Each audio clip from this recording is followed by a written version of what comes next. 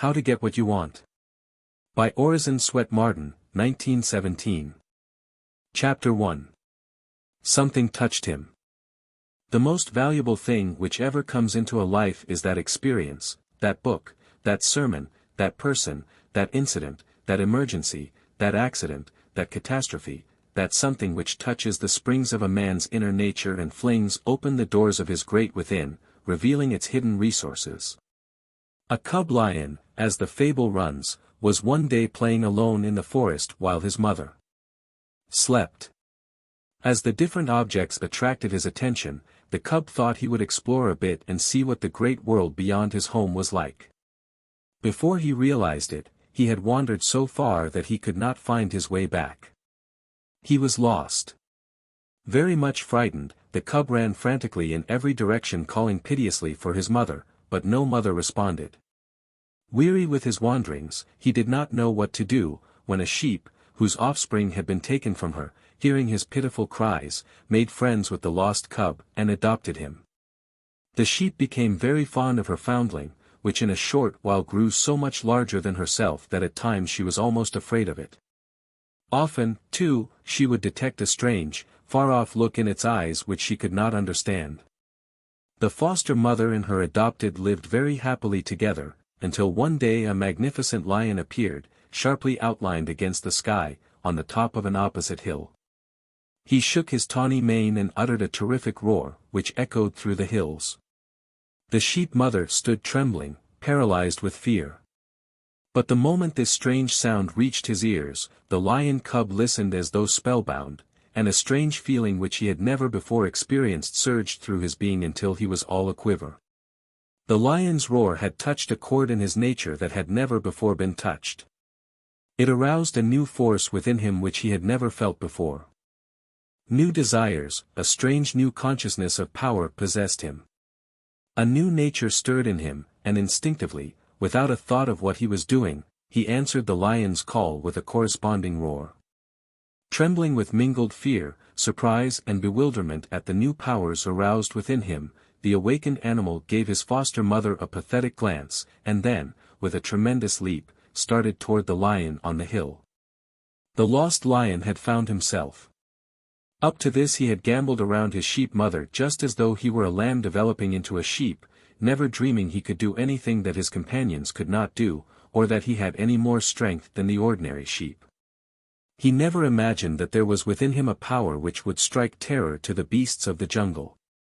He simply thought he was a sheep, and would run at the sight of a dog and tremble at the howl of a wolf.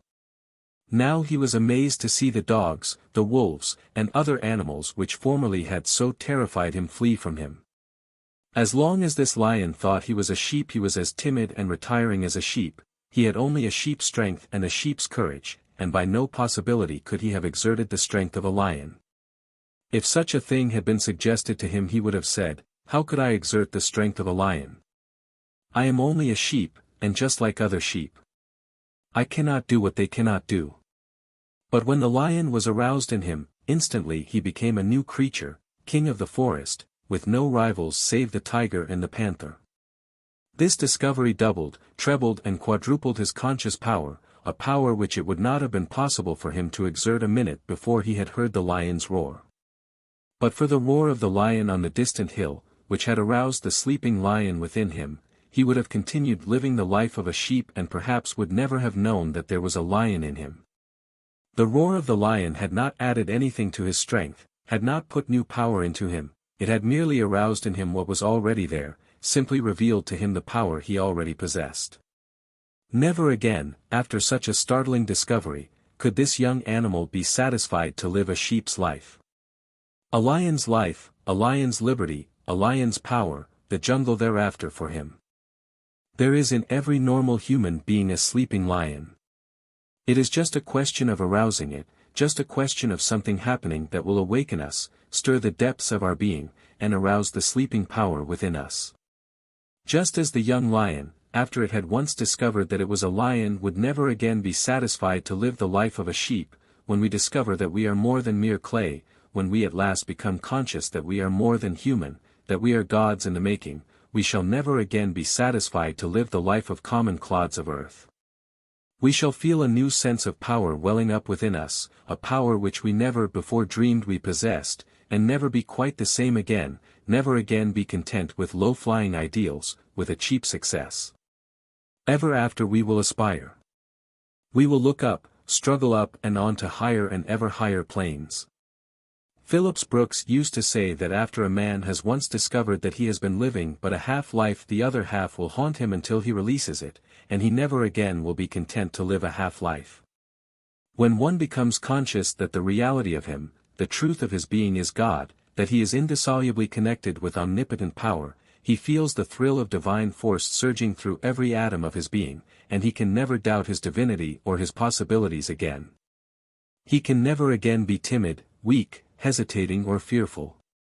He rests serenely conscious that he is in close touch, in vital union, with the infinite. He feels omnipotent power pulsating through his very being, he feels the omnipotent arm sustaining, upholding him, and he knows that his mission on earth is divinely planned and divinely protected. Many a poor child has grown up in the slums believing that he was like all the other children in his neighborhood, that there was no special future for him, nothing distinctive, nothing out of the dead level of his monotonous environment, but something unexpectedly happens, some emergency, some catastrophe, something which makes a tremendous call upon the great within of himself, and he is suddenly surprised to discover that he is different altogether from those about him. Something has touched him, something in him has been aroused, something which shows him that he has a tremendous latent power which he did not before know he possessed, and he unhesitatingly answers the call. He goes out into the great world, and is never again satisfied with a cheap success, never again satisfied with his old nature or content with his old environment. There are men and women who have won distinction in every field who would not believe that there was such a possibility for them until they had actually proved it. 25 years ago, for instance, you could not have persuaded Charles M. Schwab that he was the man later years have proved him to be. If 25 years ago anyone had given a picture of himself as he is today, had declared that he would be such a man, he would have ridiculed the idea. He would have said, "Such a thing is absurd, I am not such a man. This is the picture of a giant. I am no giant, nor genius. I am just an ordinary, hard-working man." But Mr. Schwab has not even yet fully found himself. He has not discovered all the man that it is possible to develop, or anything like it. He has only brought out part of the giant in him. Emergency may sometime call out the rest, the bigger giant. There are plenty of young men and young women in our great industrial institutions today who could not be made to believe that perhaps in a single year they will be filling positions of great responsibility and power, and yet the possibility is there. The future great general, the successful executive, is slumbering in the soldier in the ranks, in the clerk today. Many a future superintendent, many a manager is today filling the humble position of office boy, errand boy, or waiter in a restaurant or hotel. Every discovery of new powers, new assets in yourself, stimulates you tremendously to new efforts, to new endeavor. We have all seen instances where an ordinary clerk, with seemingly ordinary ability, has suddenly been promoted, and the stimulus, the tonic of advancement, the new hope of further success that has prodded him, has often added 25 or 50% to his ability by uncovering new resources, new and before undreamed of powers.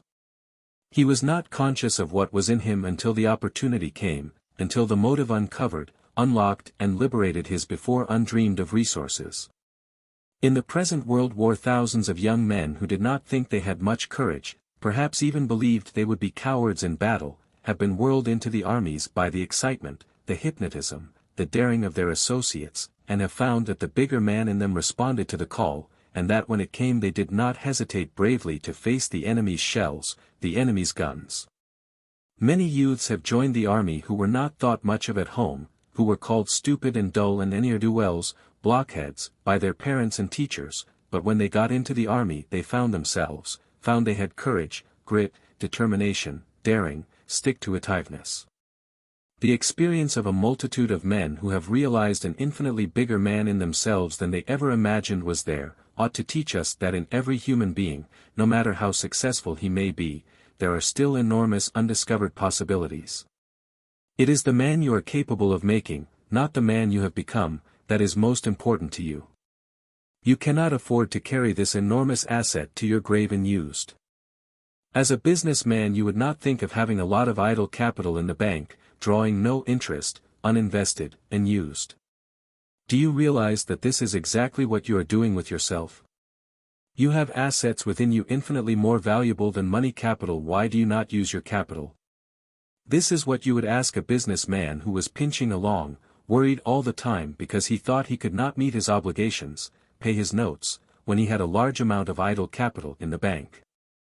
You would declare the man was foolish. You are more foolish because you have immortal capital lying idle. Why don't you use it? Why do you hitch along in this little one-horse way all your life on a little capital when you have so much used capital, so much reserve assets? Why use them? Try to bring out that possible man. You know that you never have done it to anything like its possibility as yet. Now, why not plan to bring out this enormous residue, these great unused resources, this locked-up ability which has never come out of you? You know it is there. You instinctively feel it. Your intuition, your instinct, your ambition tell you that there is a much bigger man in you than you have ever found or used. Why don't you use him? Why don't you get at him? Why don't you call him out? Why don't you stir him up? Why don't you get the spark to this giant powder within you and explode it? The finding of the larger possibilities of man, the unused part, the undiscovered part, is the function of the new philosophy. It may be covered under all sorts of debris: doubt, lack of self-confidence, timidity, fear, worry, uncertainty, anxiety, hatred, jealousy, revenge, envy, selfishness. These may all be neutralized by right thinking. How often it happens that men who have long been down and out, who have been considered nobodies, good-for-nothings, not well balanced, have changed suddenly, as though touched by a magic wand, and have quickly become men of power, inspirers, helpers of others. Something happened that quickened their spirit, and from miserable liabilities they have suddenly been converted into valuable assets to their community. John B. Goff was an intemperate nobody. All at once, apparently by accident, he was converted. Something touched Goff, and from being a slave of the bottle he became its master. From a miserable example he was transformed into a tremendous uplifting and inspiring force in the community. Before he came to himself he was dragging men down. After he responded to the call of the divinity within, he was leading hundreds and thousands of men to take the pledge, to lead cleaner and nobler lives. When a poor youth working as scullion in a kitchen in Italy first got a glimpse of a great painting, the sight aroused something within him which he had never before felt. It revealed a new artistic impulse, and he exclaimed, "I, too, am a painter." Following this inward call, he got a chance to work in the studio of a famous artist, and finally became a greater artist than the painter of the picture which had inspired him. How many men who had been a positive menace to society, all at once have turned about and become inspired leaders. Something touched them, awakened the God within, and they turned their faces from darkness to light, from the lower to the higher, and accomplished grand things. It may have been an inspiring book, a lecture, or a flash of divine illumination that gave them a glimpse of themselves, but whatever it was, it started them on the right road, turned them from ugliness to beauty, from wrong to right, from enemies of society to great benefactors. The transformation of Saul the persecutor into Paul the great apostle of the Gentiles is one of the grandest instances of self-revelation through a flash of divine illumination. What a revolution would be effected in the whole race if this something which touched Saul on his way to Damascus, when suddenly there shined round about him a light from heaven, could touch all the human beings who are going wrong, the nobodies, the down and outs, the discouraged, the despondent, those who have fallen by the wayside. What a leap toward the millennium the race would take if all these dead souls could be awakened and made anew by this mysterious something which made the vengeful persecutor of Christians the greatest of the teachers of Christianity. If this divine spark, which enkindles a new fire in human hearts, makes men out of beasts, and good citizens out of hobos, drunkards and criminals, could be ignited in the breasts of all, despair and misery would vanish from the earth. When one has once discovered or uncovered a bit of his divine pattern, when enough light is thrown upon it to enable him to see the divine, immortal plan foreshadowed in his nature, he will never be content until he uncovers the rest of the pattern, and no one can do this by living a coarse, low, sensual life. Such a life puts a film cm the ideals, and dims the spiritual vision. The world has a right to expect those who have even partly discovered themselves, who have become conscious of their divine origin, to hold up their heads, to do their work a little better, to be a little more dead in earnest, to live on a higher plane, to set a little better example in general than those who have not yet tasted of their hidden power. The world needs great inspirers more than it needs great lawyers, physicians, clergymen or statesmen. It needs the Lincolns more than it needs railroad magnates, steel magnates, great financiers or great merchants.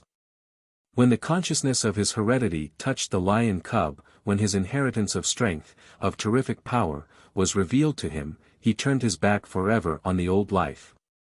Never again could he return to the sheepfold, never again could he be satisfied with his sheep nature, with the half-life he had been living. From the moment he realized he was a lion, there was no more sheepfold for him. Freedom, the great open world, the jungle, the forest for him, for he felt his kingship, his power over all the things that had so terrified him in the past.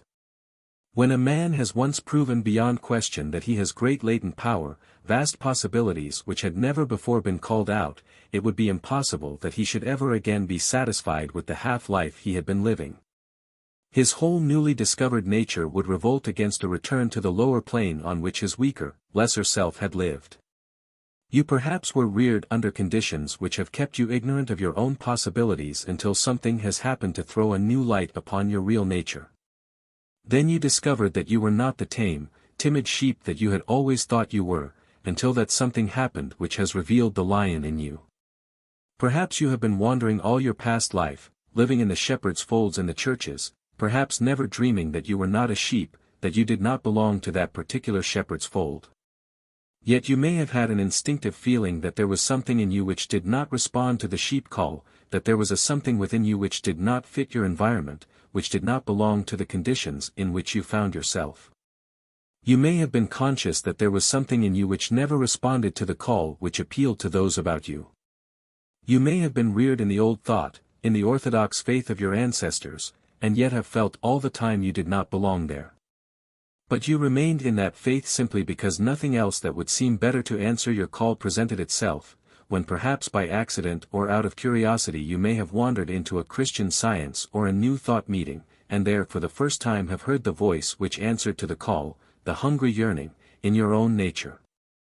Then and there you may have tasted another power, something which answered a higher call in your nature, and when you heard this answering voice you knew that you were no longer a sheep, but a lion, with a lion's strength. You did not realize this during all the years you were in the church sheepfold. This inner power was not revealed because there were only sheep in your environment.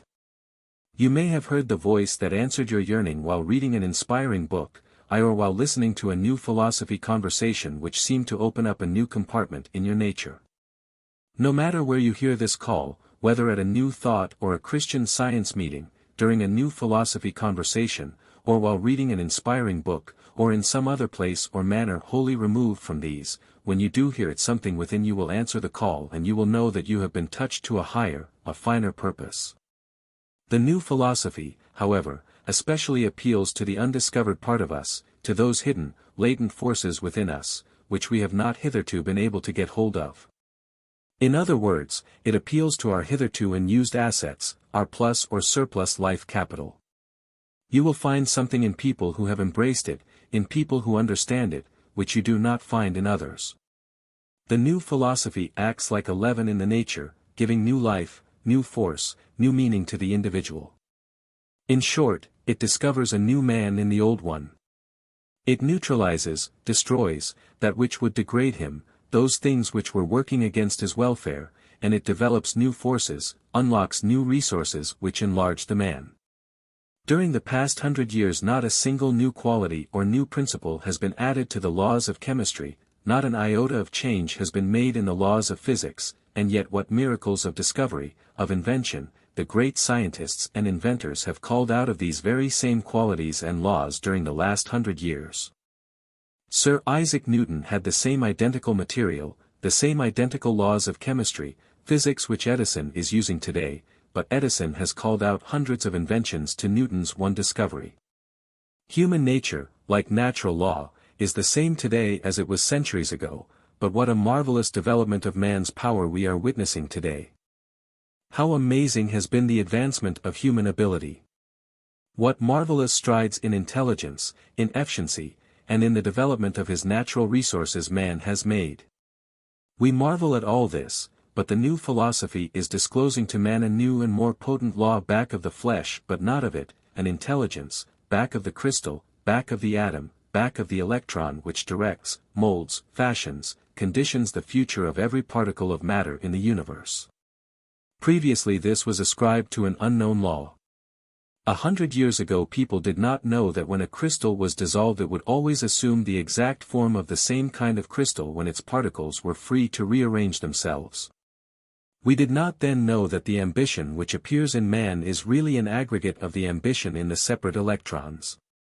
We did not then know that a man's history was largely determined in the electrons themselves.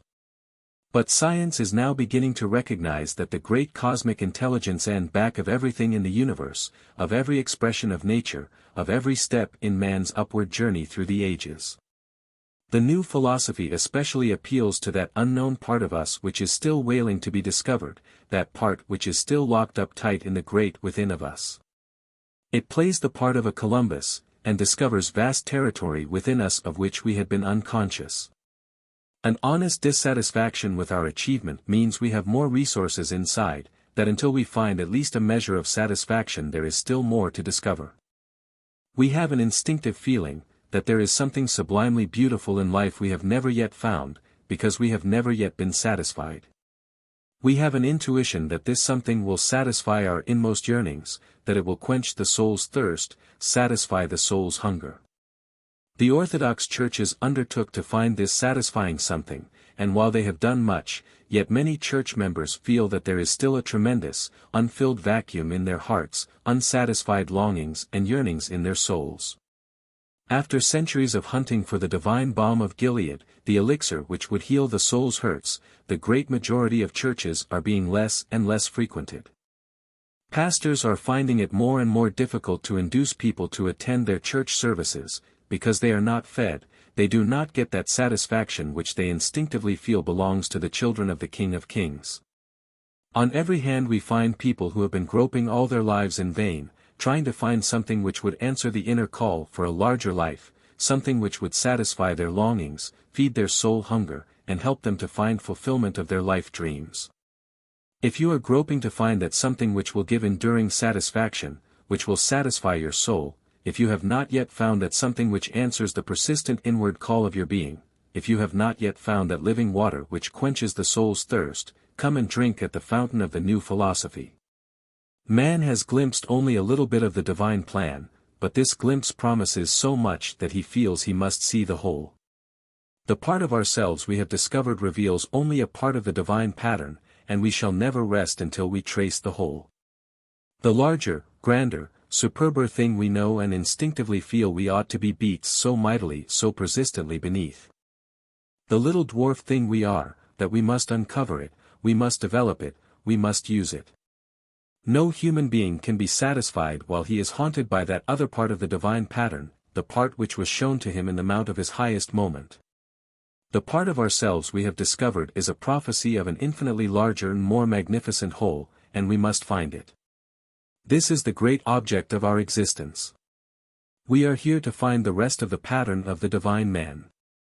Individually we have gotten a glimpse of the larger possible man, and we must bring him out. We have been shown a part which prophesies the possible whole, and every now and then lest we become discouraged and give up the pursuit, nature gives us a Lincoln, a Gladstone, a Phillips Brooks, in order apparently to show us the possibilities of man and to stimulate us in our efforts to evolve the God-man. The new life philosophy is the Christ motive which has been working in man all up through the ages in its efforts to produce the master man, not the selfish, grasping, greedy man, but the masterful, selfless, impersonal man, the Christ-like man with the God consciousness, the man who realizes that he is a part of all mankind, that he has come out from God and that he is going back to God. How to get what you want?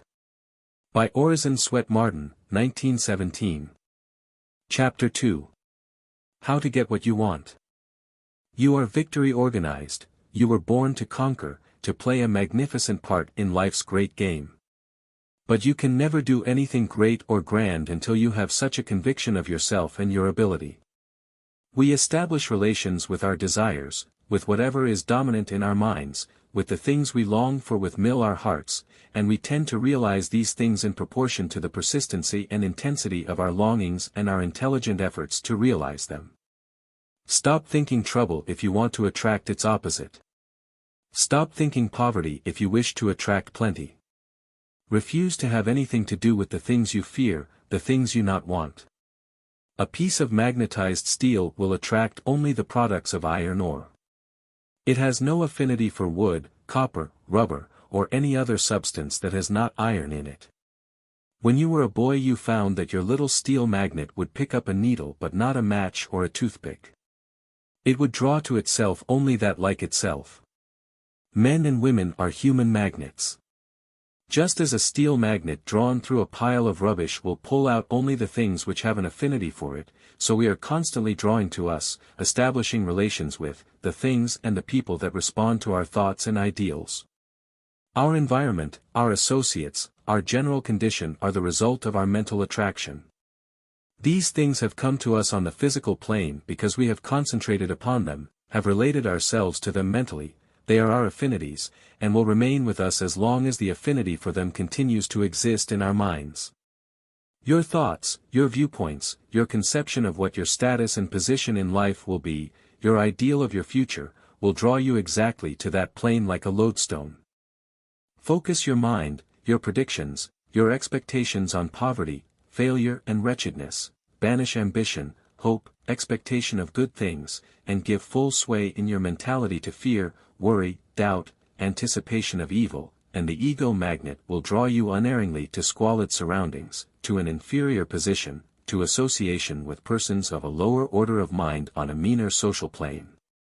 The great trouble with all of us who are struggling with unhappy or unfortunate conditions is, that we have separated ourselves in some way from the great magnetic center of creation. We are not thinking right, and so we are not attracting the right things. Think the things you want. The profoundest philosophy is locked up in these few words. Think of them clearly, persistently, concentrating upon them with all the force and might of your mind, and struggle toward them with all your energy. This is the way to make yourself a magnet for the things you want. But the moment you begin to doubt, to worry, to fear, you demagnetize yourself, and the things you desire flee from you. You drive them away by your mental altitude.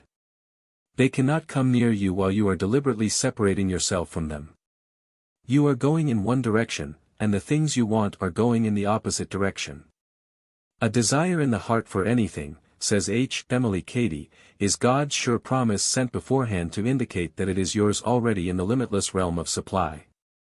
No matter how discouraging your present outlook, how apparently unpromising your future, cling to your desire and you will realize it. Picture the ideal conditions, visualize the success, which you long to attain, imagine yourself already in the position you are ambitious to reach. Do not acknowledge limitations, do not allow any other suggestion to lodge in your mind than the success you long for, the conditions you aspire to. Picture your desires as actually realized, and hold fast to your vision with all the tenacity you can muster.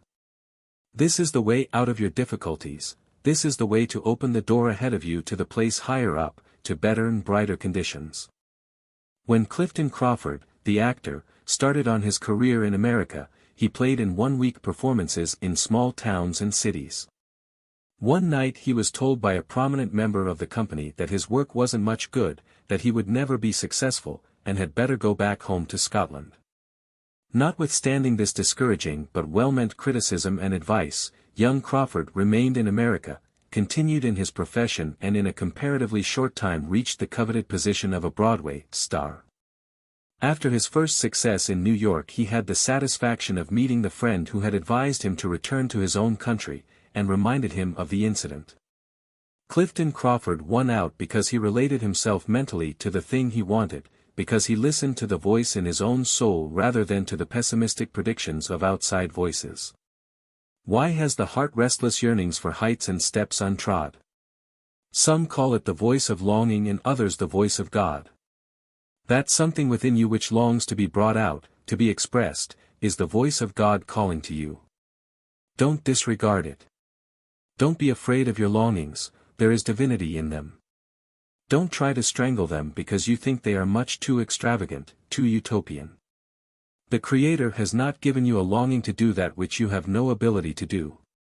One reason why the lives of many of us are so narrow and pinched, small and commonplace, is because we are afraid to fling out our desires, our longings, afraid to visualize them. We become so accustomed to putting our confidence only in things that we see on the physical plane, in the material that is real to the senses, that it is very difficult for us to realize that the capital power, the force that does things, resides in the mind. Instead of believing in our possession of the things we desire, we believe in our limitations, in our restrictions. We demagnetize ourselves by wrong thinking and lack of faith. We see only the obstacles in our path, and forget that man, working with God, is greater than any obstacle that can oppose itself to his will. Benjamin Disraeli knew this when he said, "Man is not the creature of circumstances. Circumstances are the creatures of man." He demonstrated its truth in his own life. Alien in race and creed, with other circumstances apparently dead against him at the start, the resolute young Jew overcame all obstacles, and reached the goal of his ideal. He became Prime Minister of England, and was made Earl of Beaconsfield by his sovereign, Queen Victoria. Lowell did not utter a mere airy, poetic idea when he said, "The thing we long for, that we are for one transcendent moment." He spoke a simple truth. The poet is always the prophet. He goes ahead of the scientist, and points the way that leads upward to the ideal. Like faith, the poet knows and sees far in advance of the senses. He knows that the vision of our exalted moments is the model given us to make real on the material plane. The men who have climbed up in the world have seen themselves climbing, have pictured themselves actually in the position they long to be in. They have climbed up mentally first. They have kept a vision of themselves as ever climbing to higher and higher things. They have continually affirmed their ability to climb, to grow up to their ideal. If we ever hope to make our dreams come true, we must do as they did, we must actually live in the conscious realization of our ideal. This is the entering wedge which will split the difficulties ahead of us, which will open the doors which shut us from our own. If you are discouraged by repeated failures and disappointments, suffering the pangs of thwarted ambition, if you are not doing the thing you long to do, if life is not yielding the satisfaction, the success and joy of happy service, if your plans do not prosper, if you are hampered by poverty in a narrow, crude, uncongenial environment, there is something wrong, not with the world, or the Creator's beneficent plans for His children, but with yourself. You are not thinking right. You are right visualizing yourself as you long to be. We are, every one of us, both ourselves and our environment, true pictures of what we have thought, believed, and done in the past. Every moment of our lives we are experiencing the result of thought. The outward things that have been acting on us, shaping the conditions in which we live, are chiefly the fruits of our own motives, thoughts and acts. What we believe, what we think, what we expect, shapes our lives. Through the control and direction of our thoughts, backed up with corresponding efforts on the physical plane, we can attract to us all our heart's desires. How often do we hear it said of some man, everything he undertakes succeeds, or everything he touches turns to gold? Why? Because the man is constantly picturing to himself the success of his undertakings and he is backing up his vision by his efforts. By clinging to his vision, by vigorous resolution and persistent, determined endeavor he is continually making himself a powerful magnet to draw his own to him. Consciously or unconsciously, he is using the divine intelligence or force by the use of which every human being may mold himself and his environment according to the pattern in his mind. Why don't you use your divine power to make yourself what you long to be? Why don't you ding to the vision of yourself which you see in your highest moment, and resolve to make the vision a reality? By persistent right thinking, backed by the steady exercise of your will, you can, if you desire, remake yourself and your environment. Since we can, for one transcendent moment, be the thing we long for, you and I and every human being can make that transcendent or highest moment permanent. It is purely a matter of right thinking. Every time we visualize the thing we long for, every time we see ourselves in imagination in the position we long to fill, we are forming a habit which will tend to make our highest moments permanent, to bring our vision out of the ideal into the actual. If people only knew the possibilities which center in the highest development of their visualizing powers, it would revolutionize their lives. Until comparatively recent times, most of the country between Omaha and the Rocky Mountains was a vast barren desert, and it looked as though it would always be absolutely worthless. Many intelligent men wondered why the Creator ever made such a dreary waste as these millions of acres presented, and when it was suggested in Congress that the government assist in building a railroad across this desert from the Missouri River to the Pacific Slope, even men like Webster laughed at the idea. Webster said that such an undertaking would be a wicked waste of public money, and he suggested the importation of camels for the purpose of carrying the United States mail across the western desert. He believed this was the only use that could be made of those waste lands. But the vision seen by the men who conceived the Union Pacific Railroad was no idle dream, it was a foreshadowing of the reality. Before a rail had been laid, these men saw great thriving cities, vast populations and millions of fertile farms springing up like magic, where the men without a vision of its possibilities saw nothing but alkali plains, sagebrush and coyotes. It was the men who were not limited by appearances, by what the senses told them, who transformed the desert into a thing of beauty and untold wealth. Human beings are like this arid desert, packed with marvelous possibilities which are just waiting for that which will arouse their latent forces and make the germs of those wonderful possibilities blossom into beauty-arid power. What we need is a firm belief in the vision of ourselves which we see in the moment of our highest inspiration. As soon as we fed the touch of the awakening, arousing, energizing power of an unalterable faith in our own divinity, in our ability to be the thing we long for, our lives will blossom into beauty and grandeur. The realization of our power to create ideals and to make these live in reality is destined to revolutionize the world, because we build life through our ideals. This power to build mentally is the pathway of achievement, the way which will lead to the millennium. We cannot accomplish anything, do anything, create anything except through an ideal, a vision. The vision that you glorify in your mind, says James Allen, the ideal that you enthrone in your heart, this you will build your life by, this you will become. The thoughtless, the ignorant, and the indolent, seeing only the apparent effects of things and not the things themselves, talk of luck, of fortune and chance. Seeing a man grow rich, they say, how lucky he is. Observing another become intellectual, they exclaim, how highly favored he is. And noting the saintly character and wide influence of another, they remark, how chance aids him at every turn. They do not see the trials and failures and struggles which these men have voluntarily encountered in order to gain their experience, have no knowledge of the sacrifice they have made, of the undaunted efforts they have put forth, of the faith they have exercised, that they might overcome the apparently insurmountable, and realize the vision of their heart. The reason why so many people fail to realize their ideals is that they are not willing to do their part to make it real. Remember that the longing, the desire to do a certain thing, is merely sowing the seed of your ambition.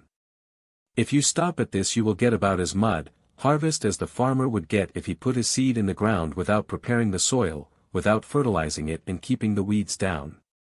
You must back up that which your heart longs to realize with an honest purpose to do your best, a dead and earnest effort to make your vision real. The mere holding of the desire to do so, no matter how persistently or strongly you hold it, will not help you to realize your dreams. You must not only sow the seed of desire and longing, but you must do all the nourishing, cultivating, caring for, or you will only reap a thistle harvest. We see men and women everywhere reaping a very thistly, a very weedy harvest from the sowing of mere longings. These people can scarcely get enough out of their harvest to keep them alive, simply because they took no care of their seed after the planting. The constant nursing, cultivating the desire, the ambition, keeping our heart's longings and soul yearnings alive, wholesome and healthy by active endeavor, is the only way in which we can match our dreams with their realities. Watch an immigrant boy who lands in America practically with nothing but the clothes he wears, without knowing our language or customs, and with no friends, no pull to advance him, and see how quickly he outdistances many American youths who were born and brought up in the very lap of opportunities. Why? Because this boy constantly thinks and dreams of making his way in the world.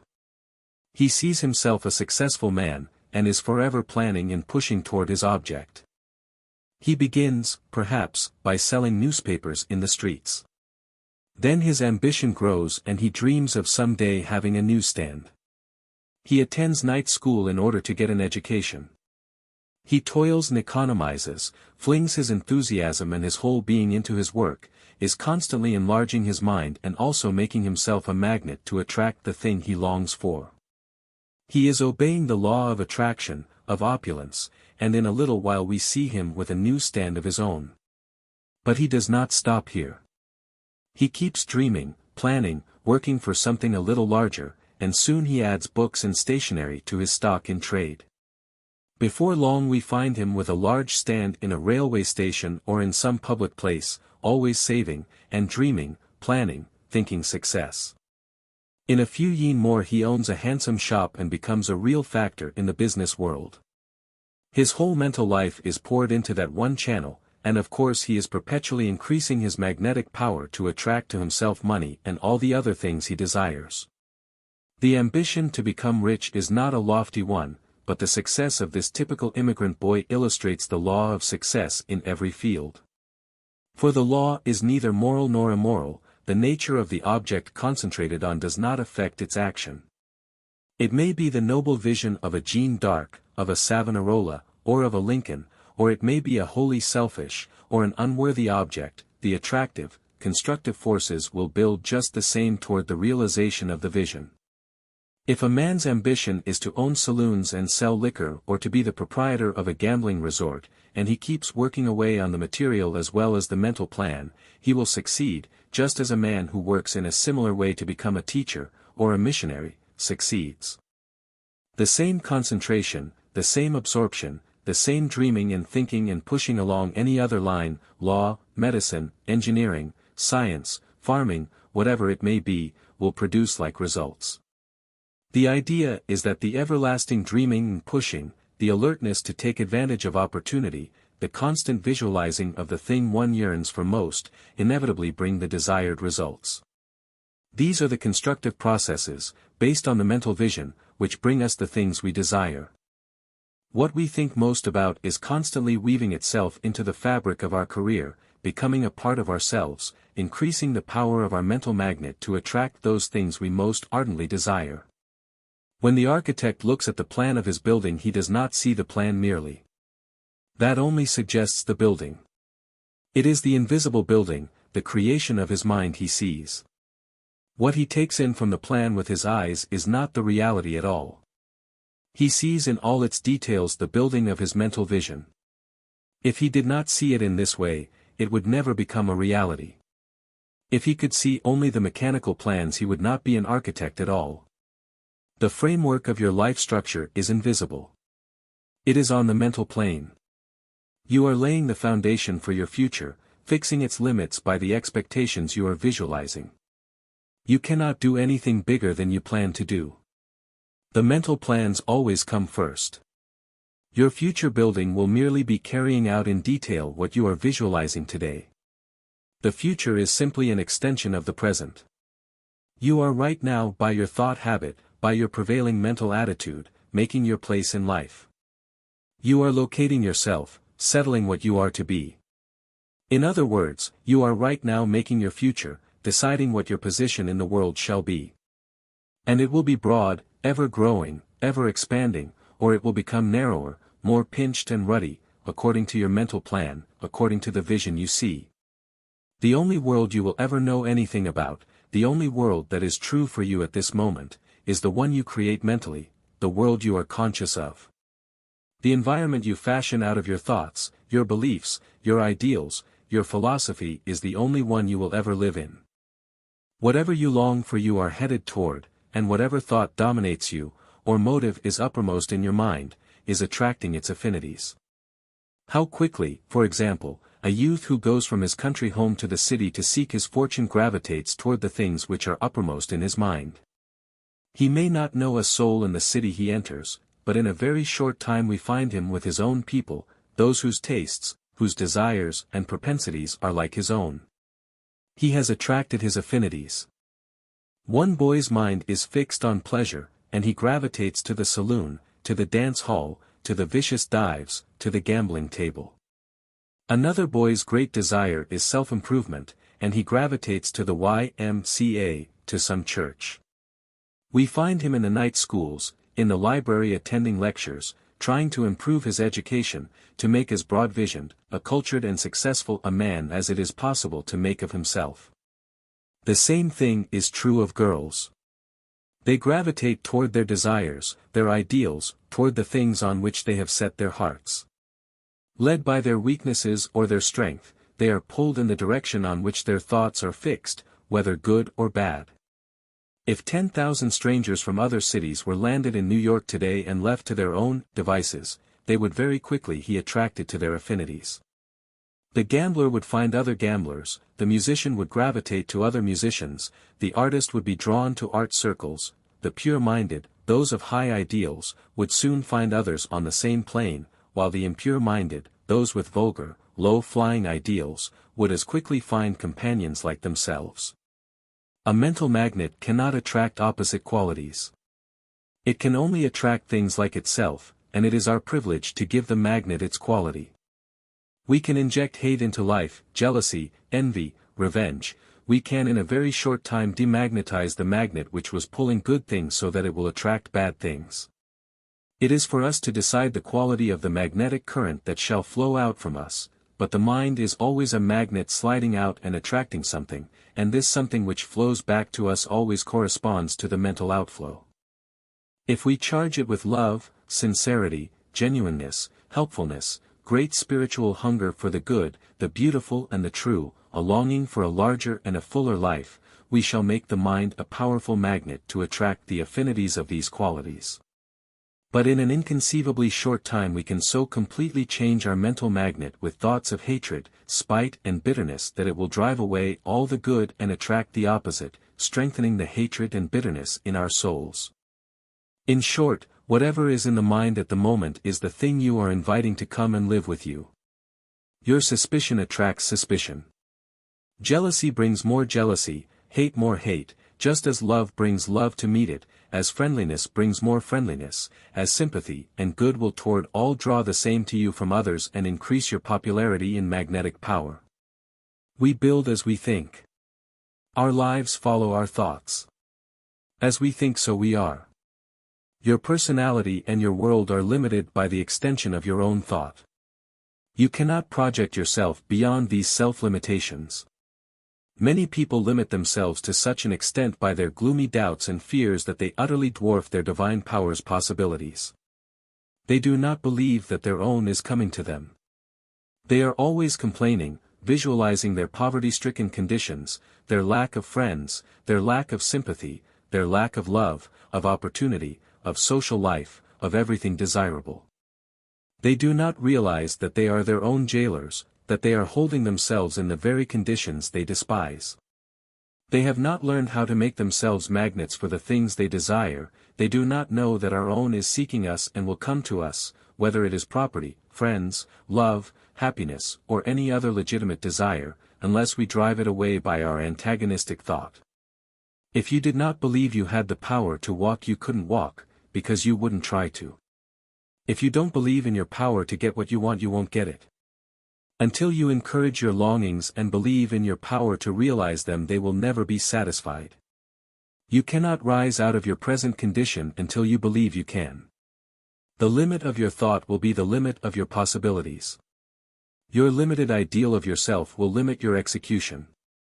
You will never get any higher than your vision and your faith in that vision.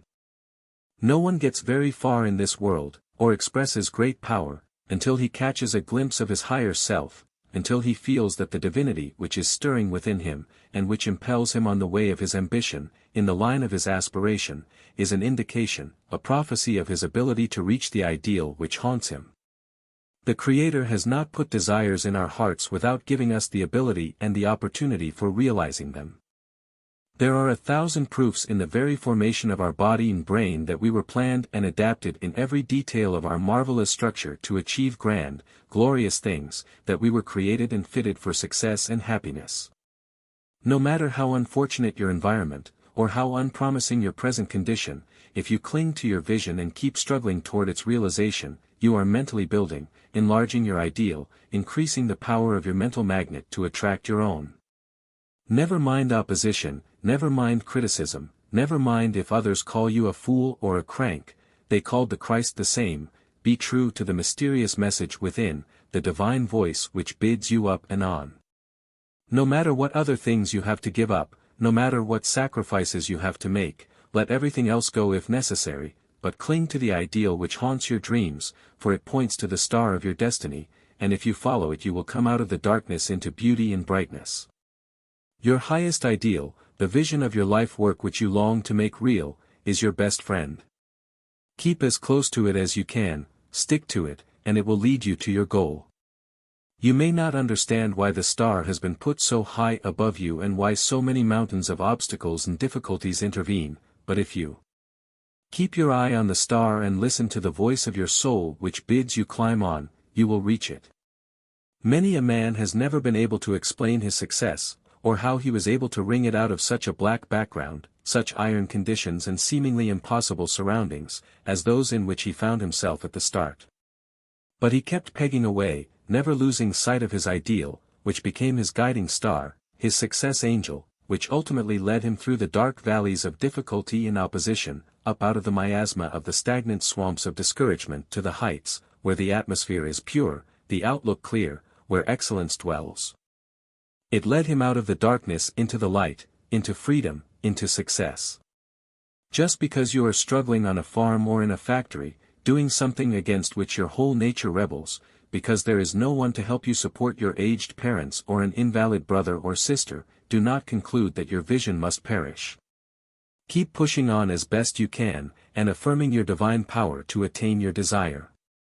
Hundreds and thousands of poor boys and girls with poorer opportunities than yours have done immortal deeds because they had faith in their ideal and in their power to attain it.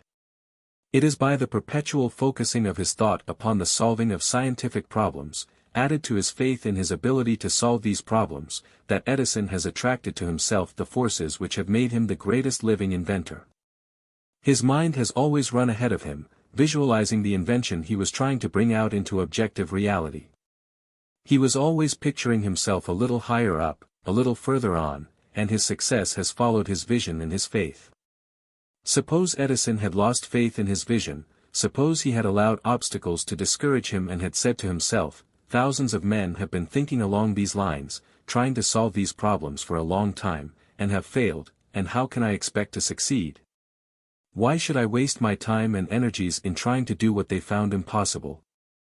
Do you think he would have become the power he is?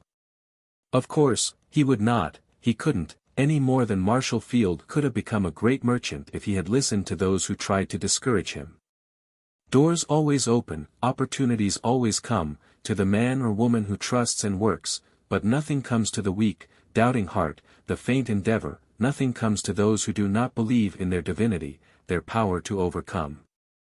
No matter how black and forbidding the way, just imagine that you are carrying a lantern which always advances with you and gives you light enough for the next step, and although it looks very dark and discouraging a little distance ahead, when you arrive there the light will arrive also. All the light you need is for the next step, to know that you are going in the right direction. In other words, you must have faith, trust. The divine plan that has created us, given us a part in the plan of the great universe, will bring things out better than we could if we will only do our part. Look back upon your past lives, you self-made men and women, and see how miraculously the doors have opened out of the blackness ahead of you, so that you were able to enter into the Eden of your dream, to accomplish the thing you so long dreamed of. Goodyear was a dreamer and a seer of visions long before he was able to vulcanize rubber. Morse was a visionary, or we might not have had the telegraph.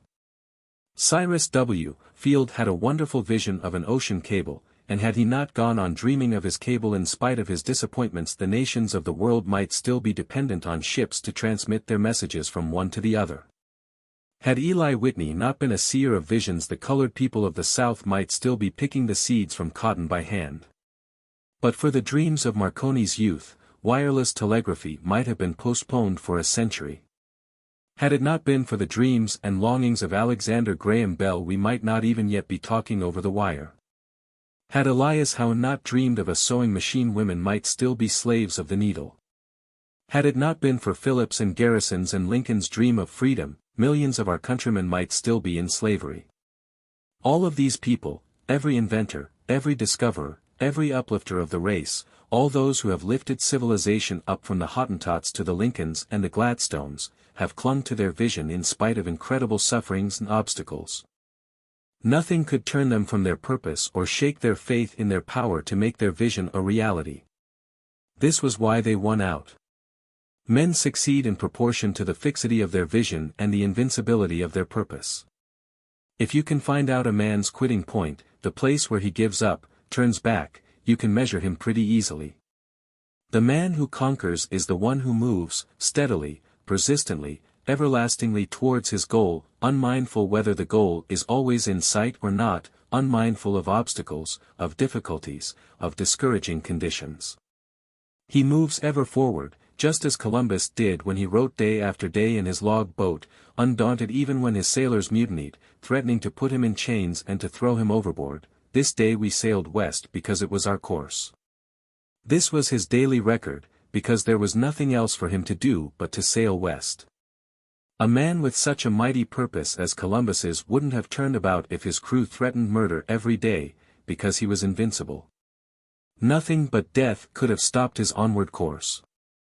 What could have stopped Farragut from going into Mobile Bay past the enemy's torpedoes? What could have stayed a man with such a mighty purpose, such invincible determination that he lashed himself to the mast, lest if he was shot or wounded he might fall overboard or be captured in his perilous run past the torpedoes? Washington showed his invincibility of purpose and fixity of vision at Valley Forge as few men have ever shown it. In fact, this grim courage in face of difficulties, this fixity of vision and inflexibility of purpose have been characteristic of all the great men of history, to whom the world has built monuments. Science tells us the eagle's wings developed in response to the eagle's desire to fly, to soar into the ether. Your longings, your yearnings for something higher and grander, your aspirations, backed by an invincible purpose, will call out your wings, will develop your latent power, so that you will rise above your mediocre environment to the full measure of your possibilities. If all our youth were taught to keep the soul vision inviolable, never to tamper with that sacred something within which always points heavenward if left alone, that something which, no matter how poor or iron our environment, bids us look up and not down, aspire and not grovel, civilization would advance with marvelous strides towards the millennium. The limit of your faith in your vision and in yourself is the limit of your achievement. Faith is the greatest magnetic power we know of, for the attraction of the things that belong to us. A great faith, a sublime self-confidence was the magnet which attracted to John Wanamaker that which made him a merchant prince. When young Wanamaker was delivering his first order of clothing in a pushcart in the streets of Philadelphia, he did not keep his mind fastened on his poverty and limitations, and fear he would never get past them. On the contrary, he thought of a great future, and when he went past the big rich stores he pictured himself as a great merchant, and felt confident that the time would come when he would have a bigger and richer store than any of them. Where self-faith is weak, the will is weak. Most people do not exert their will in overcoming the obstacles in their way, because their resolutions are weak, wishy-washy. They are not possessed by their vision, and so they cannot bring to their aid the vigorous determination, the resolute will, the compelling affirmation, that wins out in spite of all opposition. They are not backed by the intense desire to realize their vision that forces one to work and to sacrifice for it. Desire is at the bottom of every achievement. It has ever been the great molding, shaping force in civilization. Desire is prayer. Our prayer is behind and at the bottom of all our achievements. Desire is behind all progress. Civilization rests upon it. Our cities are the representations of the desires of those who built them. Every railroad train is a bundle of desires, of inventors' discoveries, of mechanics' desires. Our homes are manifested desires. Our libraries are made up of multitudes of desires of the authors who wrote the books. Our schools, our colleges, our universities are nothing but desires fulfilled, objectified dreams of those who have built them. Every institution rests upon desires. Our lives, our homes, our friends, are all manifested desires. All great achievements, great discoveries and inventions began in longings and desires. The success of every poor boy and girl who have pushed to the front began in longing, in indefinite yearnings, which they had the faith and the courage to nurse and back up until they realized their dreams. There is a great difference between the yearnings of the body, the workings of bodily desires and passions, and the yearnings and longings of the soul. The soul longings are really the God urge in us, the expressions of the divinity within, of the cosmic intelligence. They open the windows of the mind and give us a glimpse of the realities that were prepared for us at the foundation of the world. They are not empty imaginings, but the substance of hoped-for things, the realities of unseen things, the precursors of the things themselves. We are apt to think that what we do in the world, our life work, is purely a personal choice. But there is something inside of us, if we are honest and earnest, that is leading us toward our own, the thing we were made to do. The youth answers an advertisement, boy wanted, and gets a place which does not at all fit him, but the divine urge within haunts him until he changes. Again and again he may be a round peg in a square hole, but this inner urge, call it ambition, aspiration, a divine leading, what you will, keeps at him until he find his own, the place that fits him. We cannot believe that Abraham Lincoln found the White House by accident or by following a selfish personal ambition. No, he was led by the Spirit to the great work for which he was born, and for which all his previous experience had been molding him. And this same divine urge which led Lincoln out of the forest to the White House is active in every human being. There is a divine messenger detailed at every birth to follow the individual through life. This divine messenger acts as guide, is always pointing out the right road and cautioning against the wrong. If we follow the divine promptings, we shall come to our own. The poor boys who have shaped American history never dreamed when they left the farm in the backwoods, or the little village in which they were born, that they were destined to do great things. They simply followed their instinctive leadings without thinking much about, or really recognizing, their divine origin. The mysterious unrest in the great within of us, which is ever urging us on, is an expression of the divine principle inherent in every atom, in every electron in the universe. It is the God urge which is lifting everything up to a higher and ever higher plane. Everything in the universe is on the way to its highest possible expression, on the way to perfection, on the way to its God. We are here to do our part in raising mankind to a higher plane by giving expression to our highest ideal, by doing the best we are capable of doing. In St. John we read, "To this end was I born, and for this cause came I into the world that I should bear witness unto the truth." Most people do not seem to think that they came into the world for any special purpose or that they are under any obligation to bear witness to the truth. They do not seem to realize that they are bound to deliver the message entrusted to them at birth, to realize the vision shown them in their highest moment. Many act as if they were sent here to catch and grab everything they can get hold of for themselves, that they are under no special obligation to anybody but their own families. In other words, few people realize that they came into the world with any particular purpose other than to gratify their own desires, to reap the harvest that others have sown without rendering anything in return. They regard the world upon which they open their eyes as a legitimate field, a sort of hunting ground for their own personal gratification, where they are welcome to whatever they can bag without cost to themselves. They have no appreciation whatever of the fact that billions of people who have lived in all the past have really been preparing the world for them, that they are the heirs of all who have gone before them, and that they are in honor bound to do their share in contributing to the inheritance of those who shall come after them. We of today have inherited the results of other people's efforts. We are enjoying all the inventions, all the discoveries, all the luxuries that are the fruits of the struggles and trials, the sufferings, poverty and hardship of the inventors, the discoverers, the achievers who labored to improve the conditions of mankind. We were sent here to carry their work a step farther by bringing into the actual the vision of our divinest inspiration. The way to do this is to follow our inspiration, what our soul longs to do. You are always gravitating toward the vision you hold in mind. You will never make headway in any other direction than toward your dominant thought, your dominant desire, your dominant motive.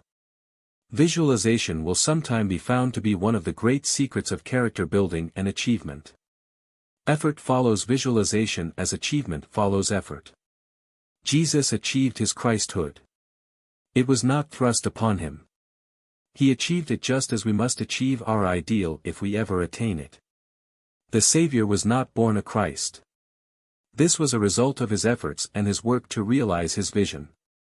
Nor did Christ hold up any inexplicable ideal for his followers when he said, "Ye too are sons of God." This had never been said before. But again and again the Savior assured his followers that the things which he had done, and even greater things, those who came after him would do. All through his teaching Christ assured men of their divinity. When he said, "I and my Father are one," he did not refer to the fact of his own superiority, to the fact that he was more divine than others.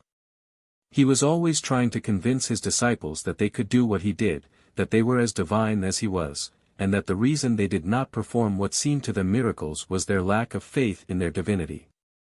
We rise with our vision. All elevation, all progress, is first mental. It is based on faith in a visualized ideal. Everything starts with a vision, and the result always corresponds to the nature of the vision and our faithfulness to it. Buddha became what he did because he gravitated towards his vision. George Washington concentrated upon a vision of liberty and a grand democracy which would be a model for the whole world, and he never ceased to struggle until the vision became a reality. Andrew Carnegie became the great Iron Master because he gravitated towards his vision, because of his struggles to realize that dominant vision. John Wanamaker is what he is because he concentrated upon his vision, by always reaching out toward it, always striving to match with reality his dream of a mammoth business. Every man becomes like his ideal, realizes the vision which dominates his life, and towards which he constantly struggles. How to Get What You Want. By Orison Swett Marden, 1917. Chapter 3. Playing the Glad Game. I am not fighting my fight, I am singing my song. Life should be one glad sweet song instead of a dirge as it is with so many people. It was intended that life should be a glory and not a grind. The new philosophy teaches that everybody ought to be happier than the happiest of us are now. Our lives were intended to be infinitely richer, grander, more glorious, than they are. Have you ever experienced that moment which you would like to last forever? I believe the time will come when your habitual state of happiness and of satisfaction will be greater than the happiest, gladdest moment you have ever experienced. In an article in the Atlantic Monthly entitled 20 Minutes of Reality, the writer described an experience he had while convalescing in a hospital after a surgical operation. It was a gray March day, with a cloudy sky. There was nothing unusually exciting or exhilarating in the convalescent's immediate atmosphere or environment, when suddenly he felt as if he had been translated to a new world of light, happiness and joy. I cannot say what the mysterious change was, he said. I saw no new thing, but I saw all the usual things in a miraculous new light, in what I believe is their true light. I saw for the first time how wildly beautiful and joyous beyond all words of mine to describe, is the whole of life. Every human being moving across that porch, every sparrow that flew, every branch tossing in the wind, was caught in and was a part of the whole mad ecstasy of loveliness, of joy, of importance, of intoxication, of life. For those glorified moments I was in love with every living thing before me, the trees in the wind, the little birds flying, the nurses, the interns, the people who came and went. There was nothing that was alive that was not a miracle. Just to be alive was in itself a miracle. My very soul flowed out of me in a great joy. If it is possible to live in a world of happiness and beauty for 20 minutes, is it not possible to prolong the time, to live always in such a world. We are all seeking this enchanted world, but most of us in the same way that the little boy in the story sought it. A poor little boy, so runs this old story, once lived in a little weather-worn cottage on the top of a hill. He was a dreamy boy, and every evening at sunset he would sit on the doorstep looking down toward the valley, fascinated by a beautiful house with wonderful golden windows shining a long way off at the far end of the valley.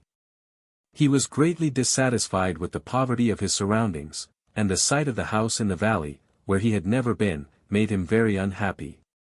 "Ah," he would sigh, "what a poor miserable home my hut is! If I could only live in that beautiful house with the golden windows, how happy I should be." One evening when the golden windows, more wonderful than ever, seemed beckoning him to come, the boy made up his mind he would go and visit the house beautiful. So, early next morning he started out. The road was dusty and the sun was hot, but the little traveler trudged on and on. At length, toward sundown he found himself at the far side of the valley. But what had become of the beautiful house he had seen from his hilltop? What he stood looking at was only an old tumble-down barn. And the wonderful windows? Alas, they were not gold at all, but just ordinary glass, and dirty and broken, too. Tired and thirsty, the little boy flung himself on the ground with his back to the deserted bam, and sobbed bitterly. Then, slowly raising his head and looking up across the valley, through blinding tears, he saw a shining blur, his own little cottage on the hilltop. And lo, its windows, in the light of the setting sun, were a sheet of blazing gold. How like this little boy we grown-ups are! It is always the house in the distance that beckons. The beauty and glory of life, to our discontented, longing eyes, are always afar off in some other place and time, somewhere else than just where we are and in what we are doing. Some day we hope to enter the house beautiful, but not today.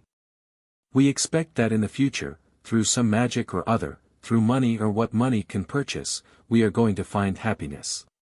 But no human being has ever grasped the beautiful mirage which beckons him in the distance.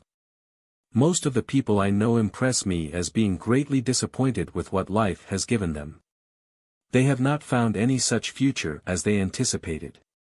When they reached those years which youth had pictured so free from care and anxiety, so satisfying to their aspirations, they found existence very ordinary, very tame, very commonplace, and far from happy. The mirage which from a distance appeared so beautiful had receded when they reached the spot from which it had beckoned, and it was still beckoning from an ever-receding beyond. The chief cause of our discontent and unhappiness is that hardly any one is satisfied with what he has. The little simple things don't count for anything with us. We are always looking for some big thing to make us happy, a fortune, some grand opportunity, some indefinite happiness which we are at a loss to describe. And we seem to think that whatever this thing is that is going to make us really happy is always somewhere in the shadowy future. It is the tormented spirit of man that always strives to bend the universe to his desires, says Dr. Frank Crane. Hence most souls do not fit. They are at everlasting war with fate. They do not understand how to be happy with what is, because they are always straining for what is not. Some people don't even know what they are straining for. How many of the discontented people you have ever met could give you any intelligent idea of the cause of their unhappiness? They know they are discontented, unhappy, many of them chase the world over, trying to discover something which is not discoverable, which is only a byproduct of a worthy deed, and this byproduct cannot be obtained until the deed is performed.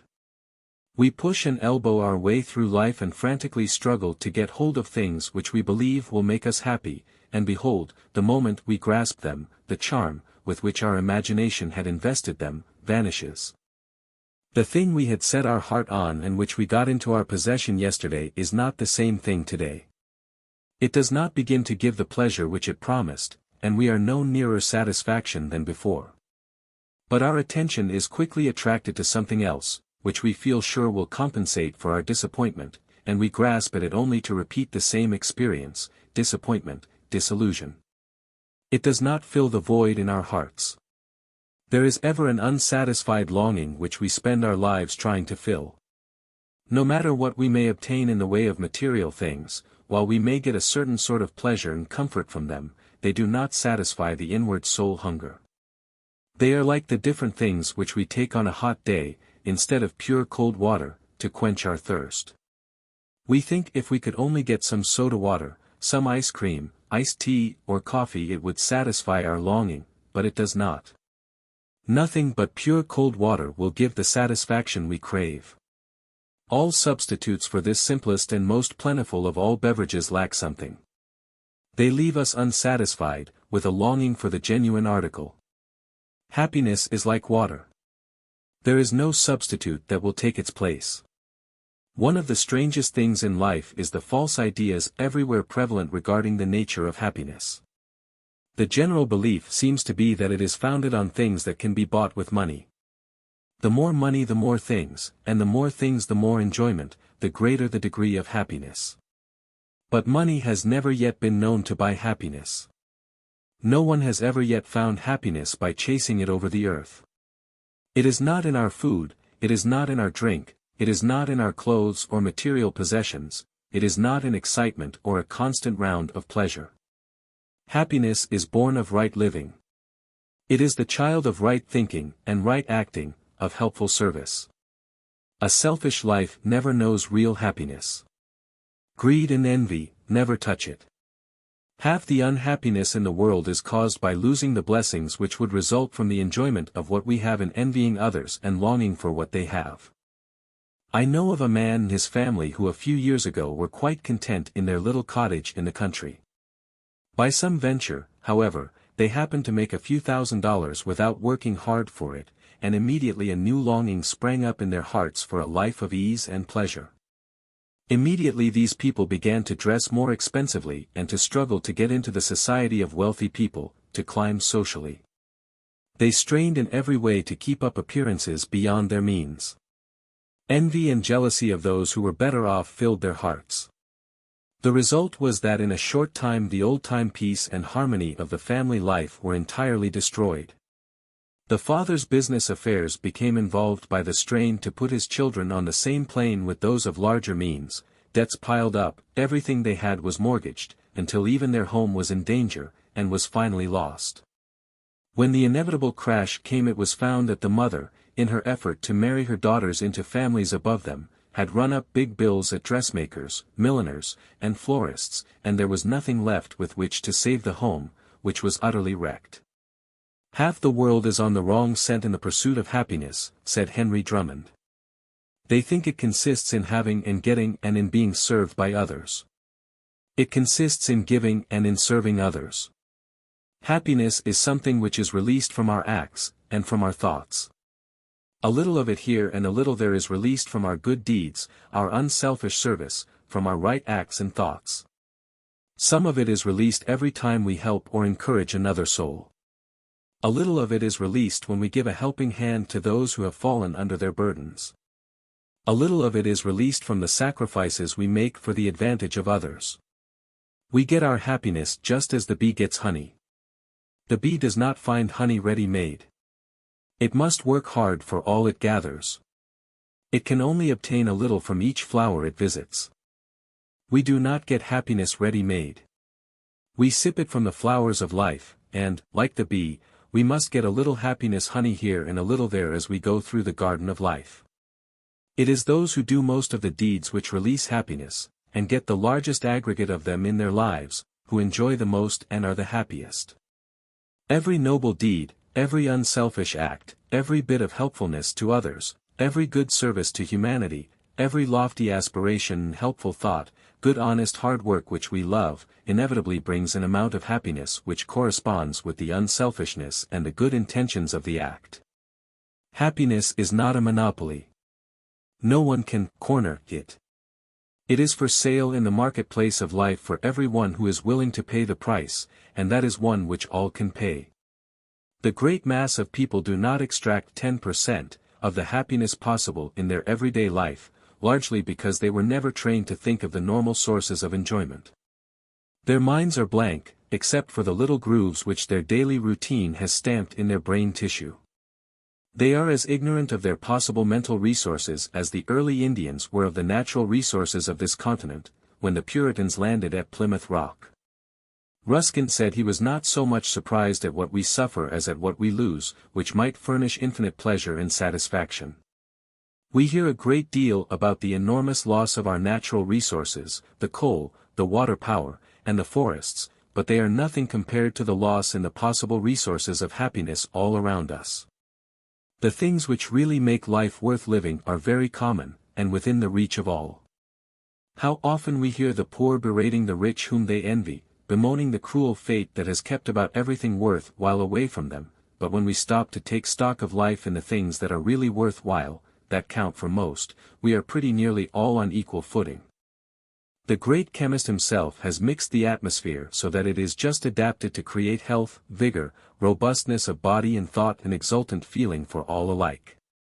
The sunlight, with its marvelous chemistry, performs millions of miracles every moment in root and rootlet, in plant and flower, in tree, in animal life, in human life, while painting pictures of glorious colorings, in flower, in plant, in landscape. It has an inspiring effect, too, a beneficent influence on all life, it makes all nature rejoice, and it warms the soul of man. I never look at a sunrise that it does not give me a sunrise feeling, says John Wanamaker.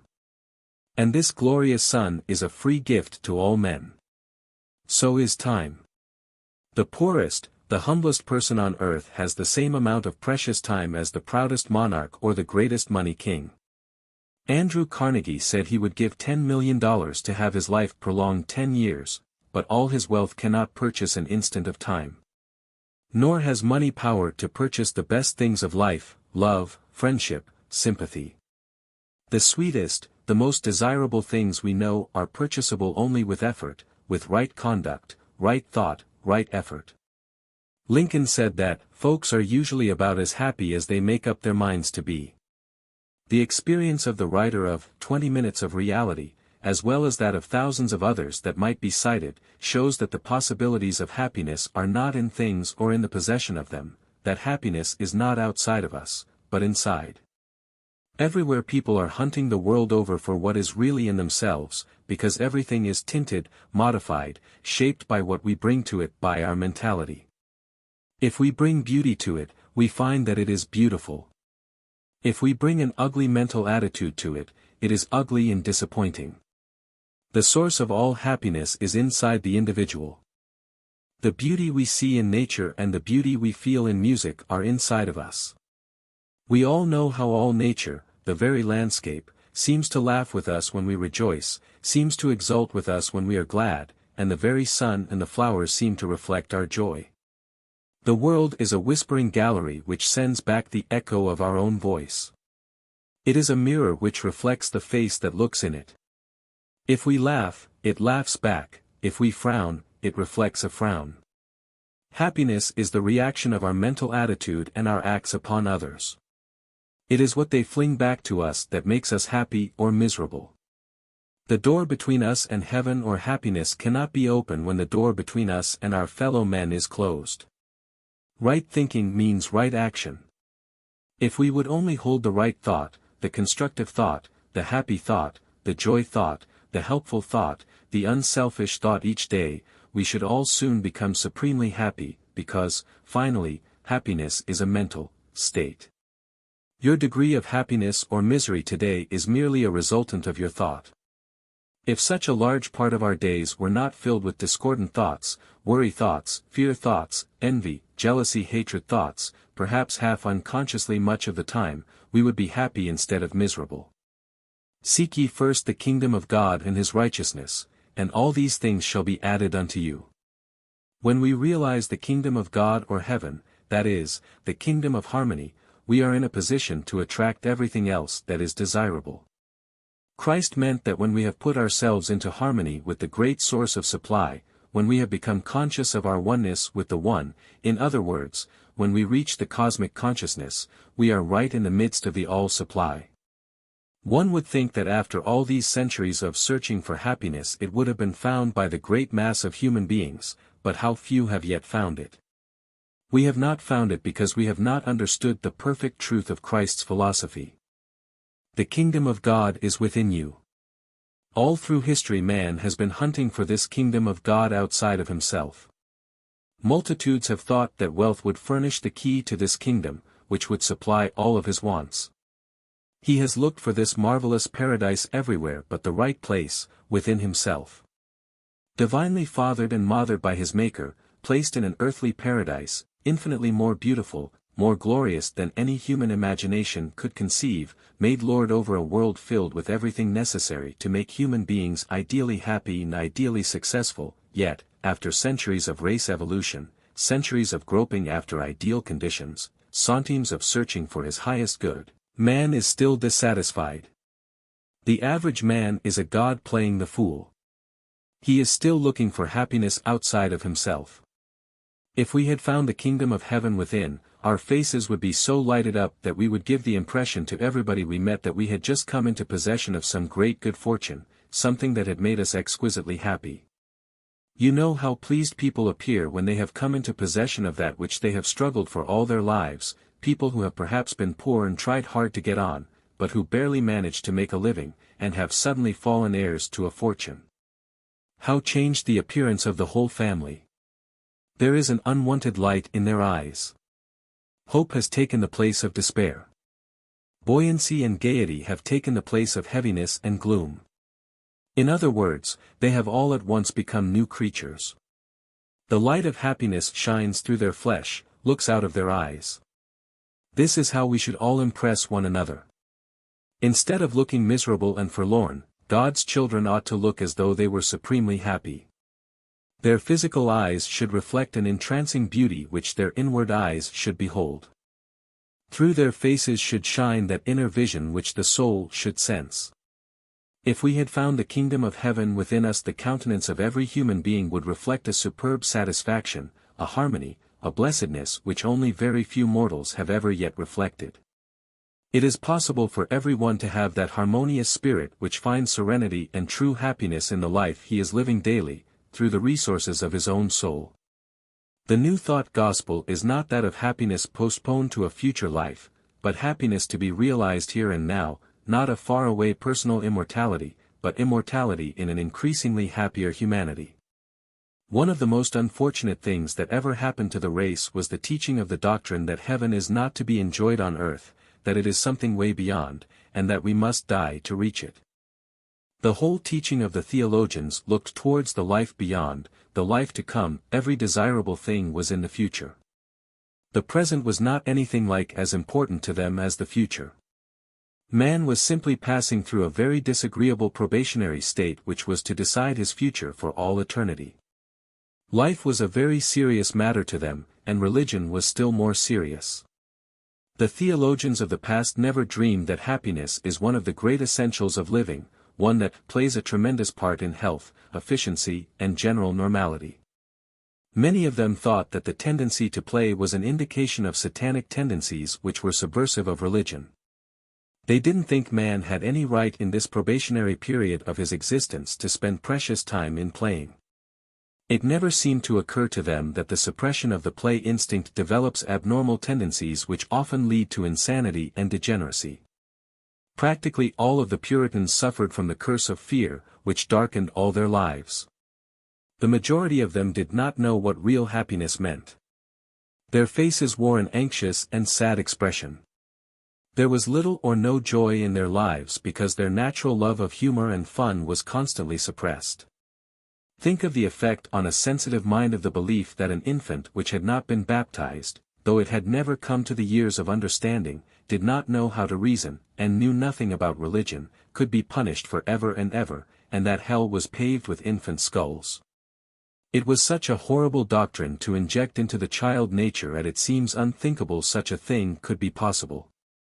For centuries the clergy were constantly cautioning men and women against the play instinct, reminding them that it was the food of evil forces. A long, sober, sad face was regarded as a sign of piety. People who laughed and played much, who enjoyed having a good time, were believed to be on the road to destruction, and were often told that the devil was after them. There was a great deal of the sad and morose in the old theology.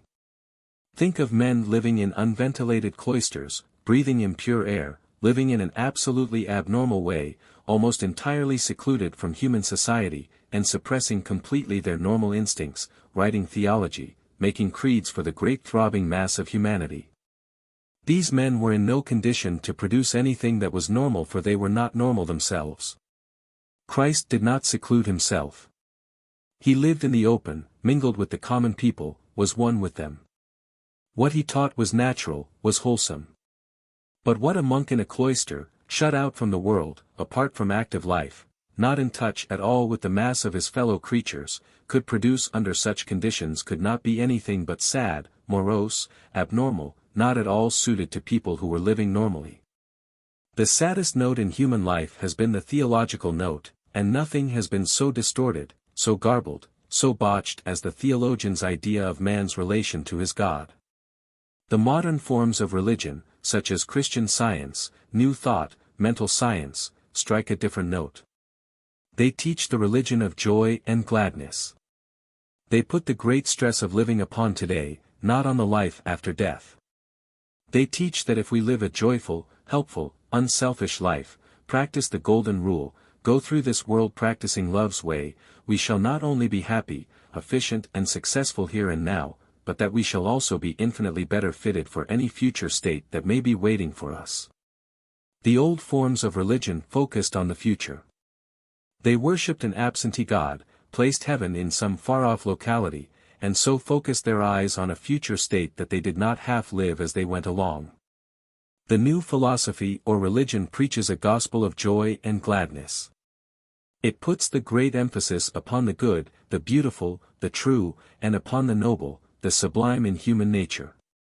It is putting a new emphasis upon happiness, is giving a new place to joy and gladness, which is redeeming these instinctive human qualities from the theologian's ban. The new philosophy teaches that innocent joy and gladness are just as religious, and just as essential to our physical, mental and moral well-being as prayer itself. It insists that the cheerful, happy, joyful mind is a sign of normality.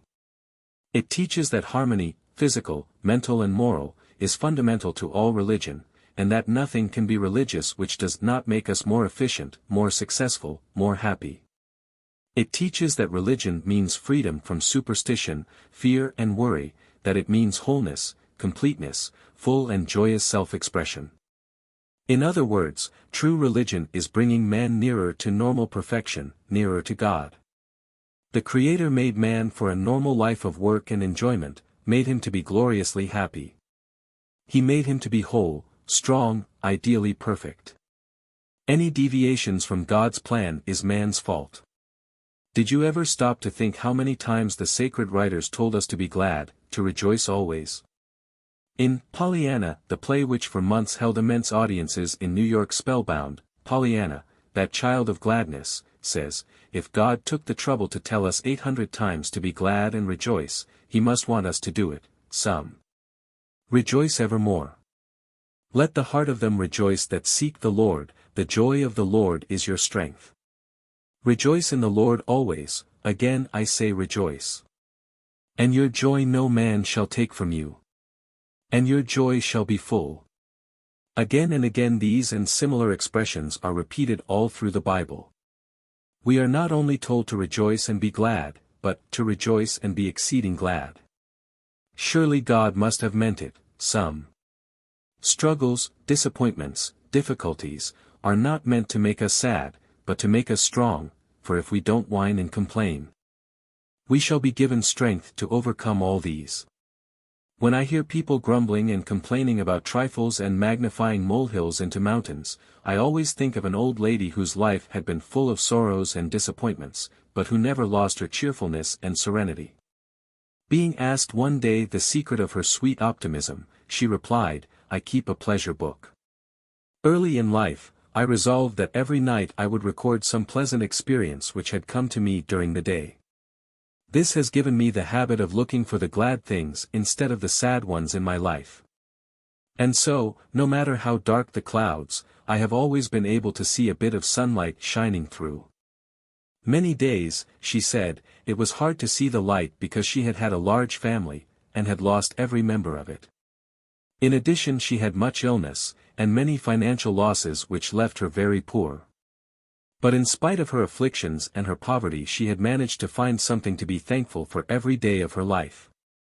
People who take life sadly, who see nothing to rejoice and be glad about, not only lose a tremendous amount of pleasure, real enjoyment, but they seriously cripple their ability and impair their success. They are not normal, and, therefore, cannot reach their maximum of strength and efficiency. When I see people with gloomy minds attuned to sadness, who dwell exclusively on the serious side of life, I always feel like turning them around so that they will face towards the light, so that they will look at life in a hopeful, expectant, happy way, and let their shadows all fall behind them. Mr. Schwab has always been a splendid example of the philosophy of happiness. He is one of the happiest men I have ever met. In his younger days when he was struggling to get a foothold in business he was always bubbling over with happiness. This constant flow of good spirits was one of the first things that attracted Mr. Carnegie's attention. In the days of strike troubles at the Homestead Works it was young Schwab's merry temper that kept Mr. Carnegie from giving way to serious despondency. When the ironmaster felt very blue over the situation, the young man would sing Scotch songs for him and cheer him up, so that Mr. Carnegie would slap him on the shoulder and say, "You're all right, Charles, you're all right." Over-seriousness depresses the mental faculties and tends to lower efficiency. It is the man who sings at his work, the one who is bubbling over with gladness, with a sense of abounding vitality that is the normal, healthful, successful man. Life should be full of play, even of fun, full of light and cheer. It would be if we knew how to live. If, like the old lady who kept the pleasure book, and Pollyanna, the glad girl, we make a habit of looking for something to be glad about, we shall very soon master the secret of happiness. Let us rejoice and be glad. Let us cry with Pollyanna, just be glad, that's the game. How to Get What You Want. By Orison Swett Marden, 1917. Chapter 4. Discouragement a Disease, How to Cure It. Discouragement flies before the thought of God, when we become conscious of our partnership with Him. 860 men, women and children on the average in New York City commit suicide every year, much more than 2 a day. In 1 year Bellevue Hospital treated 235 people who had tried to kill themselves. In other large cities of the world the suicide toll is even larger than in New York. It is estimated that more than 15,000 people commit suicide each year in the United States. In the entire civilized world, 1 million people each year, more than 500 a day, are guilty of self-destruction. Just think of the tragedy of it, one suicide every 3 minutes somewhere on the earth.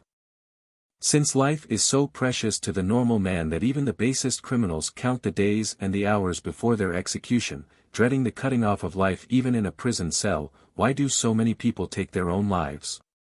Because they are discouraged. The psychological aspect of the suicide has never been properly studied, but in 9 cases out of 10, if not in every case, discouragement is the cause of self-destruction. Not long ago a young musician in New York, in a fit of despondency, committed suicide. He was so poor that he had been obliged to pawn his violin. Discouraged at his lack of success and filled with fear at the possibility of not being able to redeem his beloved violin, which was a very rare one, he decided that life under such conditions was not worth living, and then and there ended it. These crises on the mental or physical plane are a part of every life. How we meet them is the test of our courage, the measure of our faith in God and our conscious oneness with Him. In a description of his sensations under fire a British officer fighting in northern France in the Great War said, "There's a good deal of rot talked of heroism at present. If it is all true, there are many millions of heroes in Europe just now, and I leave that to you. I found it harder to go straight in life than to go under fire. We are under fire all our lives, and the real hero is the one who keeps straight on in spite of discouragements and disappointments, never losing one jot of heart or courage, never giving way to despair, trusting always in the divine power that will lead him to his goal." Many a talented young artist has given up in despair because critics discouraged him, told him, perhaps, that he did not belong to any established school, and that if he did not follow the conventional rules of art he would not be recognized. These discouraged souls did not realize that the one who listens to the voice in his own soul, and who, trusting to the power within, blazes a new path, is the one who most certainly attains distinction. When Old Bull first came to this country, musical critics said he would make no great impression here. They predicted that his American debut would be a failure because he violated so many of the laws of musical composition, that a certain violinist, popular at the time, was head and shoulders above him, and that he would stand no chance in competition with him. The name of that man who was so technically perfect, but who lacked Old Bull's soul, is not known to the public today, while the name of Old Bull is enshrined immortally in the minds of American people, in the minds of all peoples. Discouragement is one of the greatest of human enemies. It is an unmitigated curse. It has done more to dwarf the efforts of the race, has thwarted more careers, stunted and starved more lives, ruined more creative power than any other one agent. It is a disease that is well-nigh universal in some form. Everybody suffers more or less from it, is the victim of its poison. It bombards us from within and without. There are always plenty of people who will attack you from without, who will see reasons why you will not succeed in your undertaking, who will tell you that it is impossible to overcome the obstacles in your way, and unless you have a sublime faith in yourself and a resolution which knows no retreat, which takes no backward steps, you are likely to become discouraged and then sidetracked. Discouragement, however, comes most frequently from within, and causes more poverty and crime than almost any other one thing. It is an indirect producer of poverty, because it paralyzes ability and blights efficiency. A person is in no position to produce anything when his mind is full of doubt and fear. When suffering from discouragement, one's whole being is negative, demoralized. Courage, the leader of the mental faculties, is paralyzed, and the judgment is not sound. No man is level-headed when he is discouraged or blue. He is in no condition to look squarely at an issue, because his reasoning powers are dulled and his enthusiasm is dampened. In other words, there is anarchy in the whole mental kingdom, and, until the order is restored and courage again leads the way, the faculties will not respond with their best. This was recently illustrated by the suicide of a man who feared he could not raise the $13,000 he believed he needed to save himself from ruin. In settling up his estate, however, it was found that the man was not in straitened circumstances and did not really need any such amount to keep his business going.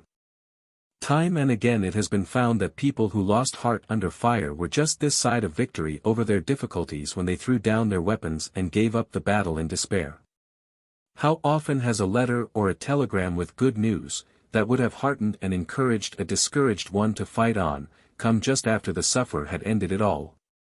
How often has a friend bearing relief come just after the irrevocable deed had been done?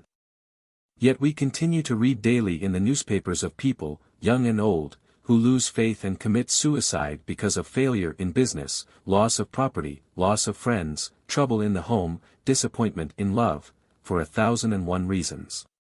But they may nearly all be summed up under the one head, discouragement. And what is this Moloch to which so many lives are sacrificed? It is simply a diseased mind. Discouragement is a mental disease. It is just as truly a disease as smallpox, typhoid, scarlet fever, or any other ailment which physicians diagnose as physical disease. Discouragement is much worse than any of these because it so often unbalances the sufferer and drives him to crime, or to drink and consequent failure and misery. A letter just received from a young man who is undergoing a term of imprisonment for robbery shows how easily discouragement drives some minds off the right path.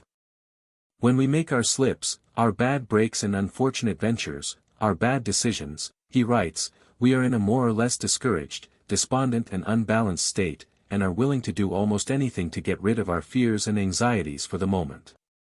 When our minds are negative we are always cowards. This young man had been out of work for a long time, and when a shiftless station agent with whom he was acquainted loaned him his keys, he stole a book of Wells Fargo Express money orders from the station and succeeded in passing some of them before he was arrested. He says that the awful price he has had to pay for his slip has taught him that it is infinitely easier to do right than wrong, and that when he leaves prison he is determined to do his best to redeem his past. Another young man who was on the verge of discouragement tells how he was turned right about face by the appearance and the story of one who had fallen a victim to the discouragement disease. This young man who was in business in New York had had such a severe setback when the Great War broke out that he was just ready to give up the struggle. Quite disheartened, he sat down one day on a bench in Madison Square to decide just how he would wind up the business in which he had practically failed, and also to decide what he would do next. While sitting there thinking the matter over, a ragged, dejected tramp came along and sat down beside him. The man was evidently a victim of drink and all sorts of dissipation, and looked as though he was near a complete collapse. The young man, noticing his companion's wretched appearance, asked him how he happened to be in such a predicament. The tramp, whose quick intelligence saw at once that there was something very serious on his questioner's mind, instead of replying to his question, asked him in turn what his trouble was. The young man frankly confessed that his business was ruined, and that he didn't know what he was going to do. Then the tramp, looking him straight in the eye, said, "My friend, do you realize how rich you are compared with me? You have youth, health, and strength. Your vitality has not been sapped by dissipation. You have everything to live for, and as you value your life, don't give way to discouragement. That was what ruined me. I am a well-educated man, and was once a prosperous one. But years ago, after a business failure, in such a crisis as you are now facing, I lost my pluck and thought whiskey would brace me up, temporarily, until I could get on my feet again. It did. I had never drank before, and at first it seemed to me that I had found a very valuable aid, something which would give me courage, strength, initiative, something which would help me to dare to take chances, which I had previously shrunk from. For a time whiskey seemed to me to lie the elixir of life. It braced up all my faculties and, apparently, doubled my brain power. But I had to keep increasing the quantity I took to get the desired effects, and then all at once I found my willpower was weakening, and the courage which whiskey had temporarily stimulated gradually lessened until I had less than before. Then I began to see what whiskey was really doing and resolved many times to quit it. But the awful craving, the cruel thirst for drink, together with my increasing despondency and weakened willpower, got the better of me, and I drank again and again until I could not quit. And now, look at me.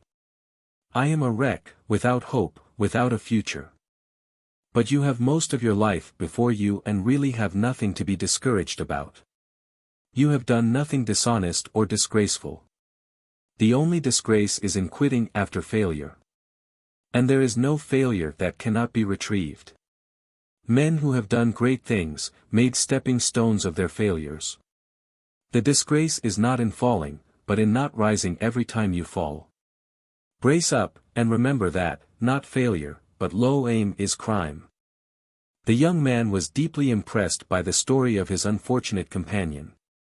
The evidences of superior intelligence and education still manifest in the poor human wreck appalled him, and he said to himself, if this unhappy wretch can still look at life in that way, can see its great possibilities, there is certainly something left for me. And after doing what he could to help the man who had tried to help him, he went out of Madison Square a new man, with new resolution in his face, a new courage and determination in his heart. He is now a prosperous man, and he says, I attribute a large part of my success to the stimulus imparted at a critical moment by that unfortunate fellow who had given way to discouragement and sacrificed everything that life held dear to the thing which had enslaved him.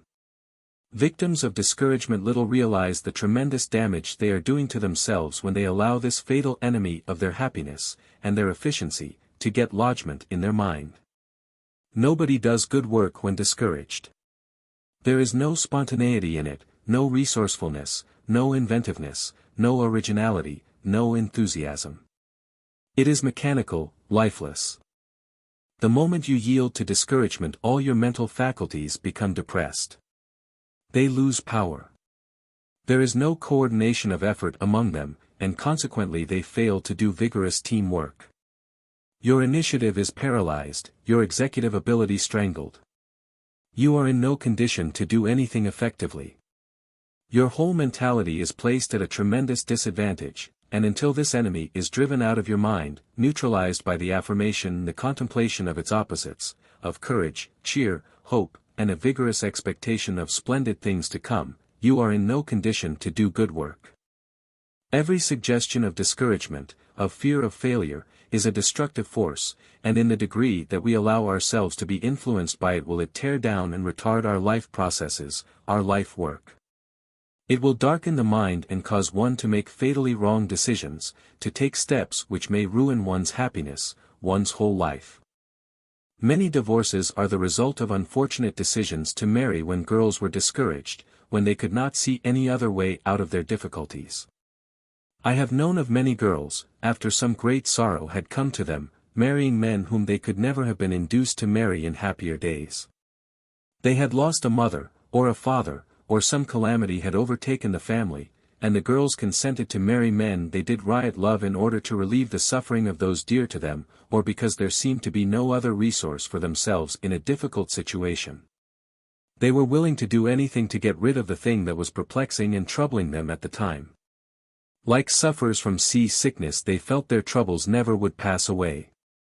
It is characteristic of seasickness that the victim cannot see any end to his misery. Try as he will to imagine himself well in so many days or horns, he cannot do it. This hopelessness is in some degree characteristic of sick people generally. They cannot seem to picture themselves as strong and well again. When suffering extreme pain of any sort, such as a severe toothache, for instance, it is difficult to believe that it will ever cease. Still more difficult is it to try to picture an end to mental suffering. When trials and troubles come to us, when overwhelmed with sorrow, when death comes into our home and snatches away some dear one, it is very difficult to see through the storm, to pierce the black clouds and see the healing sun behind them. Struggling with the sorrow of that great loss asterisk in our life, it doesn't seem as though we could ever be happy again. When so suffering we wonder in a sort of dumb resentment how other people can possibly be laughing, having a good time, going to theaters, dances, enjoying life as usual. It seems cruel, almost, for others to enjoy when we feel as though we could never even smile again. But we know that time heals the deepest sorrows, that physical and mental ills pass away, and that the brave soul is the one that adapts itself to the storms and sunshine of life. Just as on a tropical summer day when the sun is suddenly blotted out of the heavens and the whole sky is so blackened by a sudden storm that we are obliged to light our homes and offices, and presently the clouds pass as quickly as they came and the sun blazes forth in all its glory just as though nothing had happened, so there come times in our lives when everything appears black and threatening, and then, suddenly, just as in nature, all becomes serene again. The great thing for us to keep in mind when a life storm breaks is that, no matter how violent, it is only temporary, and that behind the clouds the sun is always shining. The New Thought philosophy helps us to conquer discouragement by putting the emphasis on the right things, that are worthwhile. This is why the Christian Scientists and New Thought people generally do not go to pieces when they happen to fail in their vocation. They have learned that material things are not the first essentials. They know that the great emphasis should be placed upon the life, the reality of man, which is divine. They know that a person can be a tremendous success although he has not a dollar in the world, though he has no home, no abiding place, no money, and dies in the poorhouse. In other words, the new philosophy teaches that real success does not consist in accumulating mere things. It is a matter of personality and character. The accumulation of money is a side issue, the making of a living is a mere incidental to making a life. Time and again I have known New Thought people to go through what in the Old Thought would have been the most humiliating failures which would probably have wrecked their lives and entirely destroyed their confidence in themselves. But in the New Thought these things do not touch the soul. They are not realities in the highest sense. None of Mr. Rockefeller's money touches the real Rockefeller. The reality of him is spiritual, is mental. It is mind, it is soul, it is God, and it is this reality of us that New Thought emphasizes. God never intended that his children should go to pieces mentally and physically, be miserable and unhappy, that they should suffer mortification and chagrin when they have been honest and have done the best they could do, just because they have failed in their particular undertakings. We were made to hold up our heads, to look the world in the face without flinching, as princes of the Most High. No matter what happens to our material possessions, if we have made good as men, as women, if we have been dead in earnest in delivering to the world the message we were sent here to deliver, there is no reason why we should feel humiliated or discouraged about anything. There is only one thing that should make a man hang his head and feel humiliated, discouraged, only one thing that should make him wince when the world looks him in the face, and that is his own wrongdoing, his own sin. There is a vast amount of splendid and used success material in the down and outs, in the people who have lost their grip upon themselves because they have lost their courage. Some of them, while out of work, suffering from discouragement, did something which caused them to lose their self-respect, and now discouragement has become a disease with them. It has become chronic, and no one can succeed with a discouraged mental attitude. Courage is the leader in the mental realm, and when that is down, all the other faculties drop in sympathy. Until courage says the word, neither initiative or any of the other faculties will take a step forward. They refuse to work under discouragement. But when courage leads the way, all the others brace up and come to the rescue in teamwork. What most people in the Great Failure Army need is to have their courage restored, renewed. The discouraged have their backs turned toward the light, so that all the black shadows fall across their path. They are walking in their own shadows instead of in the glorious sun of God's light and love. Their disease has made them morbid. They need mental treatment, treatment that will let the light into their souls and show them what they still can do. Emerson says, "What I need is somebody who will make me do what I can." What these discouraged ones need is somebody who can make them do what they can. They need to be turned around mentally. They need to be shown that they are not failures, but that they are mentally ill, sufferers from chronic discouragement. There is one who can do this for you who are discouraged better than anyone else, your own higher self. No matter how old you may be, or how depressing your present condition, if you take this other, higher self for your guide, you can recover your footing.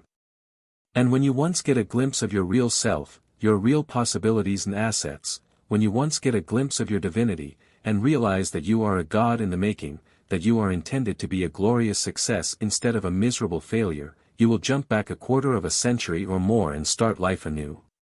Your courage will be restored and you will see life in a new light.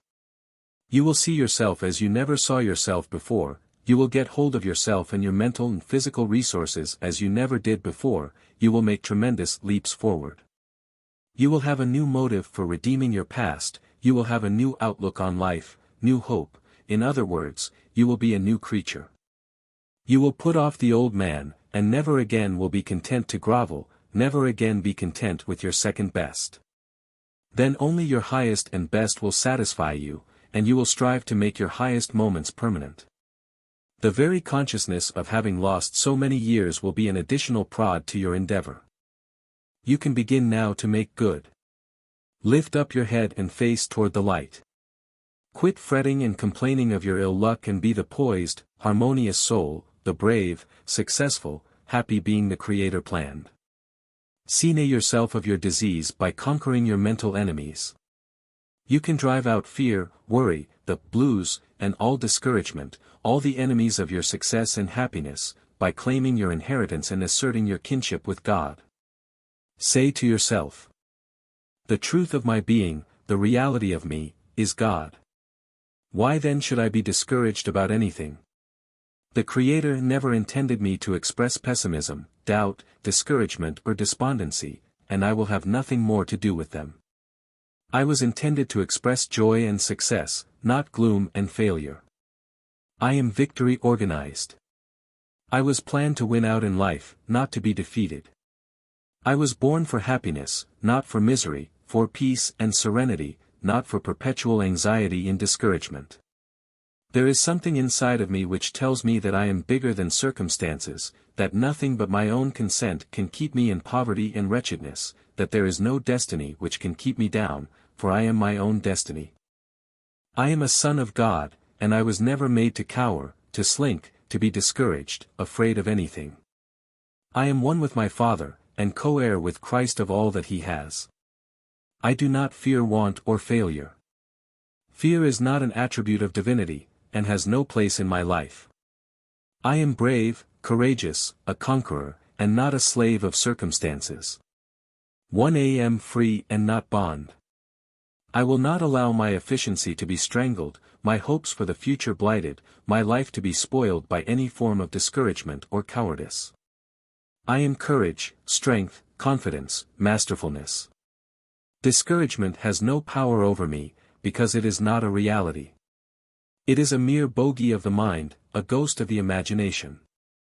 This discouraged, yellow streak in my nature is really a reflection upon my Creator, an indication that I laid confidence in Him, that I am not sure that He can protect me. It is an intimation that I believe there is a greater power than His, and that an evil one. No matter how many troubles or difficulties threaten, it is my business to trust, and not to fear, and from now on I shall do so. I shall hold a poised, serene mind, and shall lie down at night with confidence and assurance that my life, my welfare and my destiny are all in the hands of Him who controls everything and who doeth all things well. Remember that whatever you dread, fear, you are attracting, because the mind always relates with whatever dominates the thought. That which we think most about we tend to get, and it is the easiest thing in the world to kill the possibility of realizing our ambitions and drawing to us the thing we fear by holding it in mind, by allowing doubt thoughts, anxious, discouraged thoughts to get possession of us and strangle our efficiency. When in danger of giving way to discouragement, you will find a wonderful help in eliminating everything which stands between you and your Maker, and to allow free access to the flow of divine power. When one is thoroughly alive to the consciousness that he is supported by this divine power, in so far as he trusts it, and that it will rush to his assistance in any emergency or trouble, he is neither afraid nor discouraged. All our discouragement and anxieties come from a feeling of separateness from our Creator and the consequent consciousness of weakness, of not being sufficiently protected, the feeling that we are standing alone. One who lives in conscious union with his Maker rises above disappointments and discouragements, and develops a hopeful, optimistic philosophy. Such a one sees in all his experiences, no matter how trying, growth and enlargement. He sees in the overcoming of life's problems an opportunity to become a full, complete man. He rises above circumstances, while those who do not see any saving, stimulating influences in their trials and disappointments are simply crushed by them. What a superb sight is a soul who has ridden triumphantly through the storms of life, who has developed a beautiful, cheerful philosophy, who instead of being crushed by his trials and hardships, has builded them into a tower of hope and strength. Compare such a man, who bears his burdens uncomplainingly, who laughs at difficulties and keeps pushing ahead as best he can, trying to make each day a real victory in his life, performing as nearly as possible a human being's ideal duty, to the one who curses his fate, rails at his ill luck, and grumbles at the burdens which are crushing him. When things have gone wrong with you, when you are ready to give way to discouragement, think of these two pictures, and turn about face and vigorously assert your manhood or your womanhood. Declare your power to conquer your difficulty, whatever it may be. Say to yourself, "Now it is right up to me to make good. I can't give way to discouragement, show the white feather, and yet keep my self-respect. I am able to overcome this thing, it has no power to keep me down. No matter whether I can see the way out or not, I shall trust in God, keep going, and forge ahead. No matter what opposes, I shall keep the rudder of my ship headed toward the port. I will quit this everlasting self-depreciation, for it is a crime against my Maker as well as myself, and I will believe that what the Creator has made and pronounced good is so. I am done with this putting myself on a bargain counter. I am no longer going about the earth making the impression that I have a skim-milk opinion of myself. No more of the poorhouse attitude for me. There are better things waiting for me than that. I am a prince, and I have inherited princely things. I have a princely inheritance. I know that every time I say, I can't do this, or I can't do that, I can't afford this, or I can't afford that, I undermine my power. Hereafter I am going to deal in positives, in affirmations of power, I can, I will, I am able. Henceforth I will have nothing to do with negatives that tear down, destroy. If I am part of reality, if I have existed millions of years, and will continue to exist for untold ages to come, if my Existence is from everlasting to everlasting, why should I be anxious, alarmed? Why should I be perturbed about temporary happenings, the mere accidents of everyday life? They have no power over me. I am a part of the divine entity. My being is beyond the possibility of destruction or change. There is something in me that is absolutely indestructible, and I shall not get into a flurry of uneasiness, become discouraged by what I can really control. I know I am anchored eternally. Therefore, I will allow nothing to trouble or disturb me. Henceforth nothing will. I stand firm in this resolve. Multitudes of people find great help and comfort in repeating such Bible promises as these: "He that dwelleth in the secret place of the Most High, shall abide under the shadow of the Almighty. He shall cover thee with his feathers, and under his wings shalt thou trust, his truth shall be thy shield and buckler. There shall no evil befall thee, neither shall any plague come nigh thy dwelling." What a solvent for discouragement and of blues, what a healing for all heart hurts are found in these wonderful promises. The habit of driving out of our consciousness every suggestion of failure, of disappointment, of discouragement or evil by substituting its opposite is of inestimable value. The ability to do this, to clarify the mind of everything which can possibly injure it, is the secret of all success and happiness. The scientific fact that the mind cannot contain at the same moment opposite thoughts or emotions makes us absolute masters of our fate. To live upward or downward, to be a success or a failure is simply a matter of choice. It all depends on the suggestions we assimilate, the kind of thought we prefer. We can allow ourselves to be overwhelmed by discouragement, or we can rise above it, just as we decide. It is natural for all of us to think of the wonderful things we would do if we could only get rid of the things that block our way and defeat our possible successes. If we did not have to struggle with disappointments, with heartaches, with trials and troubles of all sorts, what a triumphant journey life would be. Yet the real test of your bigness is whether or not you will fulfill your ambition to the letter, whether you will carry out your great life plan grandly and superbly regardless of things that are apparently trying to down you. Nothing will help more to overcome discouragement than the suggestion of courage or success. The constructive force of the positive thought will not only drive out the negative thought, but it will upbuild and strengthen all the faculties. Every human being can increase his courage and multiply his strength by frequently saying to himself, "I am a child of the King of Kings, and have nothing to fear. If I always do the best I can in all circumstances, there is no reason why I should ever be anxious about the results. I shall not. I am courage, I am success. Nothing can harm me because I am one with the One, I cannot want, I cannot fail, because I am in touch with the infinite source of all life." How to Get What You Want. By Orison Swett Marden, 1917. Chapter 5. The Force That Moves Mountains. Faith moves mountains. To him that believeth, all things are possible.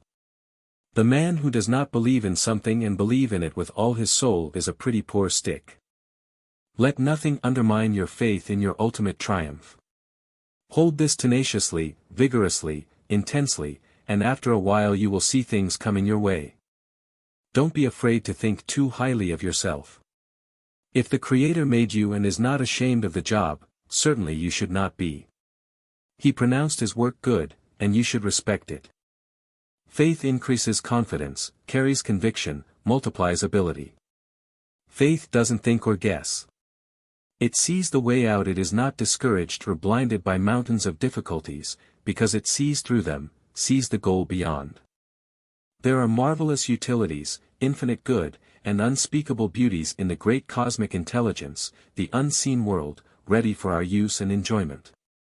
If we only had sufficient faith to believe they were there, we could draw them to ourselves. Writing of heroes discovered by the World War, Edmund Kemper Broadus says, "There are stories of the heroism of our boys that stir us beyond words, stories, too, that change with astonishing abruptness our estimates of those whom we had too lightly regarded. There was a certain youth, for example, for whom I fear that I had scant respect during his student life, a sickly fellow with rather a hangdog air. He was out of his classes a good deal of the time and he was not successful in examinations. I believe that I suspected him of malingering. He tried to enlist and was turned down by the medical inspector, and tried again and yet again without success. How he ever got in, nobody could understand, but one day he went, and we shook our heads and prophesied that he would be incapacitated in a week or two.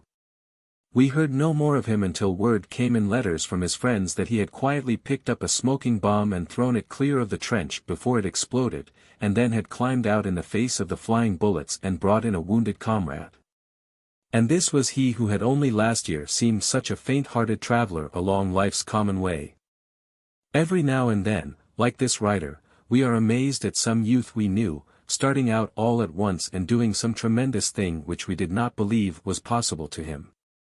He may not have had any more ability, perhaps not as much, as those around him, but he had a superb self-faith, which enabled him to dare and do, when the more timid ones, even perhaps, with far superior ability, hesitated, wavered, did not dare to attempt what in reality they were able to do. It is faith that everywhere does the impossible. It is faith in God and faith in oneself, a divine self-confidence that makes men gods, whose will must be obeyed. If it were not for wrong thinking, such faith would be the rule in human life instead of the exception, for God hath not given us the spirit of fear, but of power, and of love, and of a sound mind. Unfortunately, most of us measure ourselves by our weakness instead of by our strength. We estimate ourselves at our worst instead of our best. We seem to think that the vision of ourselves we see in our optimistic, hopeful, uplifted moments is a mere mirage of the imagination, and not our real selves. Comparatively few people realize how much self-faith has to do with achievement. The great majority never seem to think that it is a real creative force. Yet faith is not only a real power, but one of the greatest we know. In fact, men do great things in proportion to the intensity and the persistency of their faith. When Goliath, the great giant of Gath, came to the Israelite camp, with his pretentious boasting, challenging the Israelites to select a man to fight with him, to determine whether they or the Philistines should be conquerors, the Israelites were so terrified that none dared offer to do battle with him. Later, when he returned to repeat his challenge, a mere youth, David, heard his boasting, and took up his challenge. After much pleading with his elders for the privilege, the youth was allowed to go fight the giant. They insisted, however, on putting him in heavy armor, as a protection for his body, and placing a sword in his hand before he went to meet his foe. But he said to them, "I am not used to these things, I cannot fight with these handicaps. These are not my weapons. I have other weapons with which to fight the giant." So he took off all of his armor and went forth with no other weapon than a simple sling and a few pebbles which he took from the brook. When the giant leader of the Philistines, protected from head to foot with armor, armed with mighty weapons, and preceded by his shield-bearer, saw the unarmed and unprotected Israelite youth approaching, he was angry at being so insulted, and said to him, "Come to me and I will give thy flesh unto the fowls of the air, and to the beasts of the field." The undaunted youth answered, "Thou comest to me with a sword and with a spear, and with a shield, but I come to thee in the name of the Lord of hosts, the God of the armies of Israel whom thou hast defied. This day will the Lord deliver thee into mine hand." David did not, like the Philistine, put his faith in armor, in sword, or in shield, but in the Almighty, and by faith he conquered his mighty foe.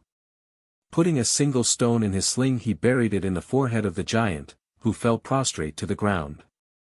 Faith is the very pith and marrow of achievement.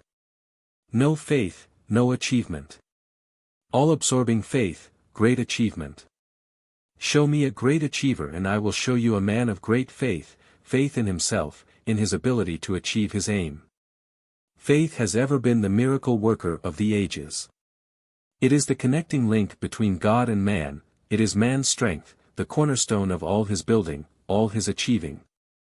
The trouble with those of us who are not doing what we can and ought to do is that we lack faith.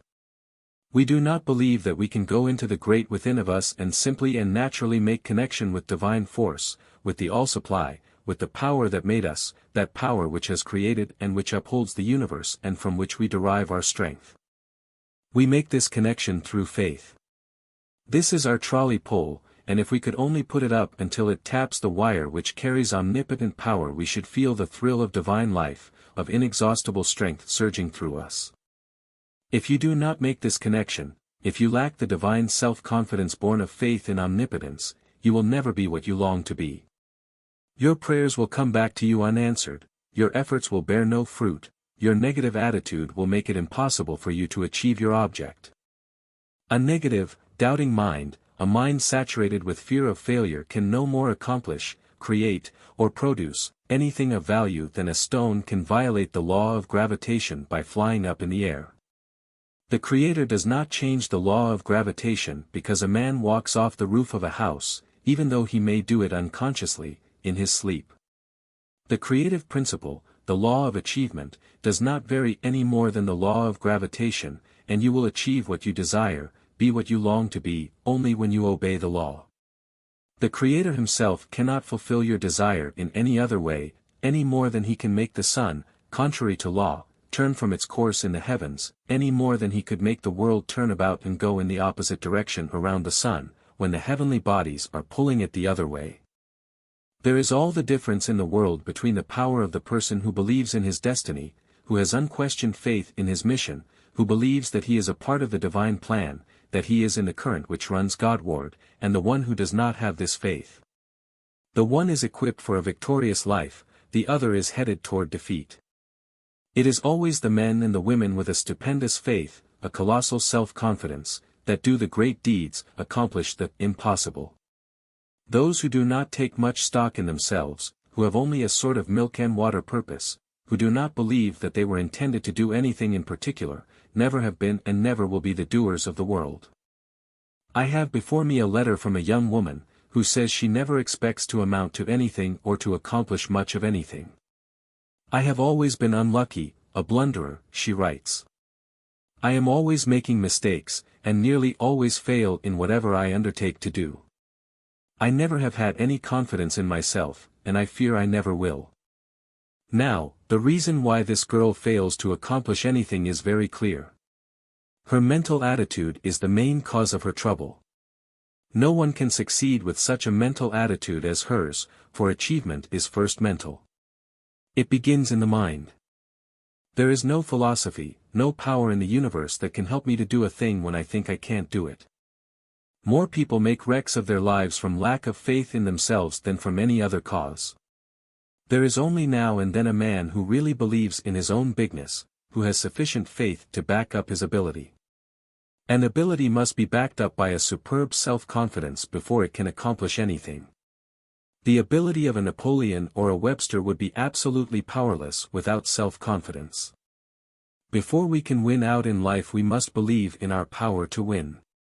We must be confident in our expectations of success, vigorous in our self-faith. We must believe in ourselves and the thing we are doing without reserve, with all our hearts. When Jane Addams left college, she was in such poor health that physicians told her she could not live more than 6 months. All right, she said, I will take that 6 months to get as near as I can to the one thing I want to do for humanity. Can anyone doubt that Miss Addams' restoration to health and the great work she has accomplished for humanity in founding and conducting Hull House, with its many beneficent activities, in the long years since the physicians gave her only 6 months more of life, are due to her deep faith in God and the divine power within herself? The centurion said to Christ, "Speak the word only and my servant shall be healed." And when he returned home he found his servant healed.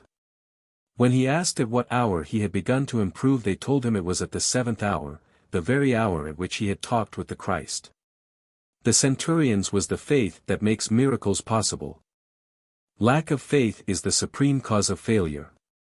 How can anyone accomplish anything worthwhile when one's very executive power is paralyzed, disheartened, discouraged by the thought, amounting almost to a certainty, of failure? It would be to overcome or to set aside the working of the law of cause and effect. Your achievement will never rise above your faith. That is the high water mark of your attainment.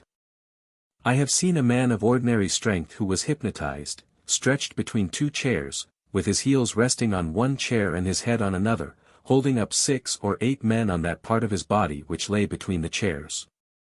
This man supported a horse in the same way. Now, where did this extraordinary increase of power come from? It only lasted while the hypnotist made his subject believe that he could support the men and the horse. The moment the hypnotist shook the man's confidence in himself, shattered his faith that he could bear up the enormous weight laid on him, the man dropped to the floor. And when the hypnotist made him believe that he could not bear up a single man, he could not do it. In fact, under this influence of hypnotic suggestion he could not even support his own body. We never can get farther than our faith in ourselves. We cannot do anything bigger than we think we can. We are hemmed in by our opinion of ourselves, and until we enter that larger atmosphere of faith where we shall find the belief that we can do the thing we were made to do beating within us, we cannot do it. A hypnotist could make a Webster, or a Shakespeare, believe he was a fool. He could make a Sandow believe that he could not lift a chair, and the man, strong as he is, couldn't do so simple a thing as this, until his faith and self-confidence were restored. Now the power which enables a man to obey the command or suggestion of a hypnotist to do things easily which in his conscious state would be impossible, does not come from the hypnotist. It was in the subject himself all the time. The hypnotist merely aroused him, made the man believe he could do the thing suggested, and he did it. Muscles that are trained to lift and support enormous weights receive the most of their power from the mind of the athlete. The same muscles, if separated from the mind that controls them, if taken from the man's body, could not support a tenth part of the weight without breaking. Experiments have shown that the deltoid muscle, taken immediately from an athlete's arm at the moment of an accidental death, would sustain only about 50 pounds of weight before it would break, while just before the man's death this same muscle would have supported hundreds of pounds. This great difference had a mental cause. It was the athlete's self-confidence that added all the extra power. As a matter of fact, a man could not hold up his hand if he did not believe he could do so, if he had not confidence that he had the strength to do it. The size of our faith indicates the size of the cable which connects us with our Maker. If this faith cable, which carries the omnipotent current, is small, we get but a little of the force from the mighty current that rims heavenward. If our faith were large enough, we should be larger men and women, and we should travel Godward infinitely faster than we do. One reason why many people do not amount to more than they do is that they seem to look upon their life dream, their ambition, as a sort of fanciful mental picture, something that has no definite basis in reality. These people never take their life mission very seriously, and consequently never grow to their full stature. They do not seem to grasp the unity of God's plan, or to realize that they were meant to play definite and distinct individual parts in it. Yet that is just what we are here to do. We were not thrown off as independent, unrelated units of the universe. There is still just as vital a connection between ourselves and our Maker as there is between the branch and the vine. We are a projection of His mind, a definite part of His plan, and our ambitions, our longings, are in a way a reflection of the universal plan. Those who have faith in themselves feel that their ambitions are evidences of ability to back them by accomplishment, to make their dreams realities. Abraham Lincoln was a very modest, unassuming man, but when the first rumblings of the Civil War reverberated through the North and a presidential election was near at hand, the Spirit moved him to put himself forward as leader of the nation. When the politicians were looking round for a suitable man for that great position, Lincoln asked them why they did not nominate him. He said he felt within his breast the power to carry the nation through the threatened crisis, and that he believed he would be elected. Coming from a less modest man, this assurance would look like a boast, but Lincoln's motives were pure, and his faith, based upon a marvelous fitness for the work to be done, carried him to success. The history makers have ever had overmastering convictions in regard to their life work. They have believed in their vision, and the part they were to play. They have believed that their ambition foreshadowed a prophecy, that it was the substance of things expected, and not a mere figment of the imagination. In other words, men who have won out in the world have been profound believers in their destiny. The faith of such men impresses us with a conviction of their power. We all feel that there is something about the man who believes in his destiny that commands our respect, our homage. The world itself makes way for the man who believes he was born to play a grand part in the human drama. The world makes way for such a man or such a woman as it made way for the peasant maid of Orleans.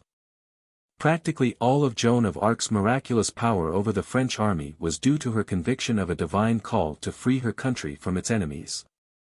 But for this conviction she would have carried no more weight than an ordinary soldier.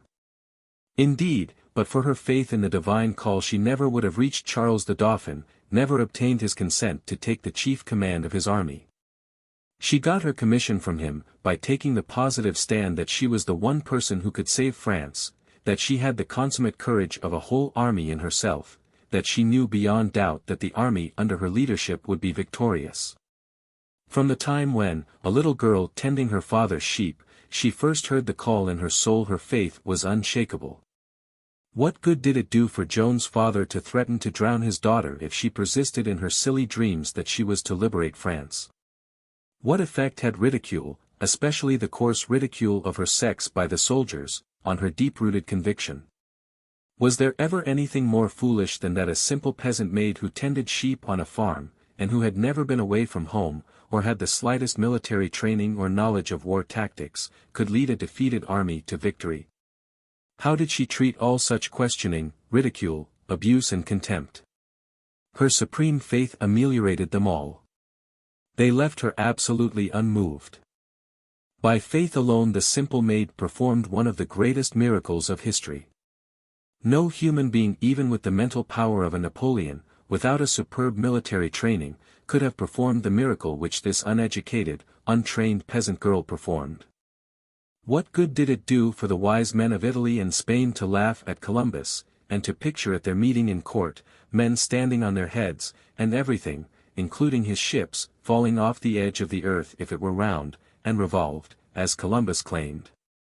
The more these men laughed at him, the stronger grew his faith in his mission, and the more determined he became to prove the truth of his claim. And the mutinous crew of Columbus, after many weary weeks wandering on an apparently limitless ocean, met with the same immovable faith, the same stubborn resolution, when they threatened to put their leader in chains. Day after day on this memorable voyage we find this entry in his log book: "This day we sailed west because it was our course." What hardship, what persecution, what ridicule, or contempt, what denunciation even of those who knew him best could have induced such a man to give up his voyage of discovery? Although no geographer had ever referred to any land on the other side of the globe, and no scientist had hinted at such a thing, nothing could turn Columbus from his purpose, because there was that something in him which looked beyond insuperable obstacles, beyond every objection, and saw land beyond the seas. It was this faith born in the divine within of him, this faith back of the flesh but not of it, which sustained him in all his trials, both before and after his great discovery. The men who have left their mark on the world have had a faith which nothing could shake. Not the direst poverty, the most inhospitable treatment, not cruelty, not ridicule could separate them from their belief in their mission and their resolve to carry it out. When a man's faith in himself and in his mission is the dominant note in his life, nothing can daunt him, no power can keep him from his own. Think of the faith which Peary exhibited before he discovered the North Pole. Time and time again he tried to find it, risking life and all his resources in the search. The loss of his ship, the loss of his men, and his own scores of hairbreadth escapes did not daunt him, could not shake his faith. The North Pole was written in Peary's heart. He must discover it. Nothing could turn him from his object. Many a time his friends pleaded with the explorer not to risk his life again, but to no purpose. "To the North Pole" was the slogan which haunted him day and night until at last he found it. Faith is the force that moves mountains, that has ever performed the miracles of civilization. What incredible things, impossible things, have been done in the world's history by souls aroused to a sense of their own power. Who can ever estimate what the mental attitude of self-confidence has accomplished? Who can figure what the world has lost from the inaction or the failure of people with splendid ability, men and women who had no faith in themselves, who were so filled with doubt of their own power that their initiative was discouraged and their creative ability killed?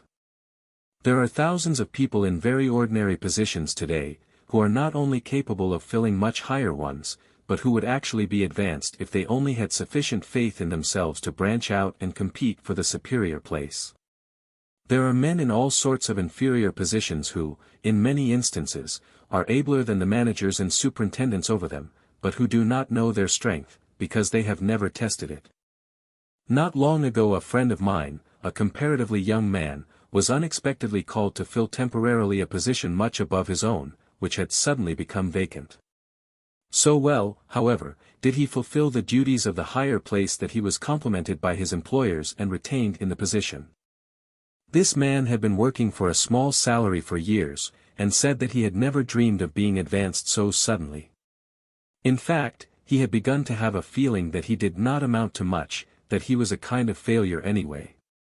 He knew he had ability in certain directions, but he did not dare to start or to go ahead with anything.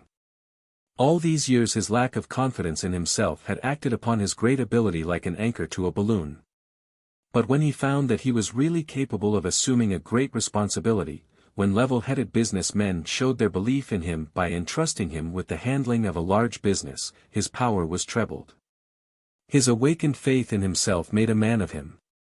He began to think he amounted to something, that he was somebody after all, and thereafter he advanced by leaps and bounds. It makes a tremendous difference how you approach your life work, whether you come to it with a superb faith in yourself, an unshakable belief in the power that sustains you, and a firm determination to make a triumphant success of it, or whether you come to it with a faint heart, a doubting, wavering mind, and weak endeavor. The timid, fearful, questioning, "What if I should fail?" attitude has ruined more careers than anything else. On the other hand, there is everything in holding the courageous, self-confident thought. We fail only when we have lost our grip on ourselves, lost our faith in our ability to succeed. We could all do infinitely more than we have done, or are doing, if we only had enough faith in ourselves to undertake what we long to do. New strength comes to the man or woman who dares to begin. It is through faith we touch the very source of life. It is the key which unlocks the door to power. Faith opens the door to the great within, where principle dwells, where strength is generated. If we could measure a man's faith we could come very near to predicating accurately the measure of his success in life. It is not what other people say of you, but something you feel, inside of you, that you are capable of doing. This is your pattern, your model. Your true model is the one you see when you are the most optimistic, and not the mean diminutive figure of yourself which you see when you have on your pessimistic spectacles. Nothing in life is more remarkable than the unnecessary anxiety which we endure and generally occasion ourselves, said Benjamin Disraeli, a man who had attained the lofty position of Prime Minister of England, in spite of difficulties that would have completely vanquished a timid, unbelieving, worrying soul. It was his unconquerable faith in himself that raised the once despised Jew to the proudest place in England, next to Queen Victoria, who honored him as a personal friend. Disraeli, who was made Earl of Beaconsfield by his queen, is a splendid example of the tremendous force of the miracle-producing power of self-faith, of the conviction that one is born to do great things or to become a man of power and influence. Even in the face of disappointment, failure, and ridicule, the young Jew never lost faith in himself, never swerved in his purpose to be the great political leader of England. Whatever other weaknesses, defects or deficiencies successful men have had, they have all had a powerful conviction of their ability to perform the things they have undertaken. One of the chief factors in Colonel Roosevelt's many-sided success has been his superb faith in Theodore Roosevelt. Nothing has ever undermined that faith. No abuse, no lying about him, no criticism has ever shaken his belief in himself. Nothing that has ever come his way has fazed him, because he has felt equal to any task thrust upon him. Now, suppose Roosevelt had this one lack in his nature, the lack of confidence, of faith in himself, with the same ability, the same opportunities, the same favoring environment he has had, what would have been the result? He probably never would have been heard from outside of his own country. His career has been built on self-faith. He early learned to believe in Roosevelt. He knew that he had ability, and that by training and making the most of it he could do what other people could do, what others had done, under similar or far less favorable conditions. It is this superb self-faith which has always characterized him, that has made him so striking a figure in our national life. Had Mr. Roosevelt lacked this one element, the effectiveness of his natural ability, if not completely nullified, would in every respect have been cut down tremendously. Our flag says to the American people, I am what you have made me. I am just as great and no greater than you believe me to be. I stand for what you think I stand for. I cannot rise above your estimate of me. What you think of me I am. I typify your thought of me. If you put a high value upon human liberty, upon democracy, upon human rights, then that is what I mean, that is what I typify. I am that which you think I am. The same thing is true of ourselves. What we impress upon our subconscious self, our estimate of our ability, our talent, our initiative, is what we will express in life, is what we will represent not only to ourselves, but to others. The sort of picture other people carry of you in their mind is pretty nearly the sort of man you believe yourself to be. And the sort of picture others hold of you will react upon you to strengthen your own mental picture, your own estimate of yourself, whatever it may be. The world classifies men by their faith in themselves, in their mission in life, their faith in what they undertake to do. The man who lacks faith in himself inspires no faith in others. The psychology of faith is one of the most interesting studies in human nature. Faith is the spiritual faculty which runs ahead, the courier which shows the way, the general which encourages the men in the army, it is the commander who gets wireless messages from a higher source. Faith is the Napoleon in the mental kingdom. All the other faculties are like the soldiers in Napoleon's army, their power is multiplied many times by their faith in their leader. They will follow faith to the death, but when faith wavers, when doubt takes the helm, it is all up. There is no more fight. That means retreat. He can who thinks he can, and he can't who thinks he can't. No one can advance farther than his faith in himself and in his mission. Self-faith leads in every great achievement. Even when others cry, impossible, the man supported by faith persists, and achieves his object. Faith puts us in touch with infinite power, opens the way to unbounded possibilities, limitless achievement. Faith does not think or guess, it knows, for it sees the way out. It is the one thing that we can be sure will not mislead us. Our faith is not a mere empty fancy, it is a positive substance, a real creative force, a force which produces. St. Paul saw this great force back of a powerful faith, when he said, "Faith is the substance of things hoped for." Consider the marvelous power of St. Paul's faith. It gripped every fiber of his being. Every drop of blood in him seemed to tug away at his one unwavering aim, to convert the world to Christianity. A similar thing is true of Martin Luther. What power or influence could have shaken Luther from his mighty purpose? When he nailed his thesis on the church door, it was war to the death if necessary. Nothing has ever been so bitterly assailed, so stubbornly fought against, so abused as the Christian religion. No book was ever published that the world has tried so hard to blot out as the Bible, and yet no other book has anything like such a sale as the Bible. Even today the sales of bestsellers look small in comparison with the sale of this book which the world has tried to destroy. And it is faith only that has enabled this Christian philosophy to survive the frightful attacks made upon it. It was by faith that the Christian religion was established and that Christ's teaching survived the determination of the great Roman Empire, then at the zenith of its power, to crush them. Just picture the enormous disproportion between that little band of Christ and his followers and the great Roman Empire, which was determined to destroy them. Yet that mighty empire crumbled, while Christ's teachings endure and the religion he established spreads to every remotest corner of the earth. Think of the first little company of the early Christians, unarmed, unaided, pitted against the power of ancient Rome. Persecuted, thrown into the arena in the Colosseum, to be torn to pieces by wild animals, dipped in tar and used as torches to light up the lake in front of Nero's palace, they suffered without a murmur. What enabled these men and women to persist against such enormous odds? A mighty faith which no power on earth could shake.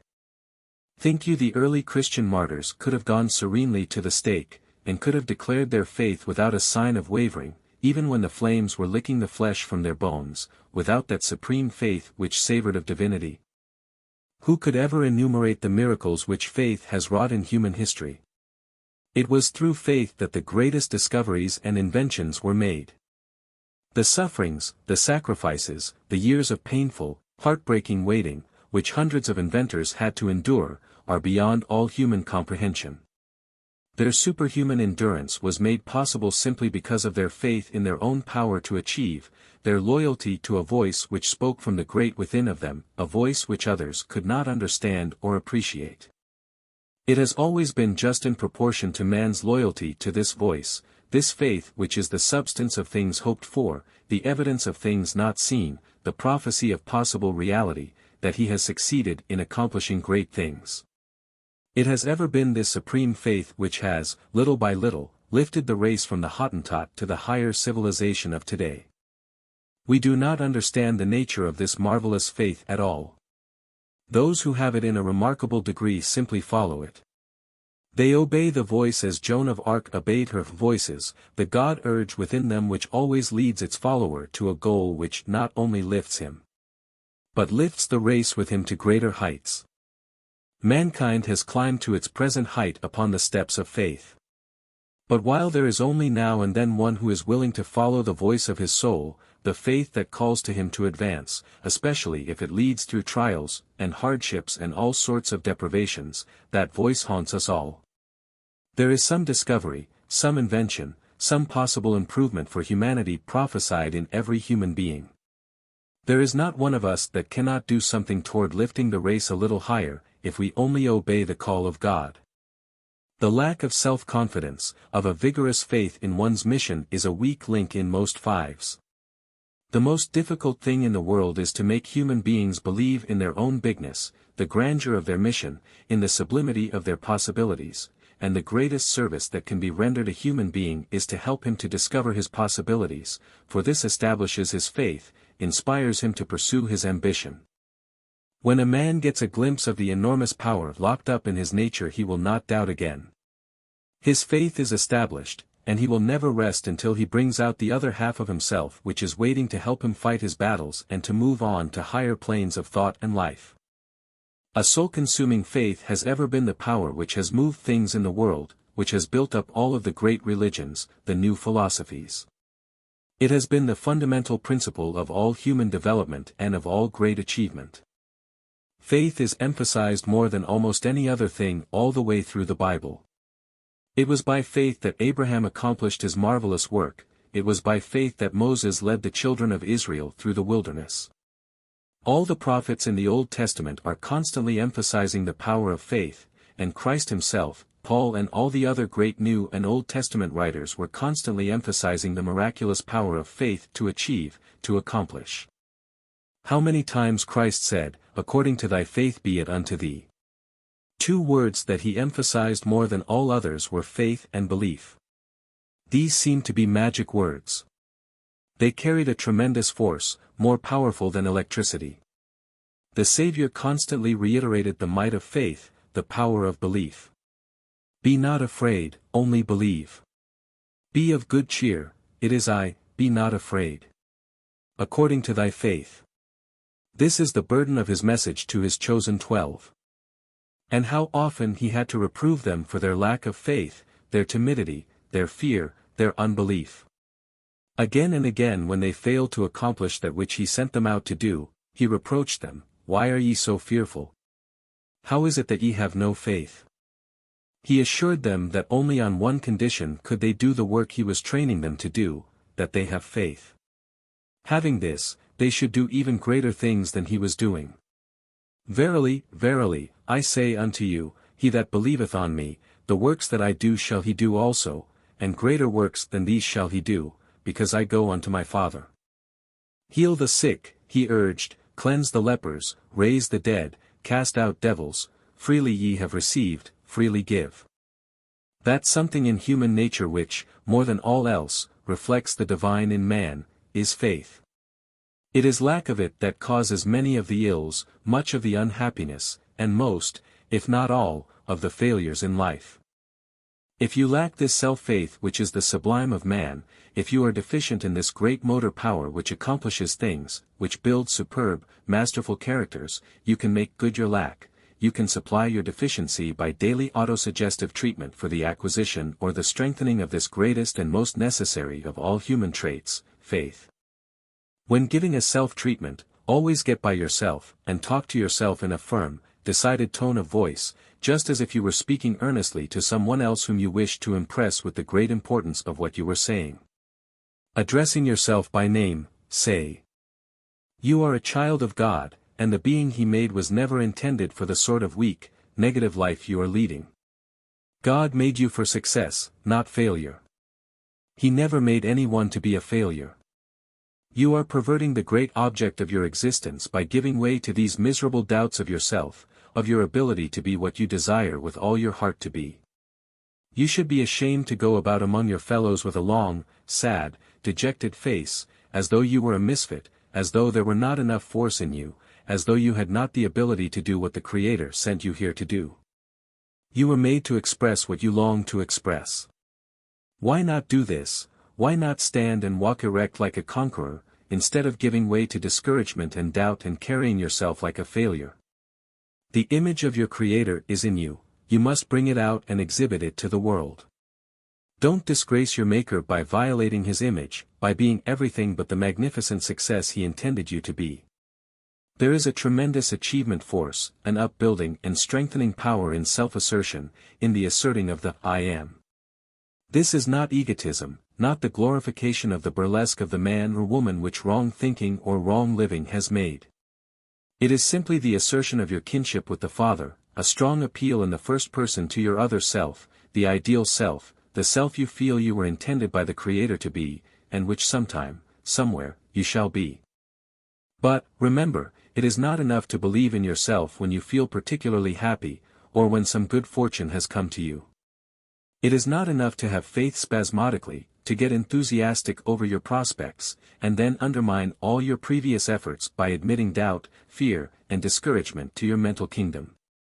It won't do to keep dropping down again and again, like a frog trying to get out of a well, and feeling a little weaker and more discouraged after each fall. Make it a habit to begin and end the day with a declaration of faith in yourself, faith in our God. Guard this faith continually as your most precious capital.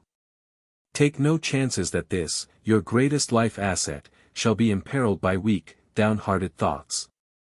All doubts and fears, all pessimism and negative thinking poison the very source of life.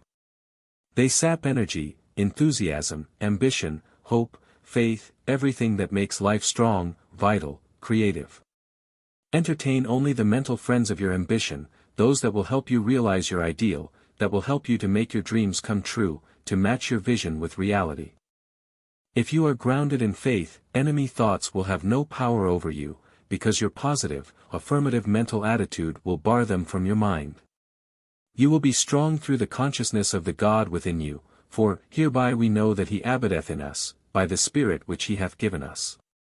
When a man realizes his kinship with the great creative power, that he is in truth a son of God, he cannot be other than positive, forceful, radiant, self-reliant, a conqueror of that which would drag him back or hold him down.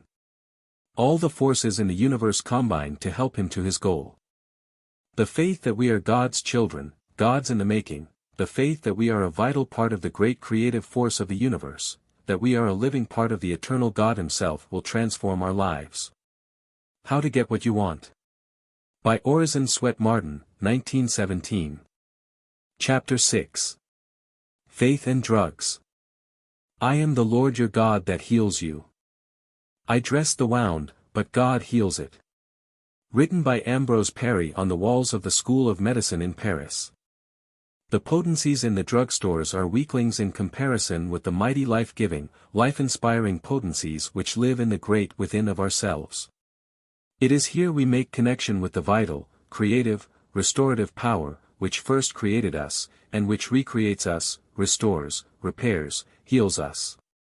To nothing else touching his life can the aphorism, as a man thinketh in his heart so is he, be more fittingly applied than to a man's health. Health can be established only by thinking health, just as disease is established by thinking disease. Just as you must think success, expect it, visualize it, make your mind a huge success magnet to attract it if you are to attain it, so if you want to be healthy, you must think health, you must expect it, you must visualize it, you must attract it by making your mind a huge health magnet to attract more health, abundant health. As long as physical defects, weaknesses, or diseased conditions exist in the imagination, as long as the mind is filled with visions of ill health, the body must correspond, because our bodies are but an extension of our thoughts, our minds objectified. Health is based upon the ideal of the body's perfection and the absolute denial of disease, the denial of everything but the ideal condition, upon the idea that only that which is good for us can be real in the highest sense of the word, that all physical discords are only the absence of harmony, not the reality of our being, the truth of us. Health is the everlasting reality, disease is the absence of reality. It is only seeming. In proportion to the physician's ability to suggest perfect soundness of body to his patient, to visualize him as physically perfect, in proportion to his power to see and to impress upon the mind of his patient the image of the ideal, instead of that of the diseased, discordant, suffering individual, will he be able to help him. In 1866 Sir James Paget, who was then the most famous physician in England, in speaking of a case which had baffled him for a long time, told another physician that some day his patient would disgrace the profession by being juggled out of her malady by some bold quack, who by mere force of assertion will give her the will to heal or forget or suppress all the turbulences of her marvelous system. Many physicians admit that quacks often heal patients when the regular physicians can do nothing for them. But they do not realize the principle underneath this sort of healing by the quacks, as they call them, that is, the power of assertion, the establishing in the mind of the patient the idea of his health, the wholeness of his body. Whether we call him a quack, a healer, or a regular physician, he will help his patient best by acting on this principle, because the creative forces in the patient will all the time building into the tissue of his body the reality of the perfect image, the image of the sound, robust being which the physician projects into his mind. A great surgeon has told me that time and again he has performed make-believe surgical operations upon patients who had dwelt so long on the probability of disease in certain organs that they had become obsessed with fear and developed some of the symptoms of the disease. In such cases as this the surgeon goes through all the forms of a regular operation. He puts the patient on the operating table, puts him under an anesthetic, and will sometimes scratch the skin so as to leave a little semblance of a trace of an operation. Then he will put a surgical bandage on the part and keep the patient in bed the usual time, at the end of which he is quite well again and perfectly normal. Without exception, he says, all the patients he has treated in this way, whether for appendicitis or trouble in some other organ, have been entirely cured of their obsession. Even in cases where the patient had insisted that he had had persistent pain for many months have entire cures been made by a make-believe operation. Nor has this surgeon ever told his patients of the deception he practiced, which he claims was perfectly justifiable, because his great object was to help them get well with the least possible risk or harm. Another surgeon in a large hospital says he has performed many such mock operations on hysterical women, who imagined they had some malignant growth or other cause for operation, after all other efforts to convince them that there was really nothing the matter with them had failed. Among other cases he cured in this way was that of a woman who was convinced she had an internal tumor. She had been operated upon 4 times previously and had a tumor removed. Having received a severe shock from upsetting a lighted lamp, she became hysterical, and possessed with the illusion that she was again suffering from tumors and that the only thing that would save her life was an operation. Not being able to pacify her in any other way, the physician decided to perform a mock operation. The patient was put on the operating table and given just enough anesthetic to put her a state of semi-consciousness. She could hear and feel, but could not see. The surgeons and nurses moved about the room quietly, gave hurried orders to the attendants, and acted as though they were working on a grave operation. They let ice water drip from a considerable height upon the affected part for 4 or 5 minutes to give the patient the idea of being swathed in bandages. Later, she was taken home in an ambulance, and on awaking found 2 trained nurses creeping about her room. When asked if she could take a little sip of weak tea, she told the nurse that she felt frightfully weak and languid. But on being urged to make an effort, she succeeded in swallowing a little of the tea.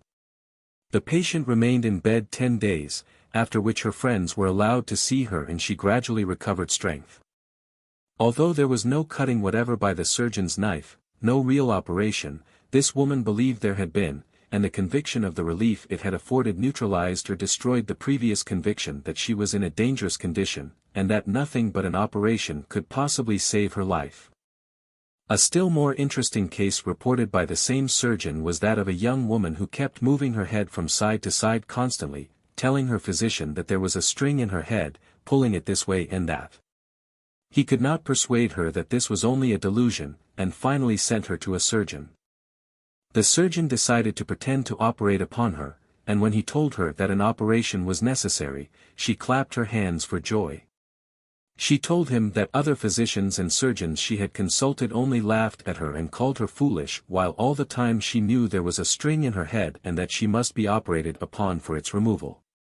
The surgeon put her under an anesthetic, cut off some of her beautiful brown hair, and made a small skin incision, so she would think that the operation had been performed. Then he took a section from an E string of a violin, soaked it until it looked like a cord or tissue, and when the patient recovered consciousness showed her this cord, saying he had removed it from her head, and that the operation was very successful. The girl immediately recovered. Nothing else could have convinced her, the surgeon said, that her head was not pulled constantly this way and that by a string, and she could get no relief until she believed that the string had been removed. Now this make-believe surgical treatment is based on the same principle as the bread pill treatment, which has effected so many cures. It is wholly mental, and the cure is a matter of faith on the part of the patient, his belief in the efficacy of the remedy. We all know that the benefits received from physicians and medicines or drugs depend upon faith, the patient's expectancy of relief, his belief that he is going to be cured. Destroy this faith and you kill the virtue of the remedy. Physicians well know that when a sick man's faith and hope are gone there is very little chance for his recovery. This is why they refrain as long as possible from telling a patient that there is no chance for him, because they know that this affects him as the death sentence affects a condemned criminal. It takes away hope, and thus destroys the only rallying force which can possibly tide the patient over a crisis. Every physician knows that courage, hope and expectation of a cure are powerful aids to healing. He counts upon these to supplement his specific treatment. Expectancy of relief is literally of itself a powerful remedy. I have in mind the case of a man who had been suffering for years with a peculiar disease which no hospital treatment seemed able to reach. His hope of recovery was beginning to weaken when he heard of a foreign physician visiting this country who had built up a great reputation in the successful treatment of cases like his own. He read over and over in medical journals and newspapers of the marvelous cures effected by this physician until he had worked himself up into a perfect frenzy of belief that he also would be cured if he could only be treated by this wonder worker. Although comparatively poor, the cost meant nothing to him if he could only get relief from the torture he suffered. So great was his confidence that he was going to get relief that he mortgaged his home for every dollar he could get, and sold nearly everything else he had in the world in order to go to this great specialist. When he reached the town where the specialist was he was obliged to remain some little time before he could meet him. But so profound was the man's faith in him that he was practically cured before he saw him or began to take his treatment. After an examination the specialist told him he was sure to get well, and even before the man had his prescription filled he felt complete relief from his trouble. Just think of the tremendous psychological advantage in this case. The patient's mind was in perfect condition for receiving help from the doctor's treatment. He didn't have a doubt but that he was going to be cured, and he was cured, by his faith. Many people have undoubtedly been cured of disease by their great faith in some worthless patent medicine. For a long time, perhaps, they believed that if they could only get that particular remedy they would be cured. Their expectancy was so great, their hope so large, and their faith so powerful, that when they realized the conditions which they believed would make them well, they got the benefit of their optimistic thought. For example, I know a very poor man who suffered tortures for many years with rheumatism. His joints and many parts of his body were so fearfully swollen that he was not only badly disfigured, but actually crippled. He had used all sorts of cheap remedies recommended by friends, but without any great hope or expectation of relief. But one day he read a very graphic account of the near miracles which had been performed by some all-powerful patent remedy for rheumatism. It was quite expensive, however, something like $2 a bottle, and $2 was a small fortune to this poor man who could not work. There was no one to help him out but his wife, who earned their support by taking in washing, going out cleaning occasionally and picking up a little money in any way she could earn it. By dint of extra hard work she managed to save the price of a bottle of the wonderful remedy. For months the man had been dreaming about what it would do for him.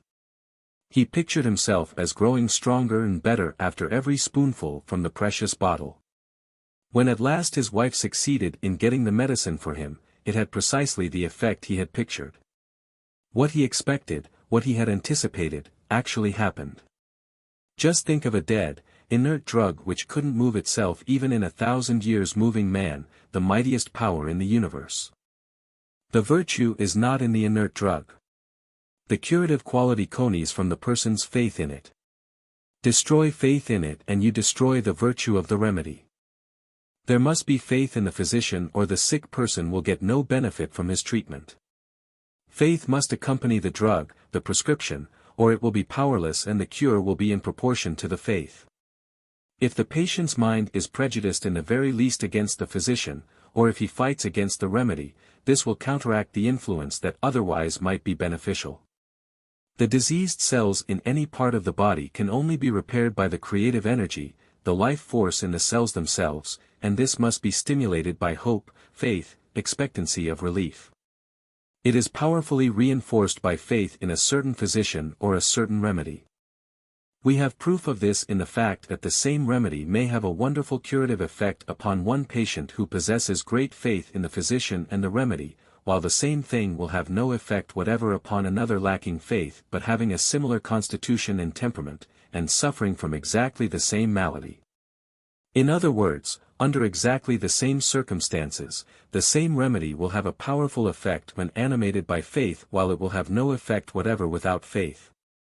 While there is no denying the fact that the majority of people fill pure medicine closets with all sorts of concoctions that work havoc in mind and body, it would be suicidal to condemn entirely the practice of medicine and the use of drugs and other physical remedies as long as the vast mass of the people believe in them, because their faith will help them. If the fixed belief of the race is that certain remedies will cure certain diseases, corresponding results will temporarily follow their use, for the body conforms to our faiths, our beliefs. But look back over medical history and see what ridiculous remedies the race has believed in. They had their day and perhaps served their purpose, but because the progress of the world has taken us far away from them, how superstitious and absurd they seem to us today.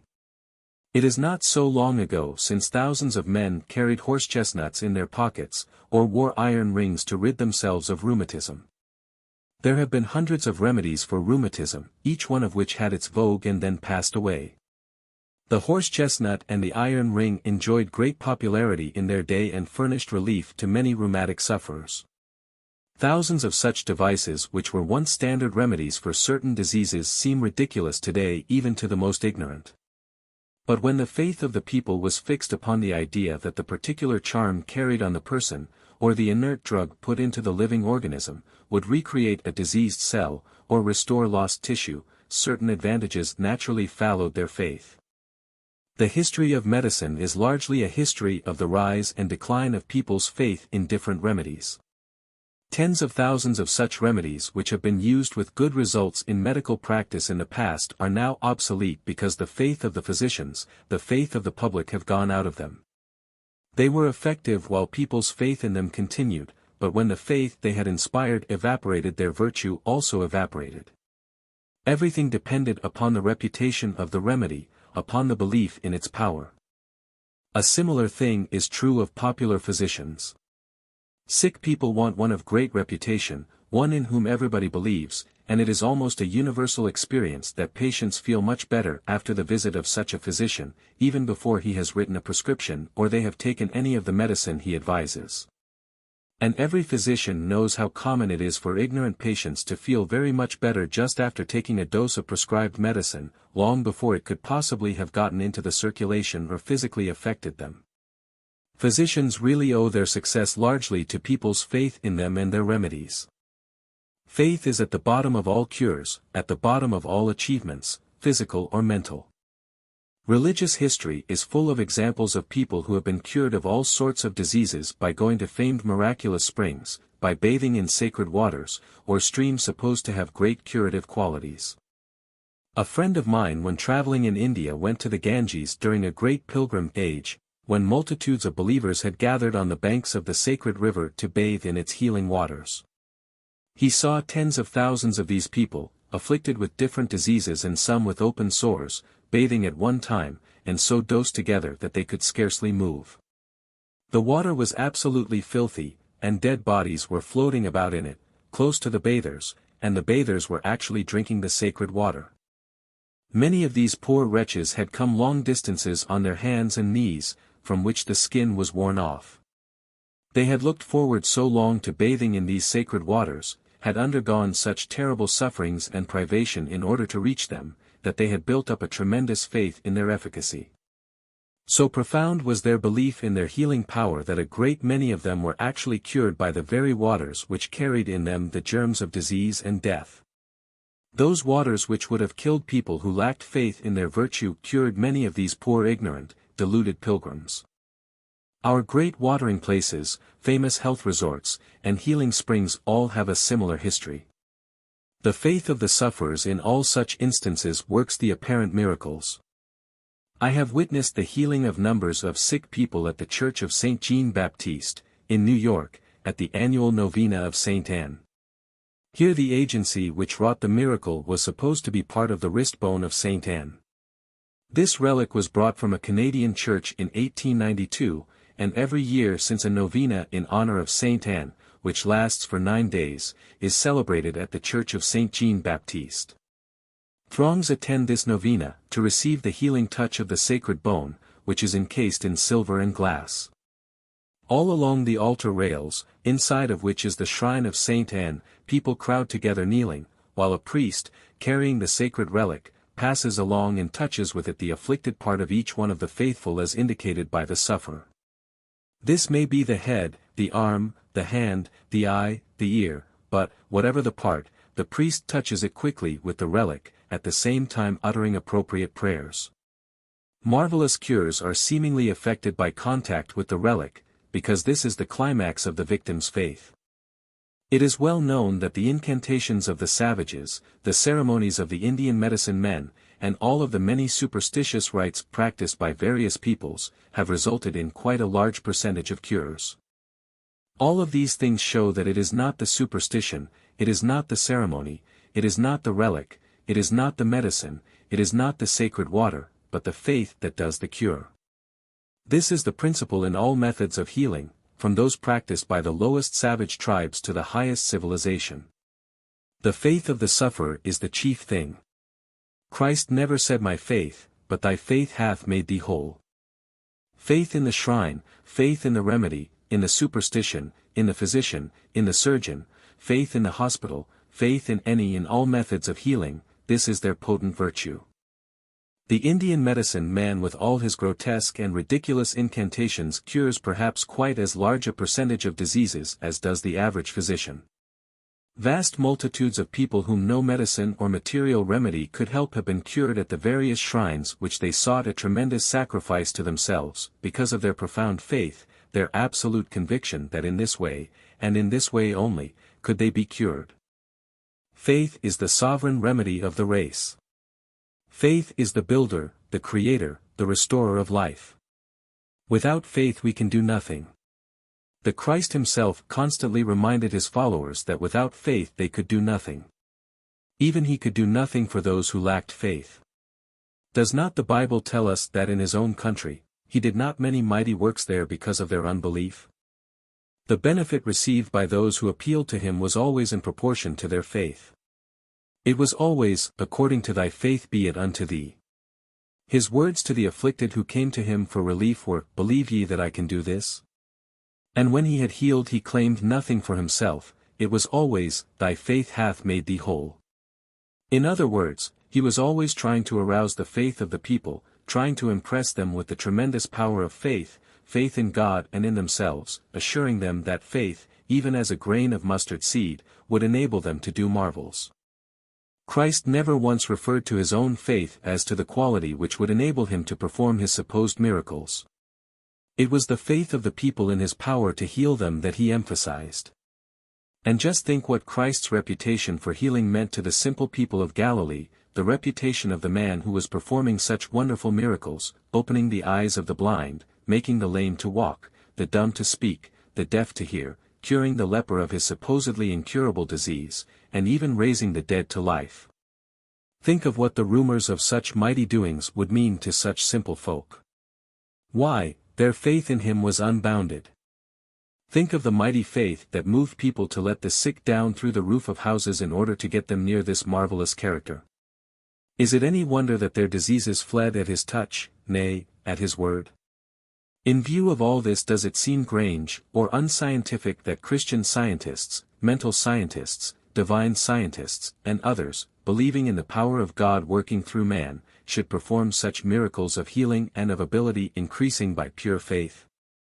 And if the curative qualities of the remedies used by physicians are so largely due to faith in them, which physicians themselves acknowledge, why not leave out the drug and apply only the healing faith? Why not depend wholly upon faith, as Christ did, and as the mental healers do? The homeopaths made one jump from enormous doses to almost nothing, with apparently the same results. The mental healers have simply taken one more step. They are depending wholly upon faith, and they seem to perform about as large a percentage of cures as the regular medical profession. And, as a rule, their cures are very much more permanent, because truth eradicates the roots of the disease, which many physicians now believe to be entirely mental. Christ never once referred to any other healing principle than faith. It was always faith, and this is the principle on which all mental healing is based. The success of the mental healer depends upon his own faith and the faith which he is able to arouse in the patient.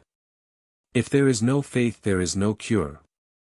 Some will say that many people are cured without faith, even against their will, but the very fact that these people seek treatment is proof that they do have faith, or they wouldn't go to the healer. Of course, the healer's faith has much to do with healing, but a real permanent cure can only be effected through the faith of the sufferer. The healing principle is in the patient himself. The mental healer does not heal his patient. He merely arouses the divinity, the healing principle in the sufferer. Whether it is an allopath, a homeopath, or a mental healer who treats you when you are sick, it is always the God force in you that heals. It is the same force that created you and sustains you, the force that comes to your rescue in all your troubles, that same force which rushes to unite the broken bone, to heal the cut or wound, to repair the crushed tissue, to make you whole again. There is only one healing force, and that is the creative force. We hear a great deal about the healing principle of the divine mind, but it is the divine mind in you, and not outside of you. It is the divine principle inherent in your divine nature that does the healing. It is the creative principle which is everywhere in the great cosmic intelligence that heals all your hurts and restores you to health. This is the same creative principle which develops the germ in the acorn and carries it up to the giant oak, that develops a tiny germ into a beautiful full-blown rose. It is this creative principle which is everywhere present in the universe, which inheres in every atom, which is, in fact, the reality of every atom in the universe, for the reality of everything is God. The reality of ourselves, the truth of our being is God, otherwise we could not exist. It is no outside power which comes to our rescue, sustains us, holds us up, and guides us. It is the creative God power within us. This creative power is inherent in every cell of your body, in every particle of matter. This is the reality of us, the truth of our being. We literally live and move and have our being in God. A realization of this truth, an ever-increasing consciousness of our oneness with the Supreme Power will bring ever-increasing peace and serenity of mind and health of body. An ever-increasing sense of our cosmic consciousness will increase our mental sense of well-being, of security, of safety from all that would injure us or destroy our happiness. Someone has said that, to think of the presence and power of God as a healing life force, is to come in actual mental contact with that presence. To continue this thought by sturdy affirmation of healing truth will attune the mind to harmony with that beneficent power, lifting it out of the darkness and heaviness of mortal thinking into the brightness and joy that is the result of thinking God's thought after Him. We do not realize the power of thought, because we do not appreciate the fact that we actually come in contact with whatever we think about or contemplate. This contact is no less real because it is mental, and it has power to influence the body, as well as the mind. Never think of yourself as weak, diseased, sick, deficient in any faculty, in any function. Think of yourself as perfect and immortal, and your mind and body will tend to respond to this demand for wholeness and completeness. The image of unfortunate symptoms, every sick or weak suggestion harbored in the mind are fatal to the realization of the ideal. Sick thoughts, weak, deficient thoughts, make a weak, deficient body in a crippled mentality. Think wholeness, think completeness regarding yourself. If you really believe that you are made in your Maker's image, you cannot think too magnificently of yourself. No matter how your body may seem to contradict this ideal of yourself, persist in holding it, and the weaknesses, the deficiencies, and the discords which hinder your progress will gradually give way to the dominance of the divine image in you. The life processes within you will build the outward manifestation of this sublime image of yourself, and you will become normal, godlike. Many people who do not understand the science of mental healing think it is affirming what we know to be untrue, to persist that we are all right, when our bodies are racked with pain and we are really unable to work. But when we say we are well, even though we are suffering pain, we mean that the reality of us is well, that the truth of our being cannot be sick, cannot suffer, cannot know any discord, because that is divine. You should always affirm the truth of your being, not its untruth, its error. Affirming your spiritual ideal always and everywhere will help you to grow into His likeness, into the likeness of perfection, while the contemplation of disease, the habit of looking at it as a reality, of regarding it as a truth, will tear down all of your physical building, will keep you constantly susceptible to disease. You cannot build up a strong resisting body when you are constantly thinking of disease, concentrating on it, listening to its affirmation. Deny everything that is wrong, everything that is false, deny everything that is not God created, and you will be all right. But remember that merely denying is not destroying. You must not, as many do, deny in such a way as to make a stronger impression upon your mind of the thing you wish to get rid of. While denying the reality of sickness, you must keep in mind the truth of its opposite, the spiritual ideal, the spiritual man, which is never sick and never can be.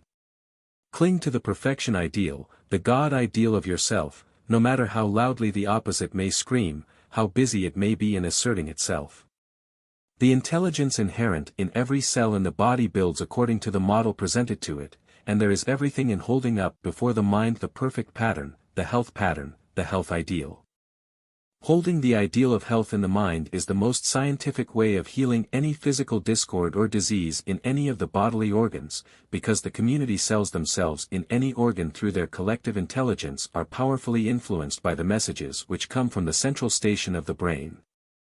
These cells are very susceptible to encouragement or discouragement.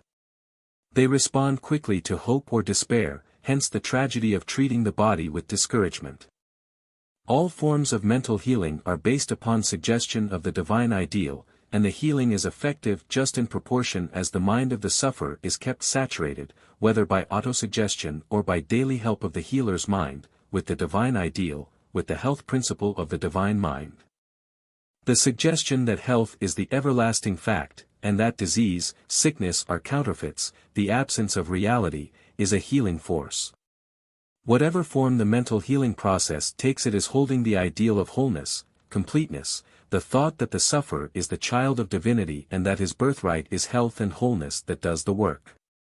When I hold the ideal of perfect health, I do not picture or visualize the human side of myself. This may be a mere apology of the divine side of myself. I hold the ideal of the divine self, the perfect self, that part of me which was never born and which will never die, that part of me which was never sick or diseased, and which will never suffer defeat or disaster. This is the triumphant side of my life, the divine side, and this is the ideal which I shall always cling to. I shall cling to it because this is the pattern which I wish to build into my life, and I know that by holding this divine pattern, this divine ideal in my mind, it will be reproduced in my body. On the other hand, if I hold the ideal which corresponds to the seemingly weak, defective or diseased part of myself, this inferior ideal will be built into my life, and all my standards will correspond to my lower ideal. If I constantly think and say to myself, I am physically weak, I have inherited unfortunate disease tendencies from my ancestors, who died with consumption, with cancer, with stomach trouble, with liver trouble or heart disease, I shall tend to realize these conditions. You can never establish health except by thinking and affirming health principles. You must hold the health ideal. You must constantly and vigorously assert, I am health, I am vigor, I have a robust constitution, I am power, I am perfect physically. The Creator never handicapped me by passing along to me the inherited weakness or disease tendency without putting in me a force which is more than a match for it, without giving me the ability to overcome my handicap. My health is based upon the consciousness of the truth of my being, the reality of me, the divine of me. It is based upon what I have inherited from my Maker, and this knows no disease, no weakness, no sickness, no deterioration, no death. What I have inherited from my Maker is immortal, as he is immortal. The famous Dr. Richard C. Cabot, of the Harvard Medical School, says that the medical environment is most unfavorable to a patient's recovery. Sick people who are steeped in the medical atmosphere, where they constantly hear the talk of disease symptoms, find it very difficult to get away from the sick thought. They are saturated with it when the mind ought to be filled with just the opposite. They should be in an atmosphere where everything around them will suggest health, instead of sickness and disease. Some people unconsciously keep the body in a diseased condition by dwelling on disease. I recently heard of a woman who had been ill for a long time and who went to a mental healer for advice. She said she wanted to tell him frankly that although she had suffered a great deal, she didn't know whether or not it was God's will that she should get well, and she didn't know whether it would be quite right for her to take the chances of displeasing God by taking steps to get well. Among other troubles, this woman had a tumor on her neck, and she insisted that the healer should see how very bad it was, for she said he couldn't possibly help her unless he knew all about it, her symptoms and all the details concerning the tumor.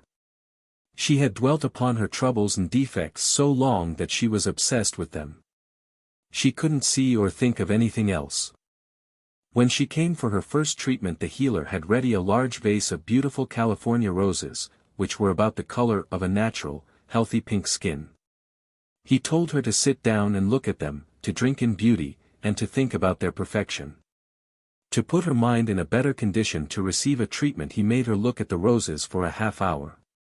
He told her that he didn't want to hear anything about her troubles, because a healer must see only the person God made, the perfect, whole, complete being, with strong, robust health, otherwise he could not help anyone. He instructed her to hold the same thought, to hold in mind only the ideal which her Creator had of her, not to think of any blemish, weakness or disease.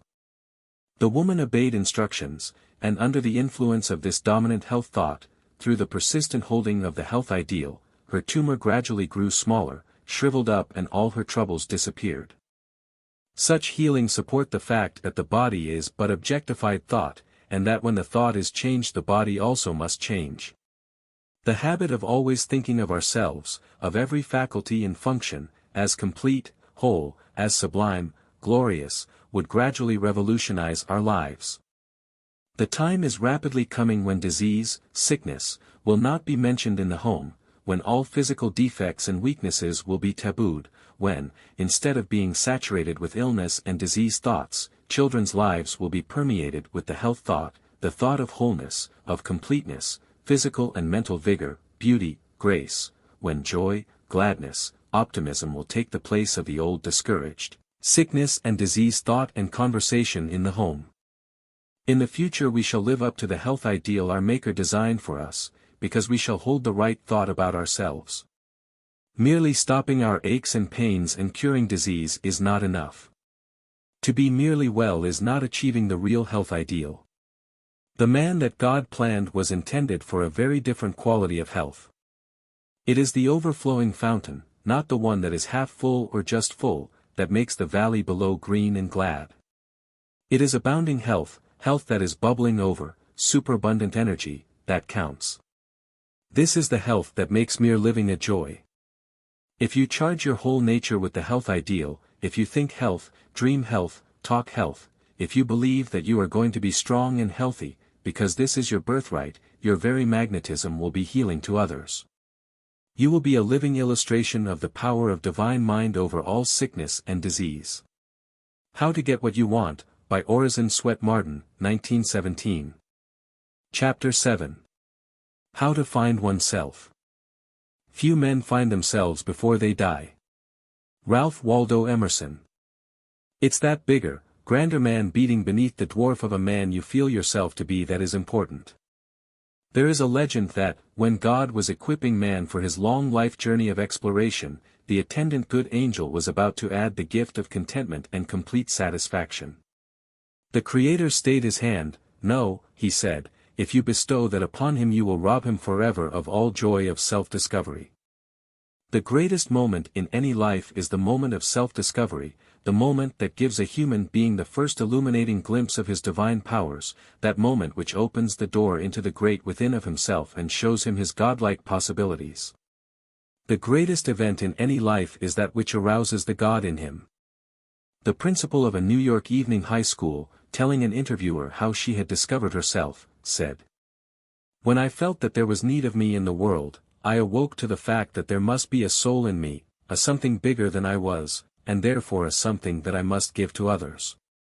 I have always believed in the school as a hitherto unrecognized field, because the world is a school, and the application is therefore limitless. This teacher is remarkably successful because she discovered early in life that something bigger than herself which she felt she must give to others. Although educated as a society girl, the call from the within of herself to teach was so loud that it could not be resisted. Through teaching she has not only found the larger woman in herself, but she is also helping thousands of other women and girls to do the same for themselves. One of the most difficult things in the world is to get people to realize the extent of their latent powers, to believe in their own bigness, in their own possibilities. The reason is that they see only a part of themselves, because they have only partially discovered themselves. Each of us, said Professor William James, has resources of which he does not dream. If we could only turn a spiritual X-ray on ourselves, most of us would find powers and potencies in the great within of us which may not have gotten even to their germinating stage. There is probably not a living being who would not be amazed if he could see unfolded in panorama all of the potentialities within him, if he could only glimpse the man he might be. He would say, these remarkable success qualities belong to someone who has achieved distinction, not to an unknown person like me. All of the potencies and possibilities of a giant oak are wrapped up in the acorn, and under the right conditions they would unfold to the full in a perfect oak. When we see a scrub oak which has come from a perfect acorn, we know that it has been dwarfed by wrong conditions, that only a very small part of the possibilities enfolded in the acorn were ever unfolded. The mean little scrub oak expresses only a fraction of the immense possibilities that lay buried in the parent acorn. The same is true of every child born into the world. All of the latent forces, the powers and possibilities locked up in the human acorn under right conditions, would develop to full and complete expression in the ideal man or woman. And this is what nature, in all her work, is ever after, the ideal, the perfect specimen that reaches up to the possibilities foreshadowed in the seed. She is not after the dwarf oak, nor does she want the shriveled, blighted wheat that has been starved and stunted by uncongenial soil, by droughts or other unfavorable conditions. It is the perfect wheat that was foreshadowed in the parent kernel she wants. Above all, it is the possible man, not the scrub oak or shriveled wheat variety of man that nature is ever after. What you are is not 1,000th part as important as the ideal man, the possible man existing in the life germ within you. It is only now and then that we see a giant human oak, where practically all of the possibilities of the acorn have been unfolded and given complete expression, as in a Socrates, a Gladstone, a Lincoln. Most of us are human dwarfs, scrub oak men and women, in whom only a minimum of the possibilities of the human acorn have found expression. Yet I believe the time will come when the average man will be larger than the most magnificent specimens yet shown to the race. What you are capable of being and doing is your greatest life asset. What you are actually doing may be a dwarf thing compared with the giant achievement you are capable of. It is not what you have done, but what you long to do, what you feel capable of doing that will, if you struggle to express your ideal, count most. Up to this time you may have been seriously hampered or dwarfed in your development. All sorts of things may have happened to the possible man, or the possible woman in you, to limit its growth, to restrict it, to impoverish it. But it is that superb thing that is possible to you, the thing which the Creator sent you here to do that you must strive to express. It is the man or the woman He wrapped up in the human acorn that you should struggle to evolve. It's that bigger, grander man beating beneath the dwarf of a man you feel yourself to be that is important. In the great within of yourself there may be vast powers which you have never called out. Who can tell what unwritten books that would inspire, or set the world thinking, may be in your undiscovered reserves. Undeveloped beauty which would enchant men may be locked up inside of you, waiting for expression. What possible harmonies and melodies may be stifled, still silent in the octaves of your being. What masterfulness, what vast reserves of helpfulness, inspiration, encouragement may still lie uncovered within you. You doubt that there is anything of the kind? But you do not know. Many a man has carried locked up within himself for more than half a century the germs of a mighty genius without even guessing at it. There are multitudes of men and women all over the world who are as ignorant of their possibilities, of their hidden success assets, as the Native American Indians were of the resources of the great western continent when Columbus discovered it. Emerson says, "Few men find themselves before they die." Very few people ever make exploring voyages within themselves, and they carry with them to their graves undiscovered continents of ability. The great majority die without developing their possible efficiency of hand, or tongue, or of brain, without developing any of the special gifts locked up in the great within of themselves. Most of us die with the great secret, with the sealed message which the Creator put in our hands at birth, still unread, because we have never learned how to open or how to read it. Young men often say in excusing their lukewarm efforts, "If I only knew that I had the ability of a Roosevelt, an Elihu Root, a Wanamaker or a Marshall Field, that I could stand at the head of my profession or business, there is no amount of hard work or drudgery I would not undertake. No matter how many years it might take, if I was sure of ultimate success, I would not mind the work or the time." But how do you know, I ask? How can you be sure that you have not a lot of this ability you long for locked up in yourself? If you have not tried your strength, how do you know what you may be able to do? You may have more ability slumbering within you than you dream of. Why waste your precious time thinking about other people's genius? Why not unlock your own, see what you have, bring it out into the light and develop it? You may have something of a Roosevelt, something of a Marshall Field in yourself. You may have something very much greater than either of these men manifested waiting your help to give it expression. When we know that even the great majority of men whom we call successful use only a comparatively small part of their ability because they never find all of themselves, why should any of us put a narrow limit to our possibilities, remain paupers in achievement when we might be princes?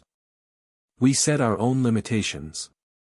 Emerson hammers this truth home to all of us in his essay on self-reliance.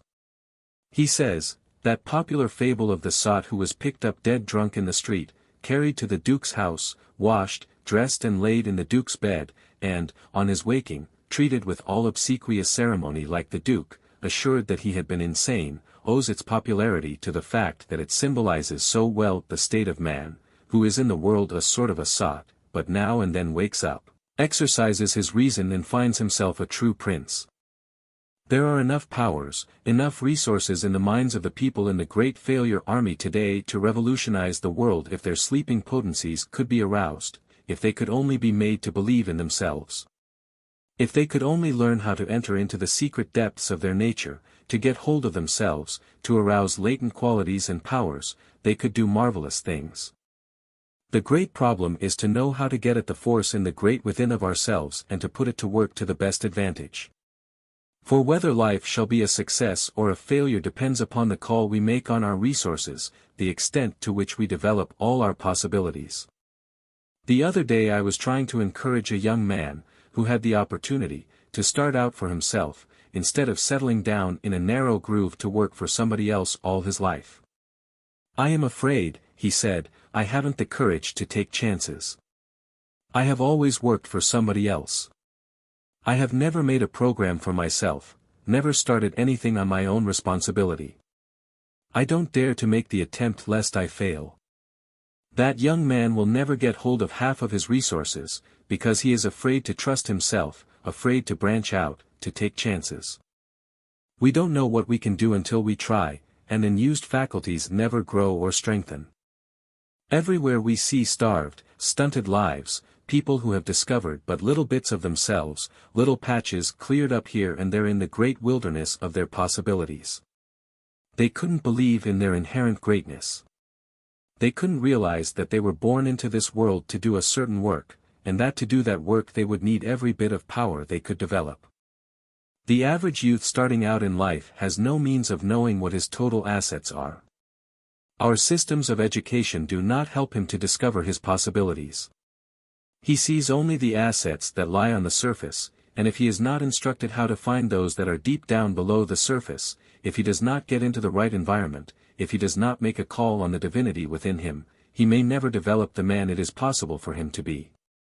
Self-discovery is simply a question of finding the God in ourselves, and this is just what the new philosophy helps us to do.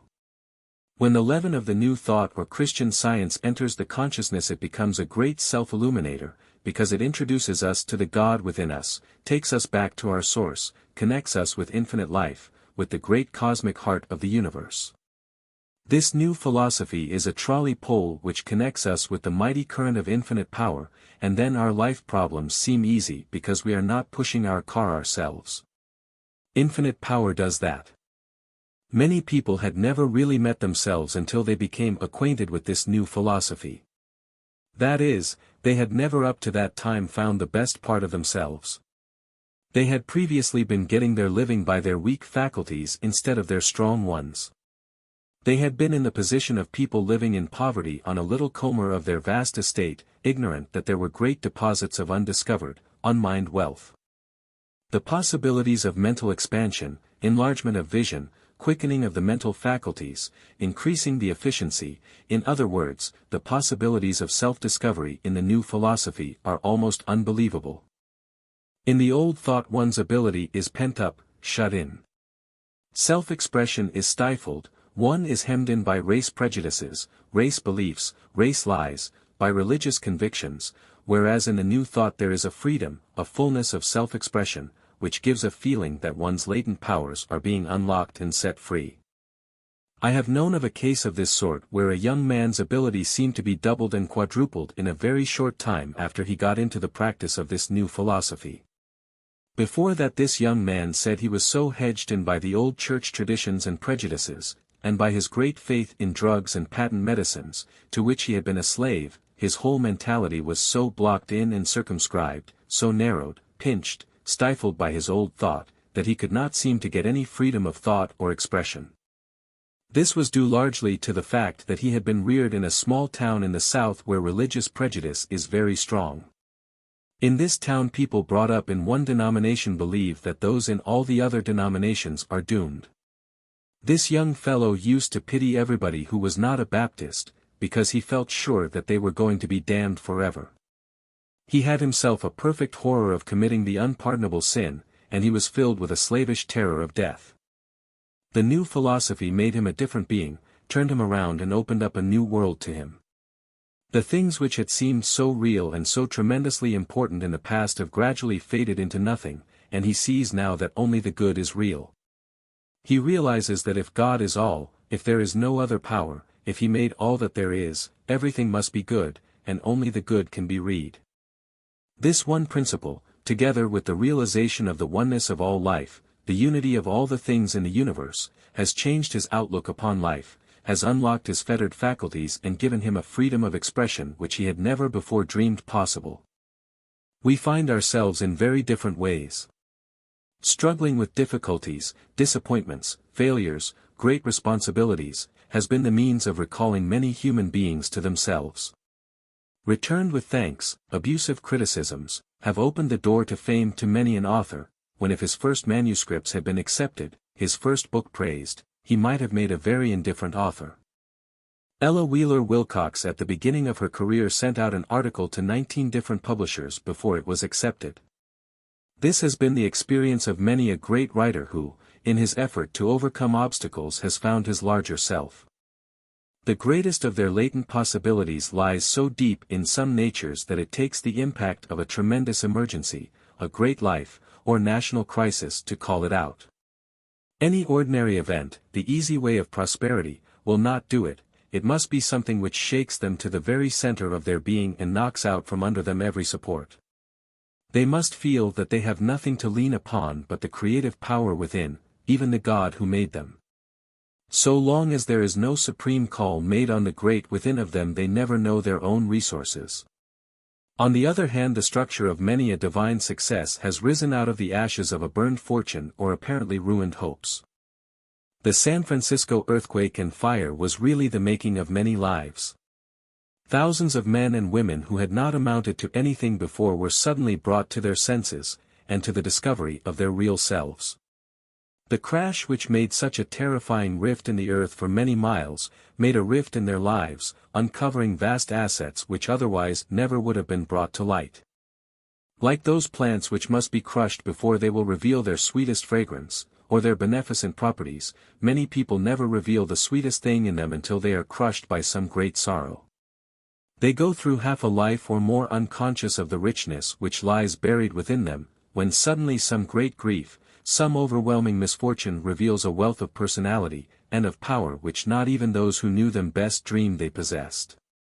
Job really never discovered his full power, his superb manhood, until he had lost all his material possessions, until the Bedouins had stolen his herds and burned his home, and he himself had been attacked with boils and all sorts of physical afflictions. But out of these terrible afflictions which tested his character came the light and strength which guided him to the haven of peace, a greater material prosperity and a higher manhood than before. It was only when overwhelming sorrows and losses had stripped him of his supposed friends, his family, and everything which he had thought worthwhile, and he was forced to depend upon God alone, that he really found himself. The shock of the Civil War which uncovered the greater Abraham Lincoln also uncovered the greater Ulysses S. Grant. When 40 years old, nobody outside of his own little community knew Grant. Up to that time he had not shown the slightest sign of what was locked up in him. No one ever dreamed there was anything remarkable in the man, and yet all of these years walking around unheeded among his fellows was one of the world's greatest warriors. There was disguised in that apparently mediocre individual the man who next to Lincoln was to play the chief part in the saving of his country. There was locked up in that ordinary man one of the greatest military geniuses that ever lived. A quarter of a century of ordinary events and life routine did not even give a glimpse of the giant sleeping within him. He never dreamed what was inside of himself. Up to his 39th year or later, everybody who knew Grant would have laughed at the idea, as he would have done himself, that he had ability to take any prominent part in the subduing of the Great Rebellion. He was graduated 21st in a class of 39 at West Point. At 32 he was a nobody, forced to resign from the army because of his great weakness. He went into the custom house, the real estate business, worked in a store, in a tannery, and was a comparative failure in them all. It was the supreme emergency of a war which threatened to disrupt the nation that revealed the real man to himself and to the world. The late Justice Miller, who was for years regarded as the ablest man in the United States Supreme Court, told me that he did not even begin to study law until he was 37 years old. He had not found himself until then. But in a little more than 10 years from that time he was on the Supreme Court bench. Many people pass their 50th, even their 60th milestone, before they find themselves, before something happens which unlocks a new door in the great within of themselves and reveals new powers, new resources, of which they had never before been conscious. Then in a few years after their discovery they have redeemed half a lifetime of ineffectiveness. We often hear men and women who have found themselves tell of the particular things which awakened their ambition, the accident, the sorrow, the emergency, the book, the suggestion, the encouraging friend, which first gave them a glimpse of their own possibilities, uncovered powers which they never before dreamed they possessed. If all of the people who have done things worth while in the world would only give an account of how they were awakened, tell of the things that had aroused their ambition, the incident, the circumstance, the book, the lecture, the sermon, the advice, or the catastrophe, the failures, the crisis, the emergency, the afflictions, the losses in their lives, what a wonderful help it would be to the strugglers who are conscious that they have locked up within them forces which have not been aroused, and which they cannot seem to get hold of. The man who can write a book that will enable people to discover their unused assets will do an incalculable service to humanity. Boosting from the outside will never help us to discover ourselves. We do our greatest work, uncover most of our latent power, when struggling to make good, when striving to make a place for ourselves in the world. Yet it is a strange fact that most people look not only for their pleasures but for all their personal resources outside of themselves. They go through life complaining that they have nobody to help them, that they have no chance such as many others have, excusing themselves for their failure or mediocre success on the plea that they lack capital, or pull, or opportunity, when they have locked up right within themselves vast assets of untold value which they have never developed and which they never can use until they have found and made them available. This is one reason why so many of the sons and daughters of inherited wealth discover so little of themselves. They go through life indifferently, carrying their great possibilities undeveloped to their graves, because there was no special motive for effort, apparently no necessity to exert even the surface power. No son ever inherited wealth enough to uncover his greater possibilities. No father can do this for his son, it can be done only by self-effort. Everyone who has ever made his mark on the world, who has done things worthwhile, has found his resources in himself. The necessity for personal effort has made many a man famous, has compelled him to contribute to the uplift of humanity, to the progress of the world, who but for this priceless spur would have remained a practically useless member of society. It is a most unfortunate thing for any boy to be coddled and waited upon until he has formed habits which make it very unlikely that he will ever exert himself sufficiently to arrive at the point of self-discovery. A housewife explaining to her husband why the bread was not good said, "There is as good stuff in this loaf of bread as in any loaf I ever made, but nobody can eat it because there is not enough yeast in it. It did not rise." This is just what is the matter with a lot of young people with good material in them, good man timber, good woman timber. They lack yeast.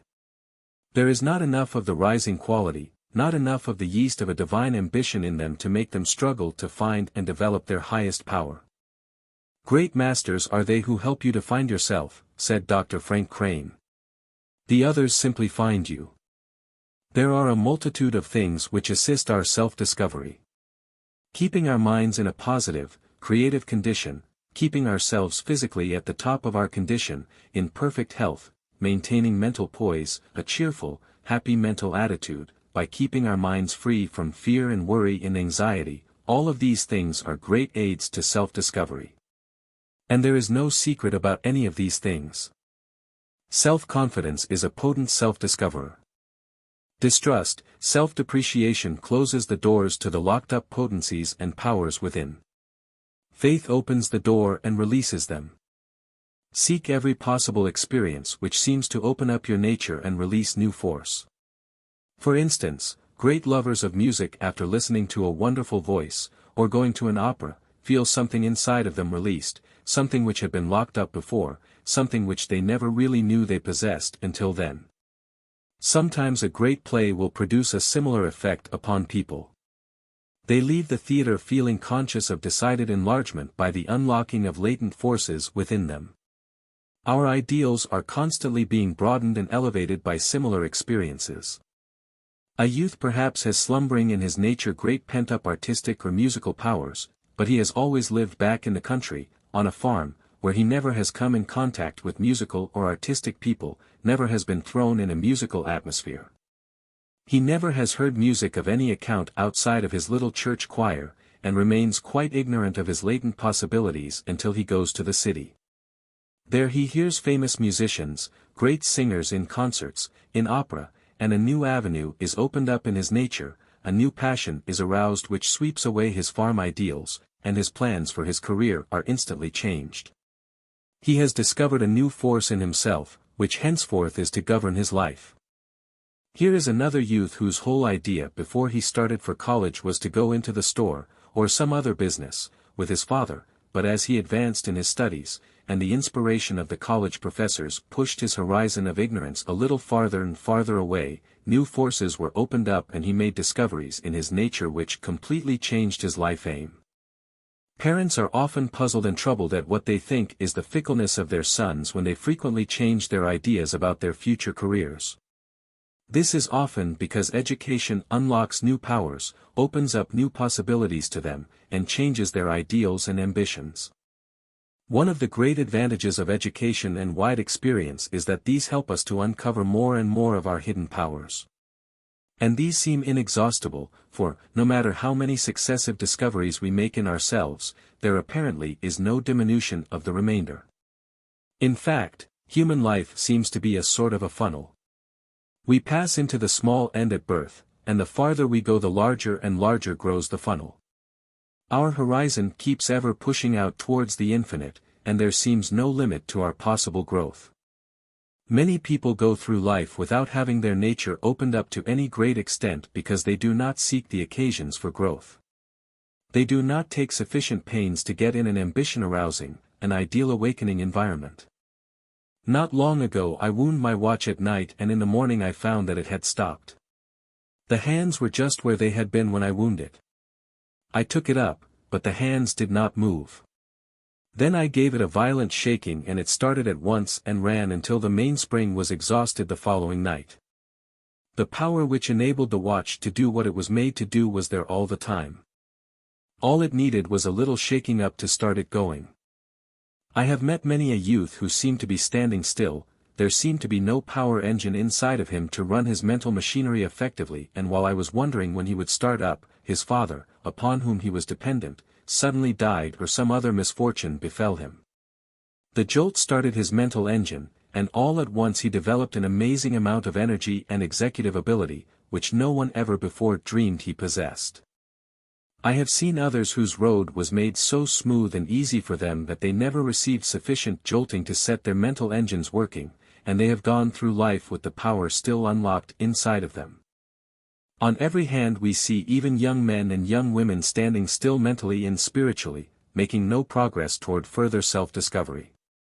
They have ceased to grow. Men and women who are trying to make the most of their lives, never stop growing. They are always on the road, because their goal is always receding as they grow larger, broader and more efficient. They only stop off at way stations to unpack a few things which they no longer need, impedimenta which hamper them, and then they resume their journey. This is the way all along the life path. If you would get at your hidden resources, stimulate your growth and your power, you must be continually improving yourself somewhere, increasing your intelligence by closer and keener observation, by the constant study of men and things, the broadening of your mental and spiritual outlook, the getting away from self and the enlarging of your sphere of service and helpfulness. Reading the world's great books, the Bible, Shakespeare, the life stories of great men and women, and association with noble souls are great helps to young people on their voyage of self-discovery. Think of the secret chambers of possibilities which were unlocked in multitudes of people by men like Lincoln. There are thousands of people living today who are grander men and women, better husbands and wives, better lawyers, better physicians, better statesmen because of the example of Abraham Lincoln. The story of his life, of what he accomplished, opened up new avenues in their nature. Our institutions are better, our civilization is higher because this grand man lived. I know of no other means of self-discovery so potent as an inspiring book, and it is a great thing to keep such books near you, because ideals become dim if we do not constantly stimulate them by the right mental food. Listening to a great orator often stirs us to the very centers of our being, and awakens new impulses, new powers and determination in many a soul who up to that time had been asleep so far as knowing and utilizing his inner powers were concerned. Perhaps you have had this experience in listening to some great preacher or lecturer who seemed to open up a new world to you and give you a glimpse of realms in your nature which otherwise might have remained forever hidden. Man becomes greater in proportion as he learns to know himself and his faculty. The more highly we cultivate all our faculties, the more deeply we draw upon our resources, the more of our hidden selves we discover, the wider grows our vision. Life becomes a perpetual progress. It has been a long journey up through the ages from the brute to the man, and on the way up we have developed such marvelous powers and resources as our primitive ancestors never dreamed of. Yet civilized man is still farther away from his ultimate destination, the end of the path of ascent, than he now is from the crude savage of his earlier stages. Garrett P. Service says, "The human brain is only in its infancy, and since we are aware of that, we have good reason to hope that in the future we shall not merely know that the earth is full of power, but shall make that power, in some way, serve our uses."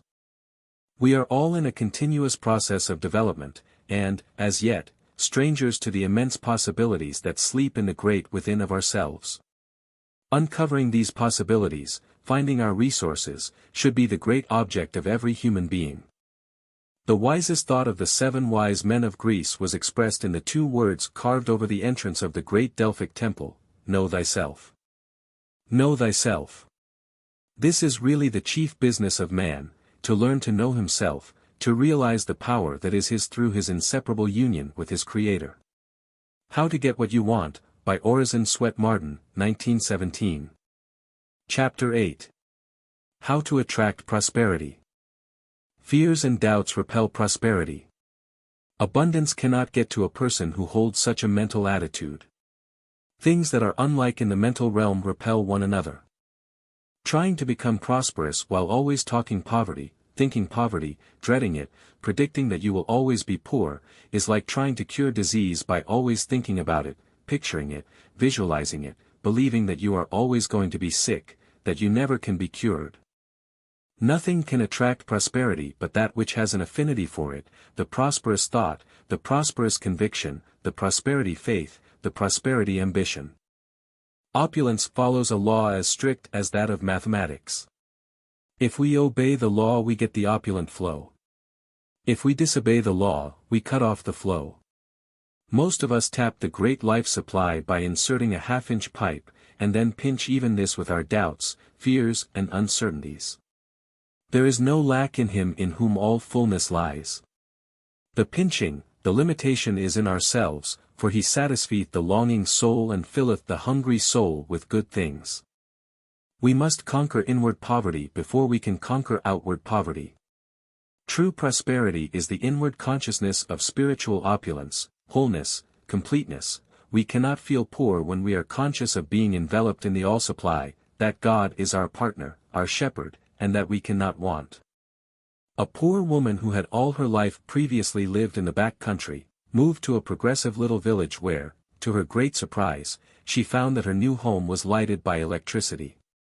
She knew nothing about electricity, had never even seen an electric light before, and the little 8-candle power electric bulbs with which the house was fitted seemed very marvelous to her. Later, a man came along, one day, selling a new kind of electric bulb, and asked the woman to allow him to replace one of her small bulbs with one of his new-style 60-candle power bulbs just to show her what it would do. She consented, and when the electricity was turned on she stood transfixed. It seemed to her nothing short of magic that such a little bulb could give so wonderful a light, almost like that of sunlight. She never dreamed that the source of the new flood of illumination had been there all the time, that the enormously increased light came from the same current which had been feeding her little 8-candle bulb. We smile at the ignorance of this poor woman, but the majority of us are far more ignorant of our own power than she was of the power of the electric current. We go through life using a little 8-candle power bulb, believing we are getting all the power that can come to us, all that we can express or that destiny will give us, believing that we are limited to 8-candle power bulbs. We never dreamed that an infinite current, a current in which we are perpetually bathed, would flood our lives with a light inconceivably brilliant and beautiful, if we would only put on a larger bulb, make a larger connection with the infinite supply current. The supply wire we are using is so tiny that only a little of the great current can flow through, only a few candle power, when there are millions flowing past our very door. An unlimited supply of this infinite current is ours for the taking, ours for the expressing. Multitudes of human beings go through life just as ignorant as was the poor country woman of the fact that there is unlimited light and unlimited power flowing right past their doors ready for their use, and that they may use all of it they can express.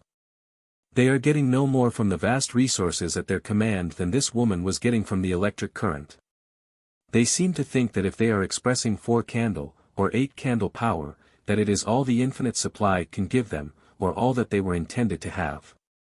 It never occurs to them that the trouble is not in the current itself, but in the small bulbs they are using.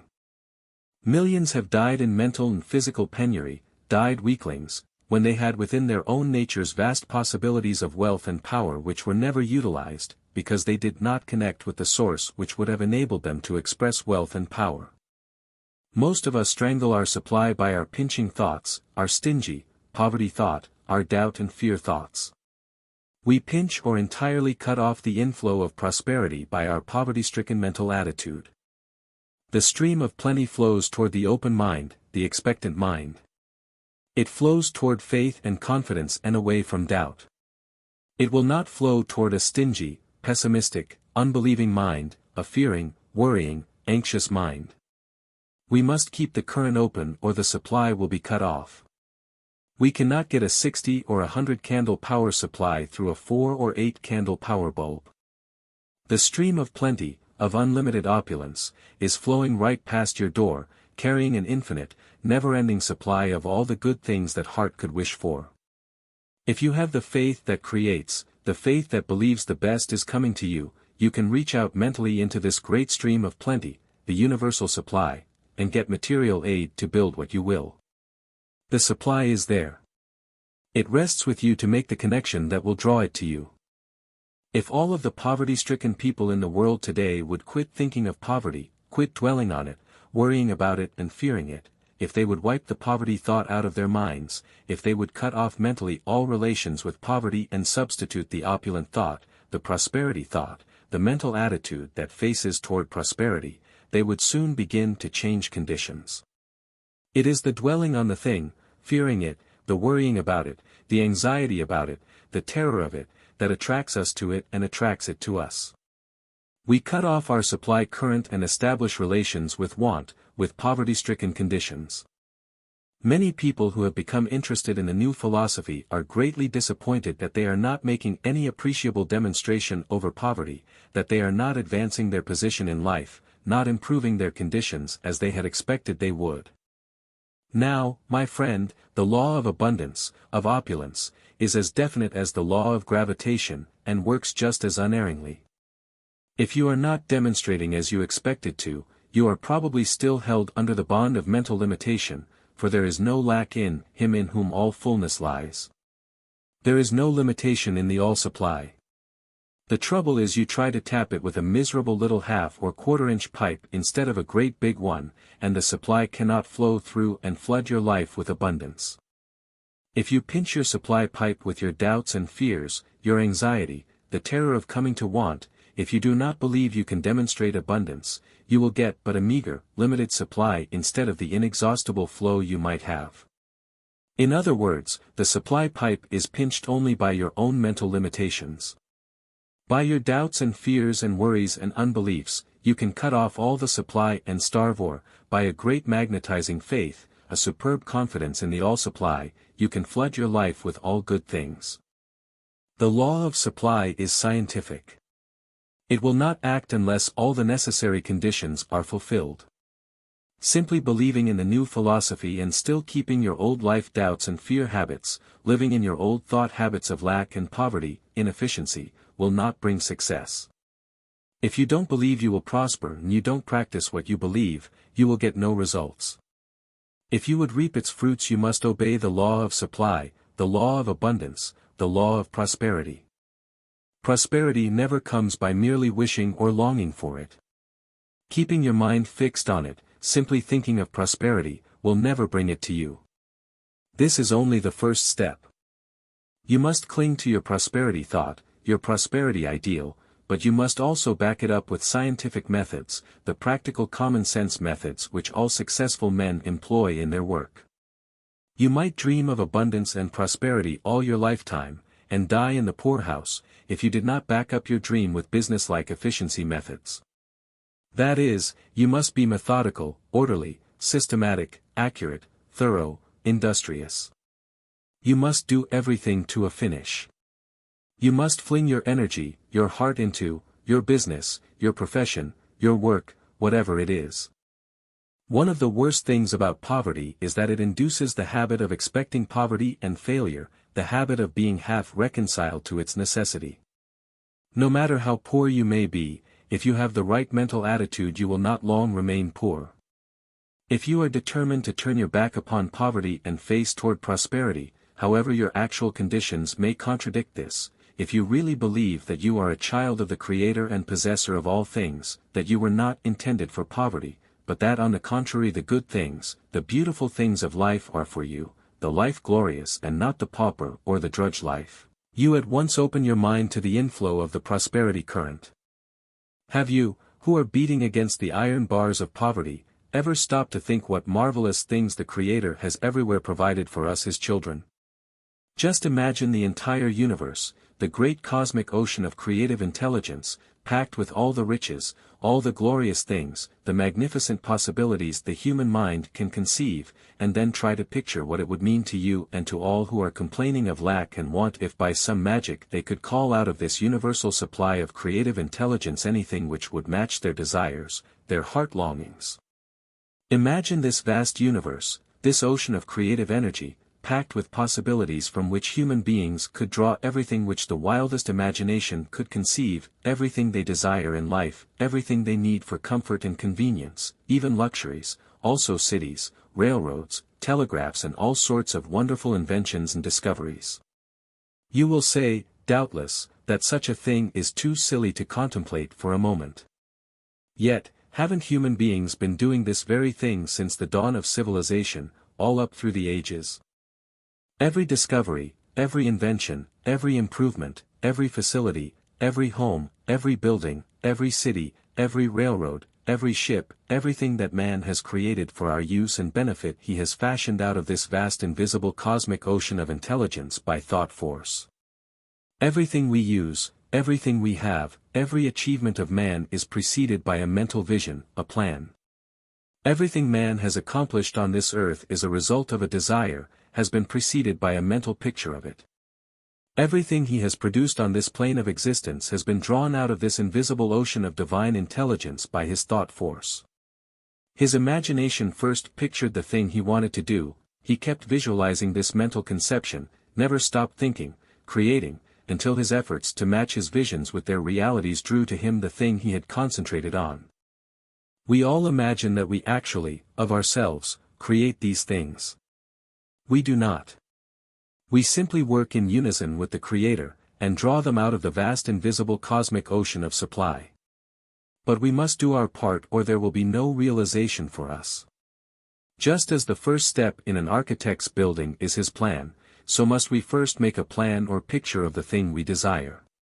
The architect first sees in all its details in his mind's eye the building to be erected even before he draws his plan on paper. He mentally sees the real building long before there are any materials on the spot for its construction. His plan has come out of the invisible, out of the fathomless ocean of possibilities which surrounds us. All of our wants and desires can find their fulfillment in this unlimited supply. This is a marvelous revelation to the significance of which most of us have not grasped. Only here and there is there one who utilizes it in his daily living. But science is recognizing it. Edison says all scientists feel that, about and through everything there is the play of an eternal mind. They are recognizing that this is the first great cause. It is difficult to realize that every instant, under the impulse of eternal mind, miracles are leaping out from the cosmic ocean of energy into objectivity to meet our wants, to supply all our needs. Most of us are not able to grasp the idea that there is wealth and beauty and unthinkable luxuries waiting here for God's children. And because of this we do not materialize the things we desire. It is one of the most marvelous things, in this wonderful plan of creation, that we actually live, move and have our being in this invisible ocean of limitless creative material, and that all we have to do to attract what we want is to hold the right mental attitude toward it and do our best on the physical plane to match it with its reality. Noah might have lighted the ark had he known enough. The force was there just as today. When we once get it firmly fixed in our minds that in this invisible world of possibilities is everything which matches every legitimate desire and ambition, and that our own will come to us if we visualize it intensely enough, persistently enough, and do our best to make it real, we will no longer live in poverty and misery. If you want to get away from poverty, if you wish to demonstrate abundance, prosperity, you must form the habit of mentally living in abundance, live in the ideal of what you want. That is, you must live the prosperity thought, you must hold the thought of abundance. Saturate yourself with it. Then the poverty thought cannot touch you. It will be neutralized because you cannot hold in your mind two opposite thoughts at the same time, and whatever thought you hold is a real creative force. The great majority of poor people are poor thinkers, poor planners, and poor executives. They do not think prosperity, they do not obey the law of opulence, and so they stay poor in the midst of abundance. You can no more attain opulence while holding the opposite thought than a youth could become a great lawyer by concentrating upon something else, thinking of other things all the time. The specialist makes his mind a magnet to attract the thing he is trying to attain. He dwells upon it, thinks of it, bends all his energies toward it, dreams it, lives it, and eventually draws it to him. In the same way, opulence, prosperity, obeys the law of attraction. The idea of opulence must be implanted firmly in the subconscious mind, just as everything else which we desire to bring about, to draw out of the universal supply, must be impressed upon the subconscious mind by registering our vow, our determination there until it has become a fixed motive or actuating principle. Then it becomes an active influence in the life, an ever-increasing mental magnet, that attracts the thing desired. Whatever we wish to bring about in the actual, we must first establish in the subconscious mind by a constant, positive, affirmative attitude toward that thing. It is because they understand the importance, the imperative necessity, of this holding of the right mental attitude, that there is such a tremendous difference between the poverty of people who have imbibed the new thought philosophy and those who are still in the old thought. It is the difference between poverty with hope, poverty with courage, poverty with the expectation of something better coming, backed by a faithful effort to improve one's condition, and the poverty which is accompanied by despair, the poverty that has no hope for the future, the poverty that expects nothing better, that looks forward only to more and probably worse poverty, more pinching, more want and suffering. Even the poverty with hope and expectation of better things is not a very comfortable state, but there is no despair in it, there is no real pain in it, there is not much real distress, because hope sees the goal beyond the blackness, it gives a light that dispels the gloom of limitation by showing a vista of good things in process of realization. It is the poverty which is accompanied by despair, which sees no light ahead and forces men and women to drudge on day after day without prospect of relief or hope of betterment that grinds the life out of its victims. This is the poverty that kills the spirit, that destroys the buoyancy of life, the gladness and the joy, which are the birthright of every human being. The poverty of those who have seen the light, who have gotten a glimpse of something, the poverty which sees something ahead to work for, may be compared with the temporary discomforts which a family camping out in the summer may have to put up with. Knowing that their discomforts are temporary, they make light of them. They do not impair their happiness, because they know conditions will soon change. They do not worry about their situation as they would if it were permanent and could not be remedied. There are multitudes of ignorant, undeveloped people who are like many of the squatters on the desert in the arid lands of the West. These squatters build shanties and cultivate little patches around them, raising a few domestic animals to help them eke out a living. They barely exist, and yet the very soil from which they hardly get a living is rich with vast potencies, possibilities of bounteous harvests and the production of great wealth. If these people knew enough to mix brains with the soil, or if they would only settle somewhere near a supply of water so that they could irrigate their farms, they might live in luxury. There is nothing lacking in the land, but it must have water and intelligence to develop its resources. These would make the desert fruitful. Water and intelligence mixed with the soil would perform miracles of cultivation where ignorance succeeds in producing scarcely enough to support a miserable existence. Not far from such ignorant squatters I have seen a portion of the same desert land enriched by water and intelligent cultivation until it had become a veritable Eden of delicious fruits, vegetables, grains and flowers.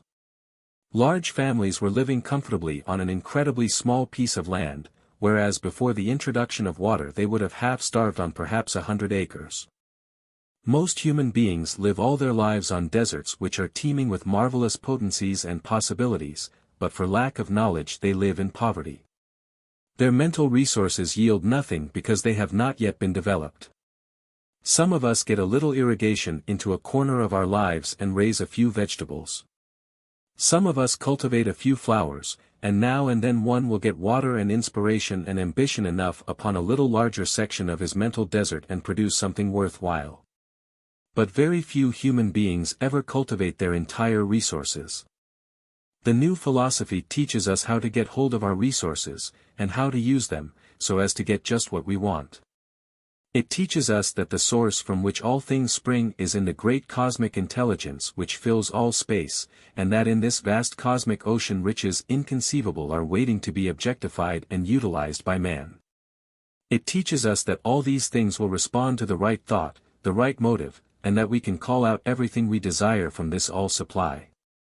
It holds that the reason why our lives are so lean, so pinched and poor, why our achievement is so limited, so picayune, in comparison with what we are capable of, is because we do not draw upon the all supply. Our narrow, limited, dwarfed ideals, our poverty-stricken view of things, the limitations our own thought imposes, these are the things that rob us of power and keep us in poverty. Our achievements or our possessions can never outrun our convictions or our ideals. We fix our own limitations.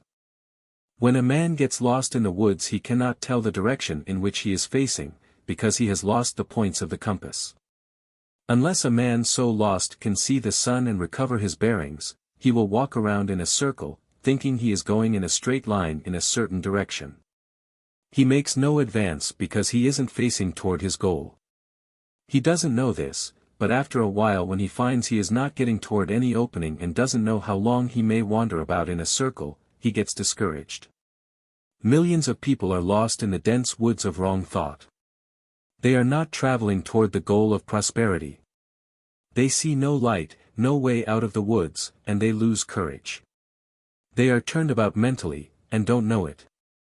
If the people in the Great Failure Army today could only be given prosperity treatments and shown that they are in their present predicament because of their wrong mental attitude, because they have been working for one thing and expecting something else, if they could only be turned squarely about so that they would face the goal of their desire instead of turning their backs upon it mentally, an enormous number of them would even yet make a splendid success of their lives. That is all that millions of people who are comparative failures in life, as well as the complete down and outs, need, to be turned about so they would face life in the right direction. What a pity it is that in this land of opportunity and plenty our government should not have institutions conducted by experts for the treatment of poverty sufferers, those who are obsessed with the idea that their poverty is unavoidable. These people are just as much in need of prosperity treatments as the patients in hospitals are in need of health treatments. Most of them are curable. They have only lost their way on the life path and are facing the darkness instead of the light, facing towards the poverty goal instead of the prosperity goal. Their mental attitude needs changing so it will point toward success instead of toward failure, toward comfort and plenty, opulence, instead of poverty and limitation. Mental prosperity treatments would kindle a new hope in their discouraged minds, and expectancy of good things would take the place of despair. A new light would come into the eyes of those poor people, and if these prosperity treatments were administered to poverty sufferers in every country of the globe, the world would take on a different appearance. The time is coming when the state will have trained specialists, experts in the law of mental opulence, to give such treatments to the men and women who are in the great failure army, those who are headed in the wrong direction, those who have lost their way on the life path. But there is no need for those now suffering from poverty to wait for the coming of that time to be cured. Any intelligent person can apply the law and treat himself for prosperity. Mental laws are clear and simple. We know that the fear thought attracts more fear, the worry thought more worry, the anxious thought more anxiety, the hatred thought more hatred, the jealous thought more jealousy, and the poverty thought more poverty. This is the law of attraction. Like every other law, it is unalterable. The poverty disease can be cured only by its antidote, the prosperity thought. You carry within you this antidote to the poison of poverty, of lack, of pinching, dwarfing limitation. Use it, and cure yourself. The prosperity thought will kill the poverty germ. Keep your supply pipes open between yourself and the infinite source of all supply. Don't pinch them by doubt, don't cut off the supply by limiting, pinching, poverty, lack thought. Keep your supply pipes wide open by the consciousness of your oneness with the One, your connection with the all-supply. Abundance follows a law as exact as that of the law of mathematics. If we obey it, we get the flow. If we pinch it, strangle it, we cut off the supply. Suppose a youth who had decided to study medicine and become a doctor should say to himself, I cannot picture myself as a success because I don't know anything about what may come to me. Perhaps I haven't the qualifications that make a successful physician. I may never become one. I may be a failure. I doubt if I am fitted for it, but I'll try, anyway. Do you think such a timid, doubting, negative attitude would ever carry anyone to the success goal?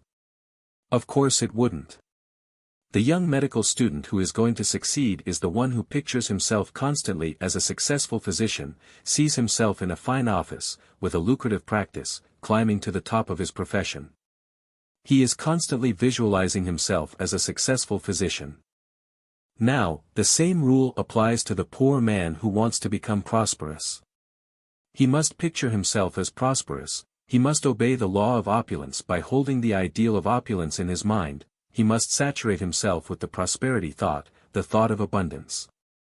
If you wish to cure yourself of the poverty disease, you should begin by giving yourself prosperity treatment something like this. Say to yourself, if I am God's child, I have inherited all the good things of the universe. I am heir to all supply, to the all good. Poverty cannot touch the reality of me any more than disease can, for the reality of me is health. Health is the everlasting fact, and disease, sickness, is merely the absence of the reality. Poverty is not my normal condition. There can be no lack, no poverty for God's image. All that my Father hath is mine. Repeat daily the 23rd Psalm, The Lord is my shepherd, I shall not want. He maketh me to lie down in green pastures, he leadeth me beside the still waters, etc. Follow this during the day with frequent assertions of your kinship with the Creator of all the universe. Commit these lines by Ella Wheeler Wilcox to memory, and frequently say them to yourself, vigorously, and with the force of absolute conviction. I am success. Though hungry, cold, ill-clad, I wander for a while, I smile and say, it is but for a time, I shall be glad, tomorrow, for good fortune comes my way. God is my Father, He has wealth untold, His wealth is mine, health, happiness, and gold. All the good things you need are yours by inheritance. Claim them, expect them, work for them, believe they are already yours, and you will realize them in your life. If you continually assert your kinship with God your Father, to whom all things belong, and send out the vigorous thought of abundance, a generous supply of all you need, which is your birthright, poverty cannot hold you its slave. I was recently talking with a man who only a few years ago was so poor that he and his wife and children were reduced to a diet of bread and crackers without butter. They couldn't pay even the cheapest rent or buy themselves comfortable clothing. In fact, they were rapidly heading toward the ranks of the down and outs. Today they are living in luxury, in a sumptuous hotel. They own a beautiful car, and have all they need to make life comfortable. They do not appear like the same people who but a comparatively short time ago were in a condition of semi-starvation. Whence the change? Did someone leave them a fortune, or did they find a gold mine? No, nothing of that sort at all.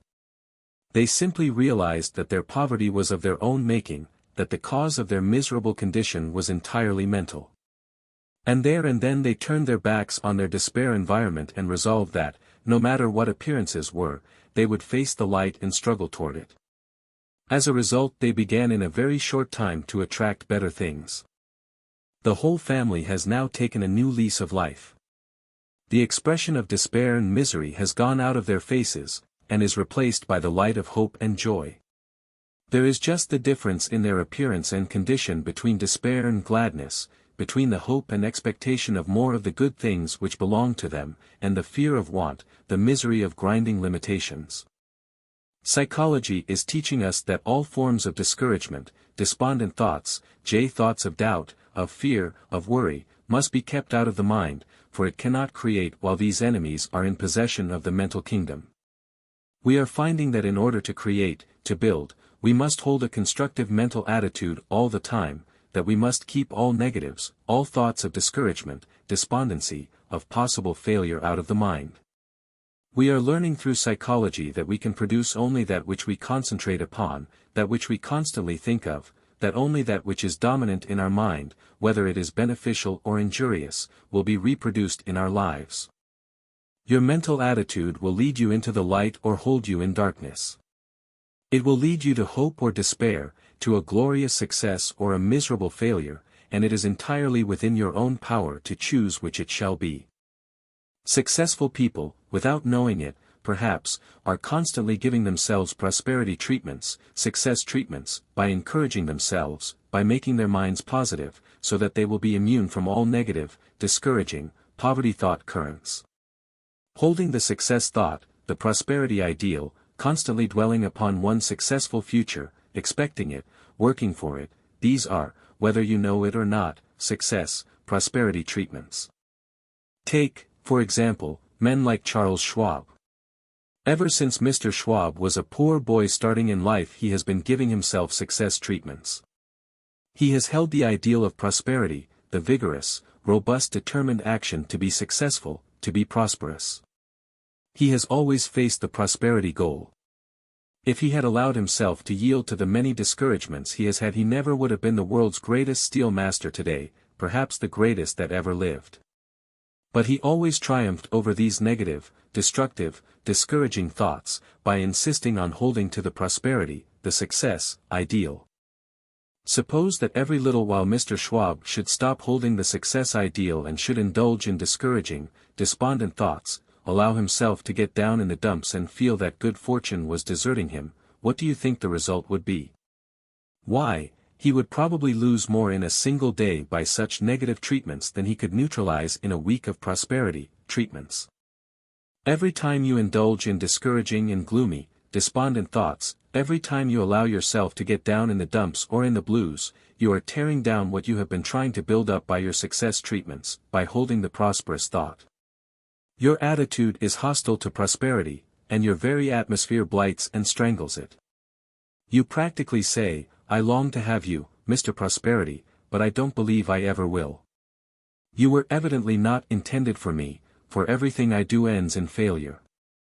There must be some strange fate that is keeping me from the success and prosperity I want.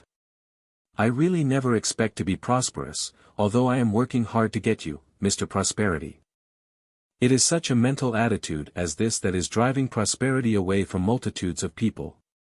If you want to better your condition, you must get away from the conviction of poverty, you must keep the want thought, the poverty thought and conviction out of your mind, for these connect you all the time with the poverty and the lack thought currents from other like minds. Multitudes of people through ignorance of the law condemn themselves to lives of poverty. They do not realize that, every time they think or say that they never expect to get away from the clutches of want, that no matter how hard they work there is nothing but the everlasting drudgery, grind and poverty for them, that fate is against them and they are doomed to remain poor, they are confirming and strengthening poverty conditions. If we are ever going to enjoy abundance, we must talk abundance and freedom, not poverty and limitation. We must think abundance and not dam the stream of our supply so that we will get little drizzles instead of a generous flow. What would you think of a prince who should go away from his father's palace and live in a poverty-stricken environment, in the midst of lack and want, and who should constantly claim that he couldn't do any better, that this was what was intended for him? You would say that it was his own fault, that there was plenty in his father's house and that it was his any time he chose to claim it, that the fatted calf and the royal robe were always waiting for him. Yet most of us act just as foolishly. There is plenty of everything waiting for you in the all-supply in our Father's house. It is yours by right of inheritance. Why don't you claim it? You cannot get it until you do claim it, any more than the prodigal son could enjoy his father's bounty while he continued to put it from him and feed instead on the husks of swine. Prosperity, or opulence, in the larger sense in which we use it, is everything that is good for us, an abundance of all that is beautiful, uplifting, and inspiring in life.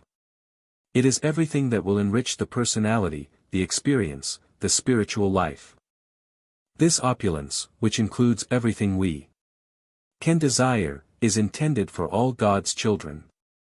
All we have to do to participate in it is to reach out into the cosmic intelligence with our thought, with our ideals, our aspirations, and attract our own.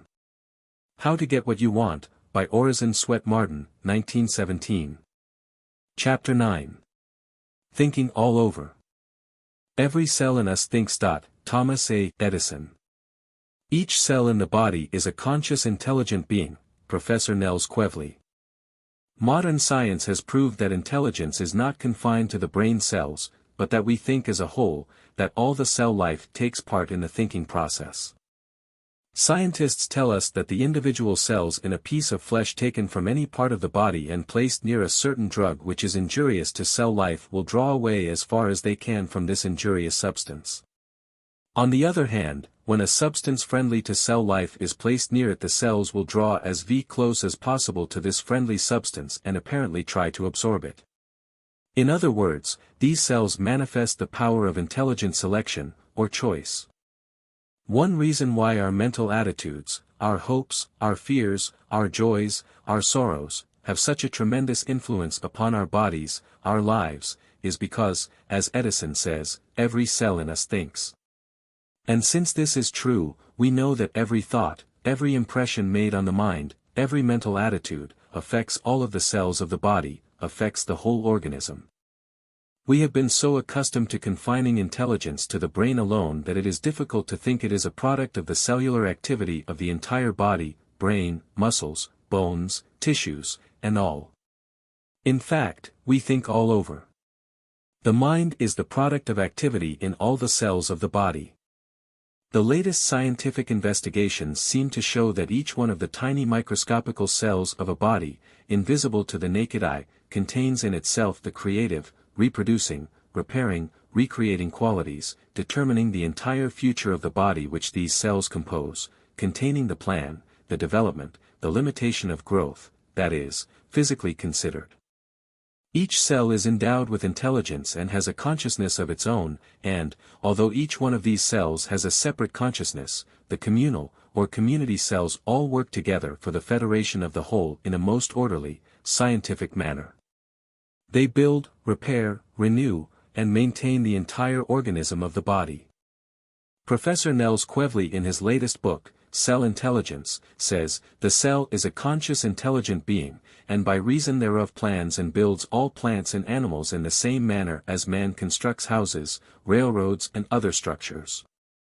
He believes that the individual cells of any animal, acting harmoniously with the entire organism, alter the plan of the animal to meet any new demand caused by the changes of habitat of the animal, such as environment, or the changes made in response to the demand for the creature's protection, as in the case of the animals which change their colors to correspond to the coloring of the trees or the rocks upon which they live so as to make them invisible to their enemies. Referring to the modification of the cells in the organism to meet the new demand of the animals, Professor Quevely says of the giraffe's neck, that the primitive giraffe was forced to rely less and less upon grass and more on the leaves of trees for his food.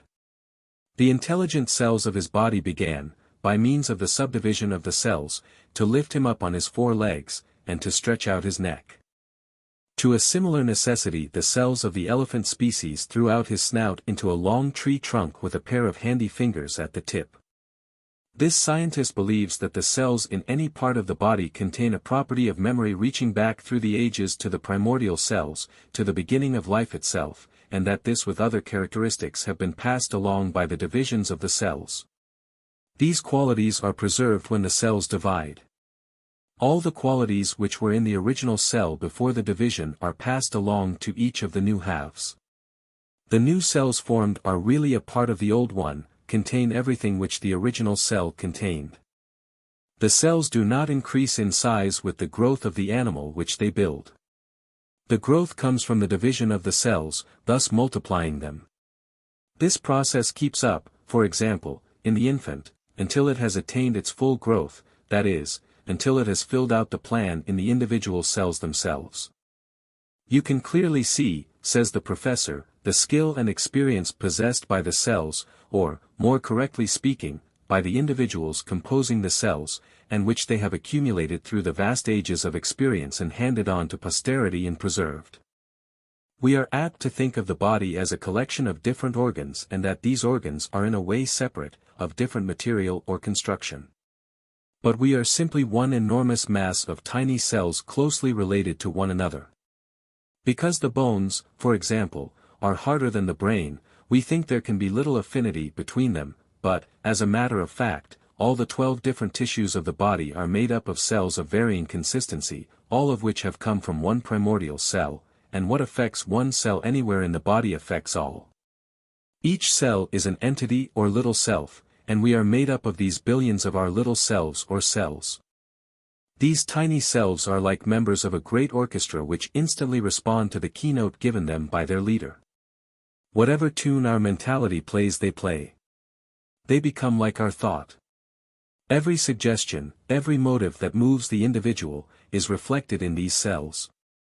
Every cell in the body vibrates in unison with every thought, every emotion, every passion that sways us, and the result on the cell life corresponds with the character of the thought, the emotion or passion. The ego is the master spirit, the leader of all the little self or cell communities. All the cells of the body will do its bidding. The ego can think health into the cells or it can think disease. It can think discord or harmony into them. It can think efficiency or inefficiency into them. It can send a success thrill or a failure thrill through all of the cells, a thrill of masterfulness or of weakness. It can send through them a vibration of fear or of courage, of selfishness or of generosity.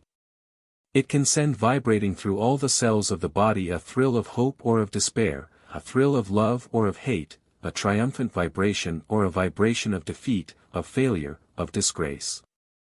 In short, whatever thought the ego, or I, sends out will stamp itself on every cell in the body, will make it like itself.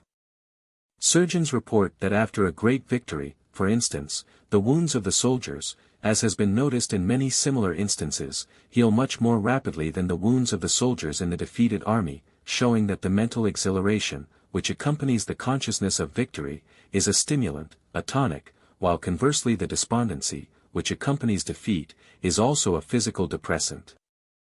The cells are practically an extension of the brain. Each is a substation connected with the central station of the brain.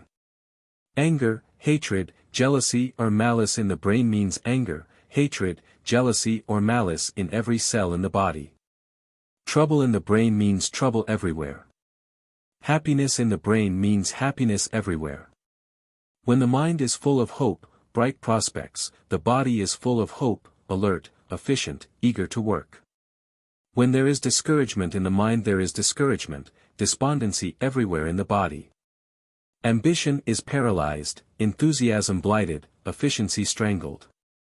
For a long time surgeons have known that certain kinds of cancer are produced by mental influences, that not only cancerous tendencies latent in the system are thus aroused and their development encouraged, but that some kinds of cancers, even when there is no previous hereditary tendency or taint, may be absolutely originated in this way.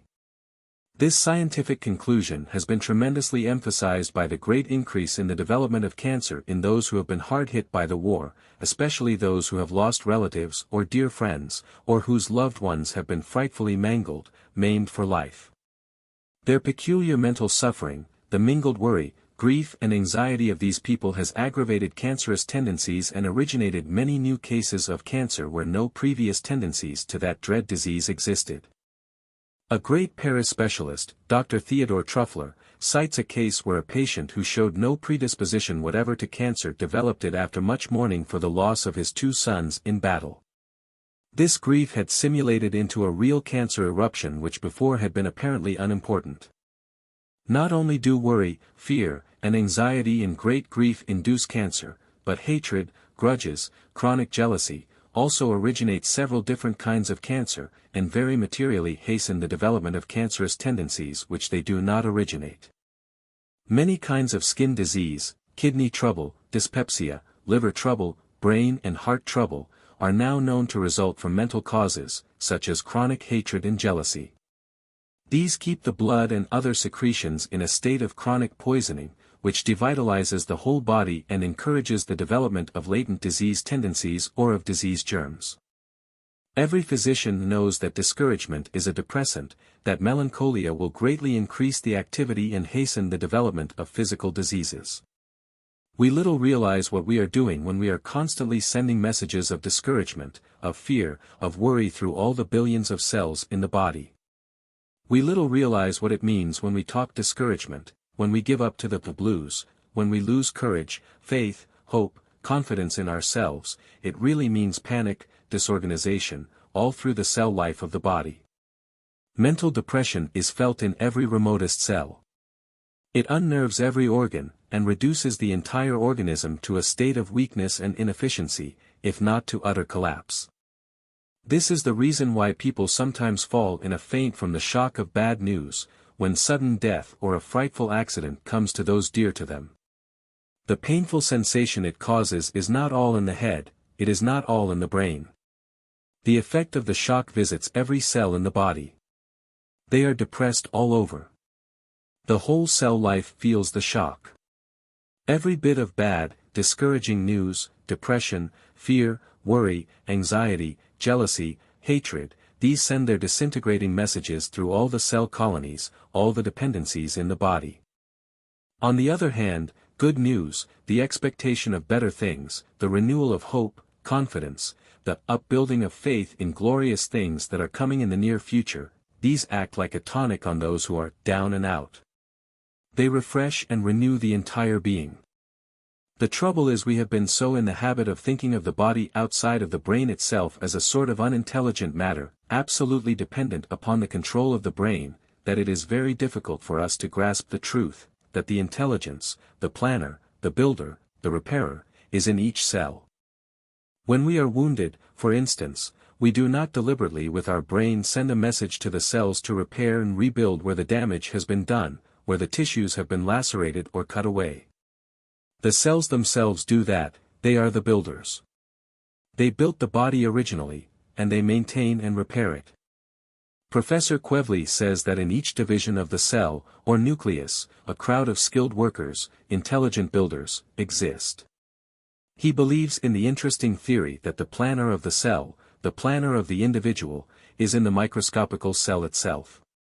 How could we imagine a force molding, fashioning, creating, modifying, changing, nourishing, to exist outside of the cell life? The only sound theory is that this force or intelligence is an indestructible part of the cell life itself, that it is the great cosmic intelligence everywhere present. It is life itself. We cannot image it absent from any atom, molecule, or electron in existence, any more than we can image a spot where the mathematical law does not apply, or that 2 and 2 do not make 4. Some of our most advanced scientists believe that the cells of the different organs of the body constitute what we may term a community mind or brain, which presides over the life and functions of each particular organ. These community brains, such as the stomach, the liver, the kidneys, the heart, get their instructions from the great central station of intelligence, the brain. Every cell in the body is an energetic little worker, incessantly laboring for the community to which it belongs. Take, for example, the group of cells which form the liver. The office of this organ is to secrete bile, manufacture sugar, and eliminate poisons which might be fatal to other organs, such as the kidneys. Every cell is occupied in this important work. Another group of these tiny cell workers, that which forms the heart, are continually busy in the service of this great central organ. Its duty is to keep the blood in circulation, never to let it stop an instant, day or night. A third group of these wonder workers form the stomach. The office of the stomach is to begin the process of digestion, to manufacture from the blood the acid which helps to disintegrate the food. It also does much of the work which the teeth were intended to do, but which we usually neglect. Another community of cells constitute the kidneys. Their office is to strain out of the blood the poisons which the other organs have not eliminated, and which if allowed to remain would injure the more vital organs. Here is a group which forms the thyroid gland, whose work is to store up certain salts and other substances for future use, and to assist in regulating the nutrition and the heat of the body. And here is another group, perhaps the most important, which forms the leader of all the other community centers, the brain. This thinking organ is the seat of distribution of all orders through the marvelous system of nerves, which run from the great central station to every comber of the body, communicating instantly with every one of the billions of the cell citizens in the whole system. Like those in all the other organs, each cell of the brain is constantly at work. Now, these billions of workers, all specialists in their line, no cell doing the work delegated to another, are dependent on the nourishment which they get from the blood. If the blood is poor, thin, deteriorated by imperfect or insufficient food, or if it is poisoned by dissipation or by wrong thinking, then their work as builders suffers accordingly. When the blood for any reason is thus impoverished, the cells of the stomach and other digestive organs are too feeble to do their work properly. And when the food is not properly digested, it putrefies, and the poisons it generates are absorbed by the body, causing trouble everywhere throughout the system. The heart action is impaired. The circulation of the blood is poor, and all the tissues suffer from lack of nutrition. The vigor of the body is depreciated, because the digestive organs cannot manufacture force, robustness, out of vitiated blood. The billions of cells suffer from malnutrition, or semi-starvation, and your powers begin to wane. There is a lack of vim and force and fire in your efforts. The cry for food, for nutrition, from the suffering cells goes to the brain. It convinces you that something is the matter, and you say you are sick, you are down and out, you don't feel like anything. Your ambition sags, and off you go to a drug store or a doctor for a tonic, a stimulant, something which will brace you up, make you feel better. Perhaps you go to a saloon and get one bracer after another, with nothing but feeble, temporary results. Then you begin to fear you are going to be laid up, that you are developing some disease. The terrors of a possible breakdown adds its poisoned burden to the already poor, vitiated blood, and matters grow worse.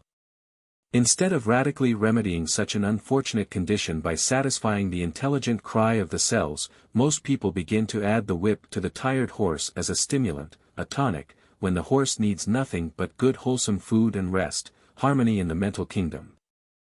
Everywhere in the body nature tries to save us from our ignorance, our mistakes, our animal appetites, our dissipations, our wrong thinking. Every cell in the body is constantly on guard, trying to help us, trying to save us from our own ignorance and sins. Much of what we call intuitive perception is due to the cell intelligence in the various parts of the body. What is it, for instance, that tells us when we have eaten enough to supply the bodily needs?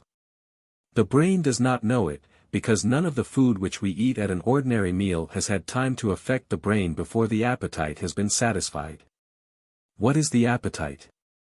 It is the demand for nourishment from the different cells of the body. It is not located in any one place. The cells call for food, and it is their intelligence that makes this call. We say we instinctively feel when we have eaten enough. We do not want any more and our appetite declines. But this knowledge does not come from the brain alone. It is a feeling of all the cells of the body, that there is sufficient in the stomach to supply its needs. The appetite wanes accordingly, but it must be intelligence back of this which makes this decision. The brain cells simply make a call for their own needs, they do not make calls for the liver, the heart, the kidneys, the muscles. The mental healing of disease rests upon the fact that intelligence is not confined to the brain, but that there is intelligence in the cells of the body generally, as has been proved in the case of the deaf, dumb and blind. In their efforts at self-expression, these people have developed the intelligence of the fingertips to such an extent that actual gray matter cells, similar to those in the brain, have been found there. In other words, gray brain cells are developed in the fingertips of the blind. It is well known that this gray brain matter found in the fingertips of the blind is also found in other parts of the system, especially in many ramifications of the spinal nerves. It is found everywhere along the tract of the nervous system. Walking and all of the involuntary movements of the body are controlled by the intelligence of the local cells. We do not stop and premeditate, or will, every step. We take each one automatically, without any exercise of the will. An intelligence outside the brain must also keep up the heartbeats and the breathing while the brain is unconscious during sleep, and even while we are awake, for we make no conscious effort at any time to keep up these functions. Nor does the expert pianist think of the movements of his fingers when he is playing. In fact, he may all the time be thinking of something else.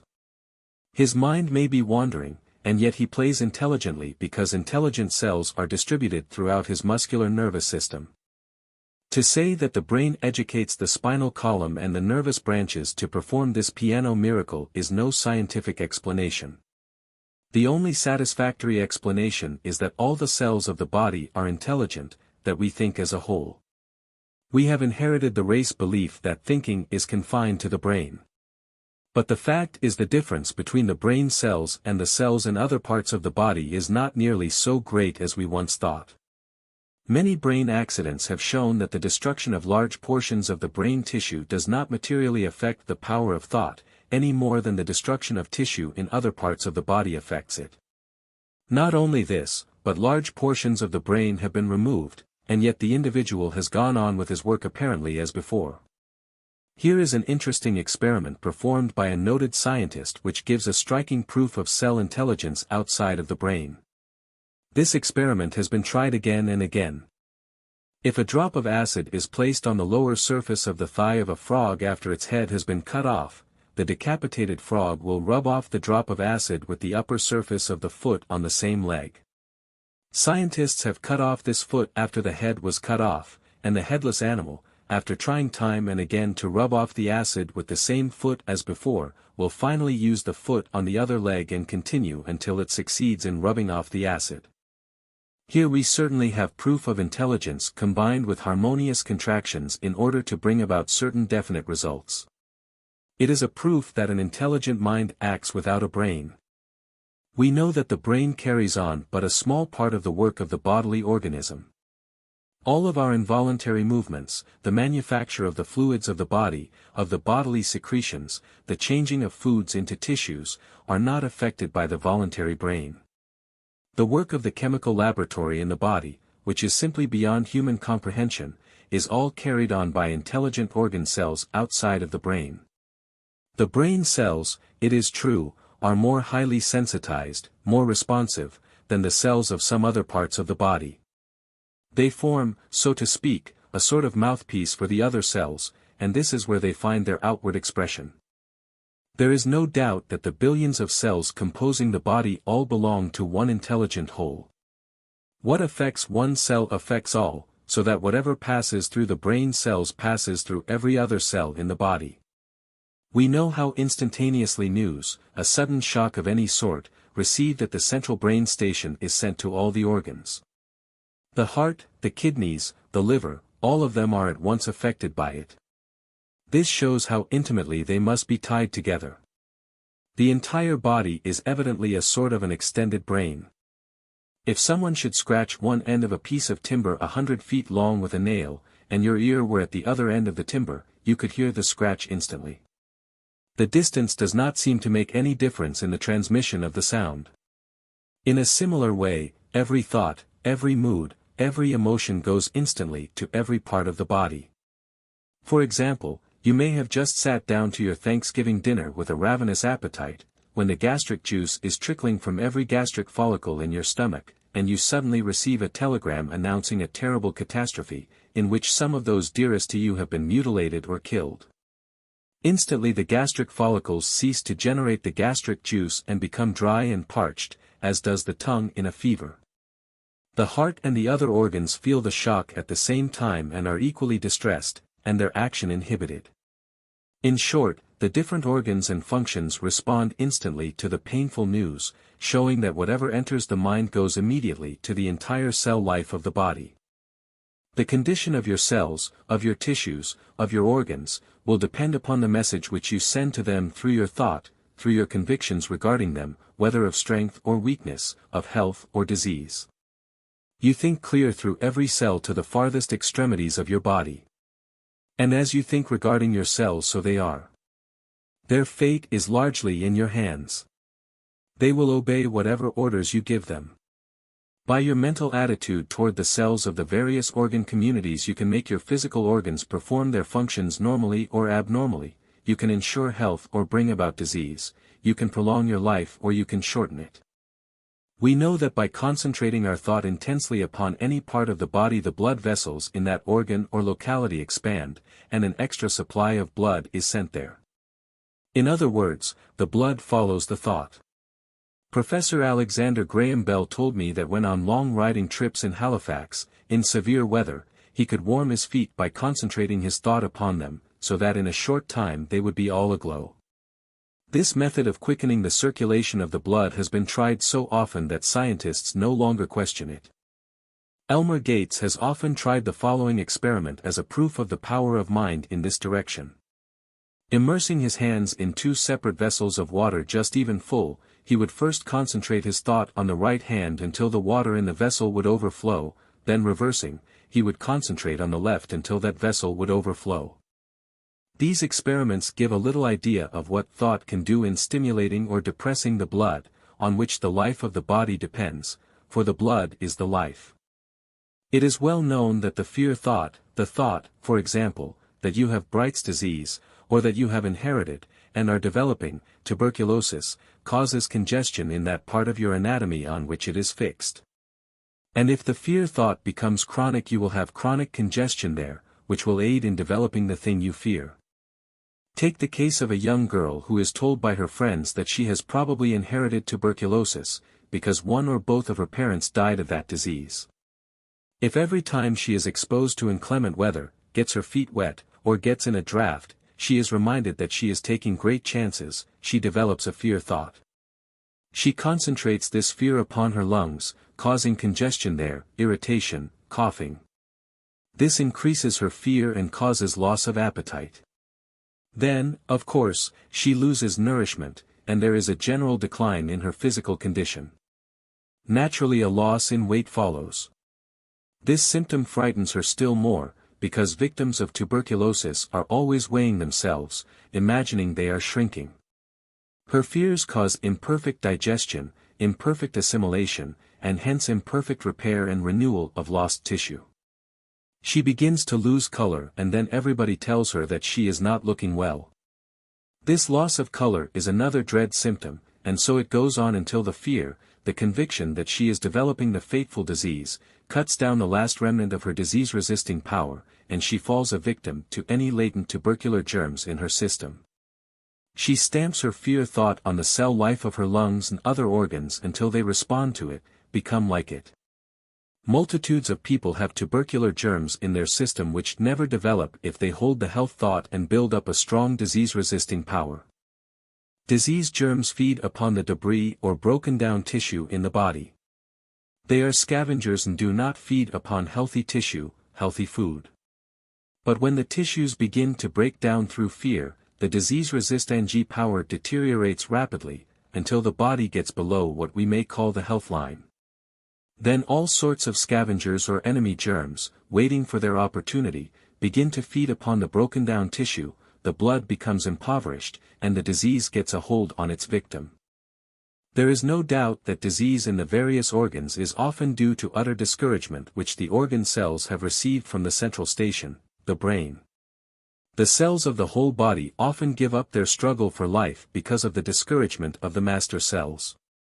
Time and again when the heart had not ceased to beat, and apparently the last breath had been taken, life has been called back to a seemingly dead body just by strong reassuring words, by arousing and restoring the lost confidence of the cells. When there is supreme confidence of victory in all of the cells of the body, life will not depart.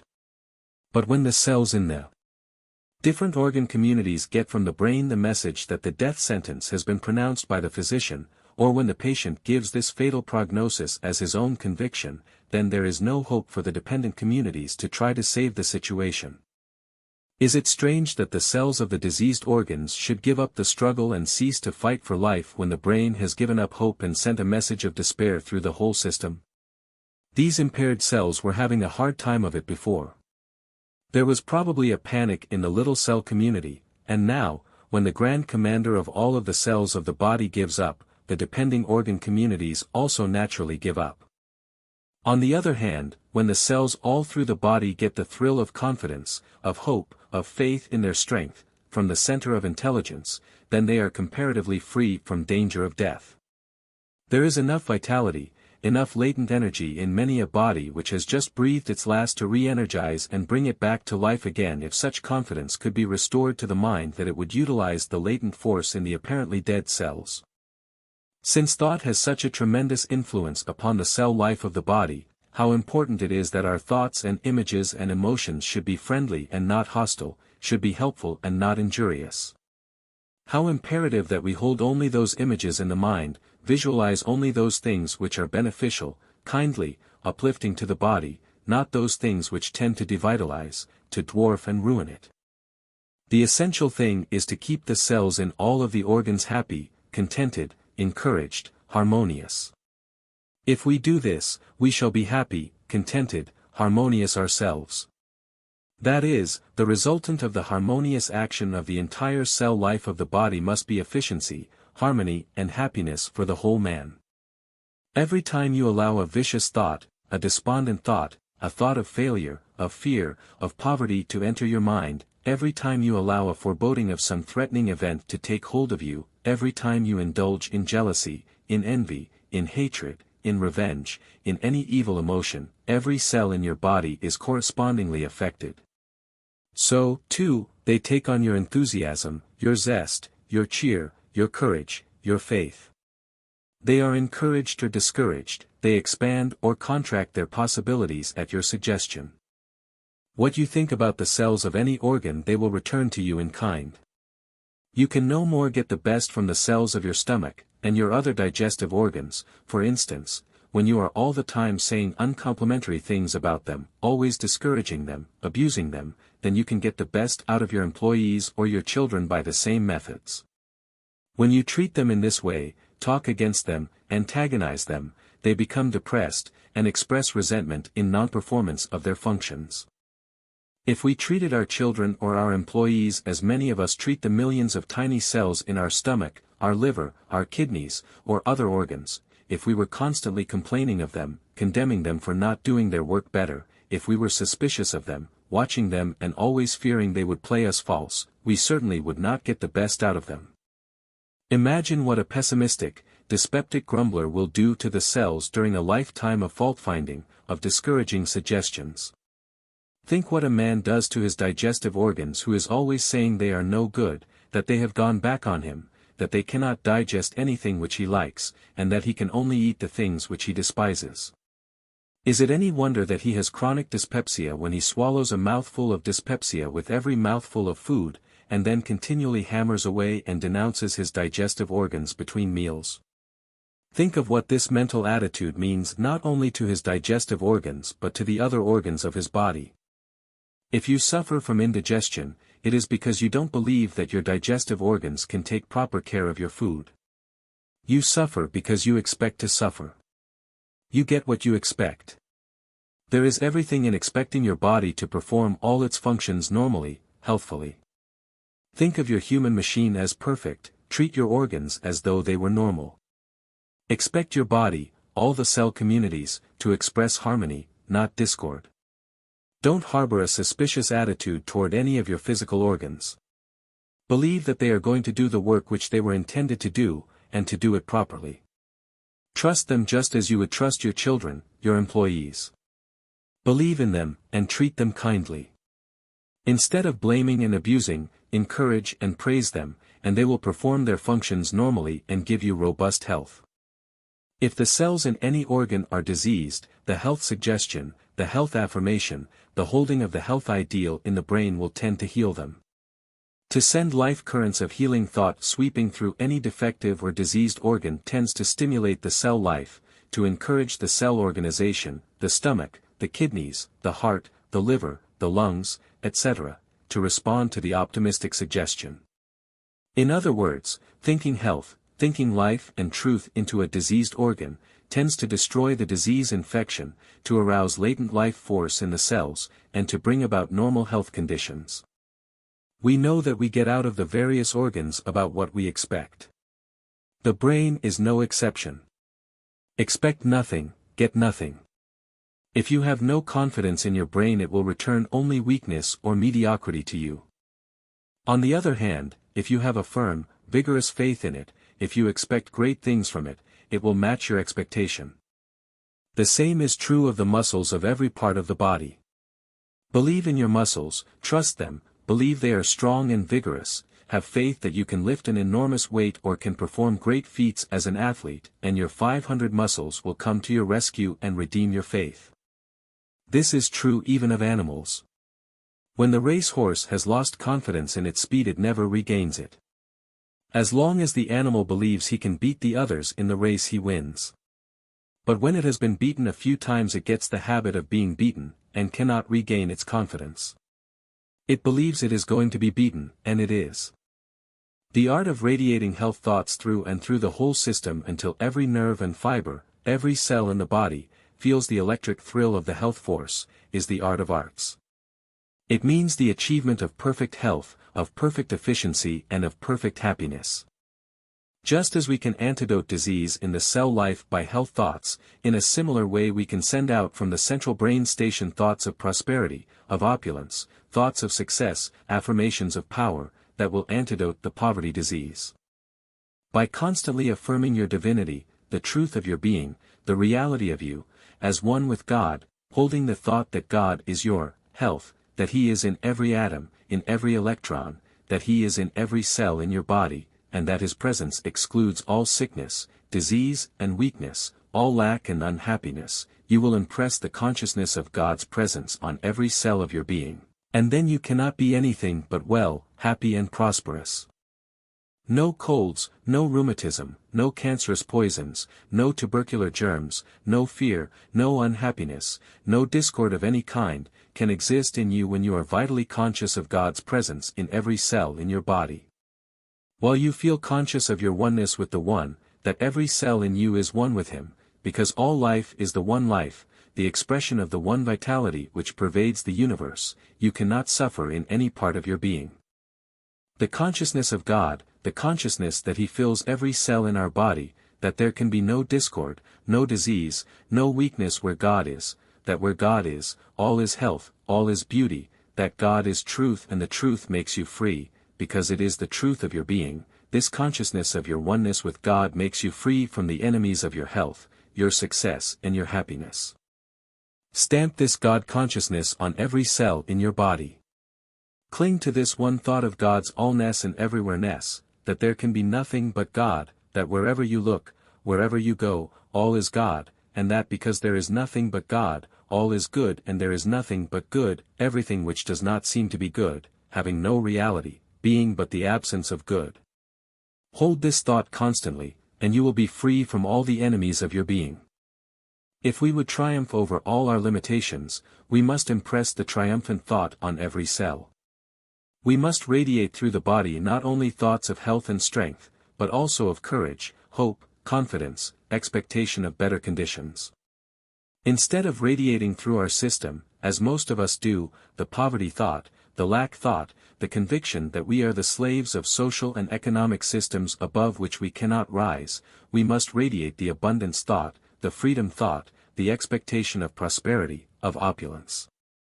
Instead of stamping the failure thought, the thought of mediocrity, or incompetence upon ourselves, we must stamp upon them the conviction of superb ability, of confidence that we can accomplish what we undertake, because we are in partnership with God, and in close touch with divine supply. We must constantly cultivate the habit of radiating the thought triumphant, the habit of radiating masterfulness instead of weakness. After a little practice in the cultivation of upbuilding thought, the health thought, the success thought, the happy thought, the vibrations will reach every remotest cell in our bodies, and we shall feel the thrill of health, of hopefulness, of expectancy of better things animating and energizing our whole being. What we think and believe we create. Hence, if we would always hold the ideal suggestion of everything in life, the ideal suggestion of health, the ideal suggestion of our ability, of our efficiency, the ideal suggestion regarding our career, our success, our happiness, the ideal suggestion of our destiny, it would transform our lives, it would lift us from the common to the uncommon. It would make us artists in life instead of mere artisans. How to Get What You Want, by Orison Swett Marden, 1917. Chapter 10. Heart-to-Heart Talks with Yourself. A positive man keys his life to the I can note, the negative man to the I can't. Say to yourself, health, luck, usefulness, success are mine, them, keep thinking that thought, no matter what. Ella Wheeler Wilcox. My words are spirit and they are truth, they shall not return to me void, but shall accomplish that whereunto they were sent. How many of us grasp the real significance of this biblical utterance? Or of this other? And the Word became flesh and dwelt among us. How many of us ever think that our own words, our uttered thoughts are living and are made flesh? Yet it is literally that they are being outpictured in are chiseling our physique, shaping molding our expression to their likeness. What we think and say reappears not only in our expression, but also in our physical self, in our health, good or bad, according to the nature of our thoughts and words. Every word we speak is an indestructible force, because it affirms a thought, a sentiment, an emotion, a motive, which never ceases to exert its power. Jesus evidently recognized that words are real forces, for he said, "Heaven and earth shall pass away, but my words shall not pass away." Material things might pass away, but his word was a force which could never cease to exercise its power.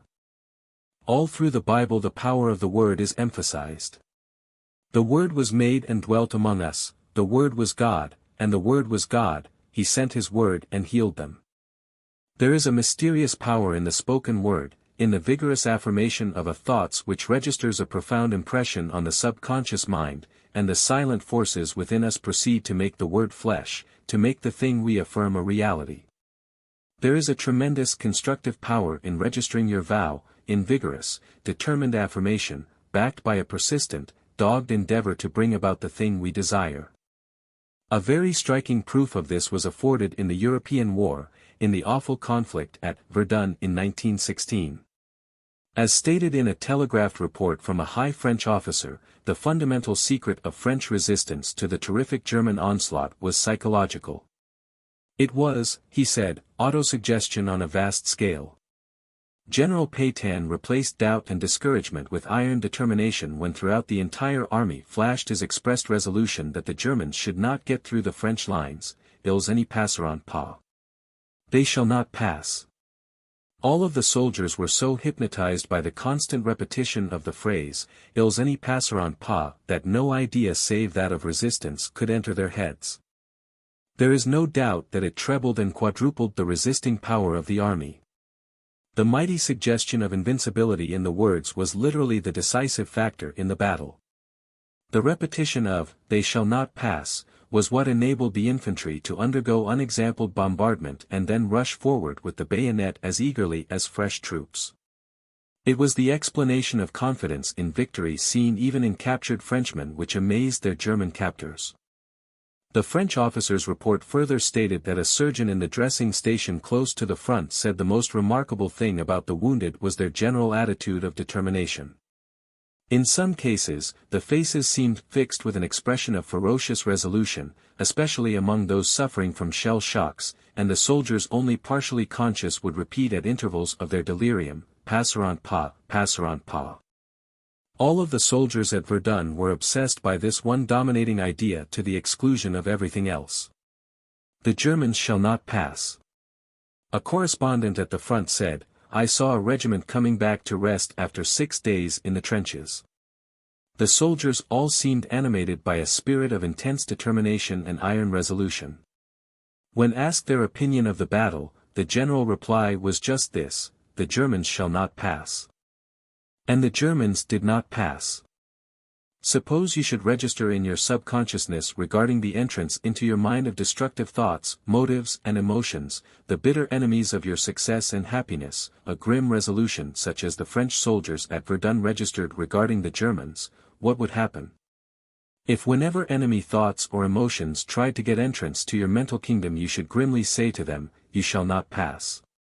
I will not allow in my mind any enemies of my success and happiness," do you think it would as possible for them to get by? Why, of course they couldn't. It would be impossible. And if you should iterate and reiterate the same grim resolve regarding hindering habits, regarding every temptation that makes an appeal to you, "You shall not pass."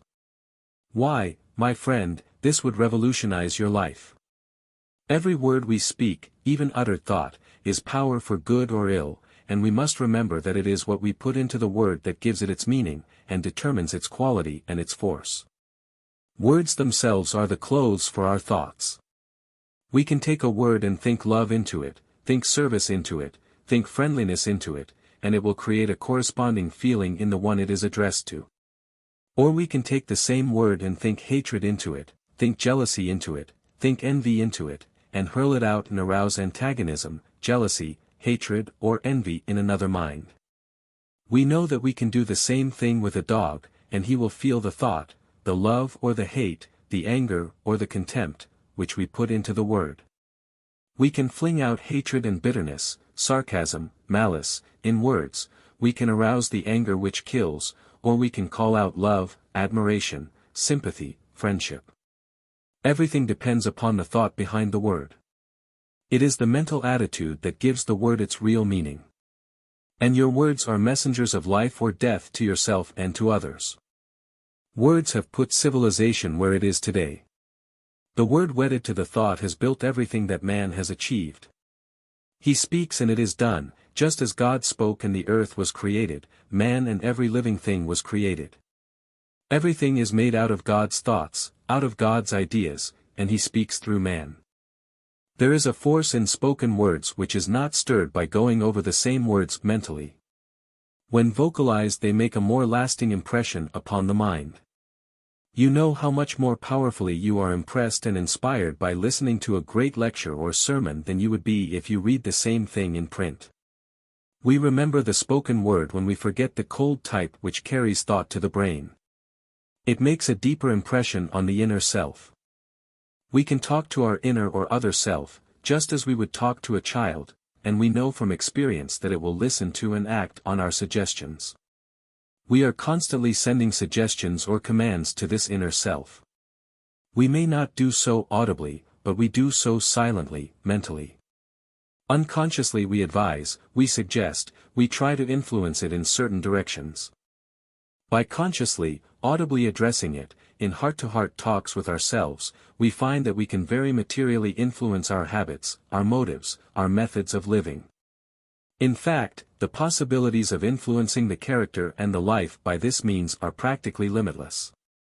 Many people have killed character enemies, peace and happiness enemies, have doubled and quadrupled their self-confidence, have strengthened tremendously their initiative, their executive ability, have literally made themselves over, by heart-to-heart talks with themselves. I know a man who has so completely changed his timid, self-effacing nature by talks with his other self that no one would dream that only a few years ago he was so shy, so extremely sensitive, that he would blush scarlet if attention were called to him in any gathering, and he would avoid people in every possible way. 5 years ago no amount of money would have induced this man to get up in a public meeting, even to put a motion or to make the simplest statement. I think he would have fainted away at the mere calling of his name in a public place. Not only had he no confidence whatever in himself, but he had a haunting obsession that he was a fraud. Although a perfectly honest, earnest, hard-working man, with good intentions toward all, he could not help feeling that in some way he was not genuine, and that sometimes something would happen to show him up in his true light. For years he suffered untold tortures from his foolish imaginings about himself. Conscious that he had ability, but cursed with weaknesses that made it in many ways unavailable, his life was headed towards failure when he accidentally came across a new thought book which told him of the miracles possible through the practice of self-encouragement, and especially audible self-encouragement.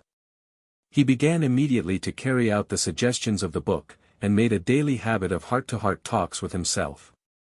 In a very short time he was conscious of a great improvement in his feelings, his mental attitude, and his spirits.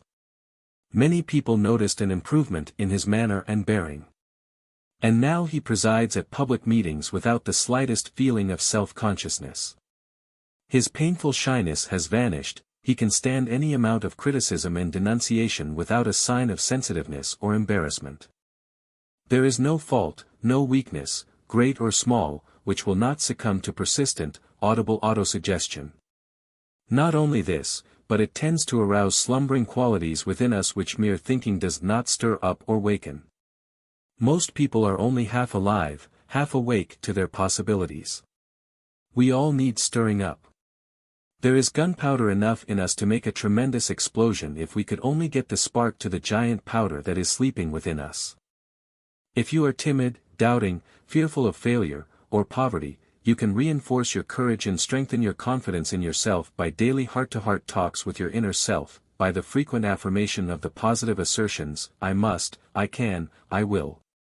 There is no better suggestion than Emerson's for stiffening the will and the power to do, nerve us with incessant affirmatives. And incessant affirmatives will nerve us. The perpetual affirmation of the power to achieve one's ambition, of one's grim determination to win out in life at any cost, the affirmation of health, of prosperity, of success, the constant assertion of confidence in one's self, of the belief in his ability to do the thing that he has set his heart on, will nerve a weak will and brace up a wavering purpose as nothing else can.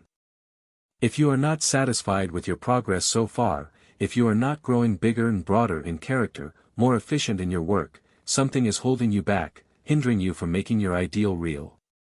Find out what it is and then remove it by audible self-treatments.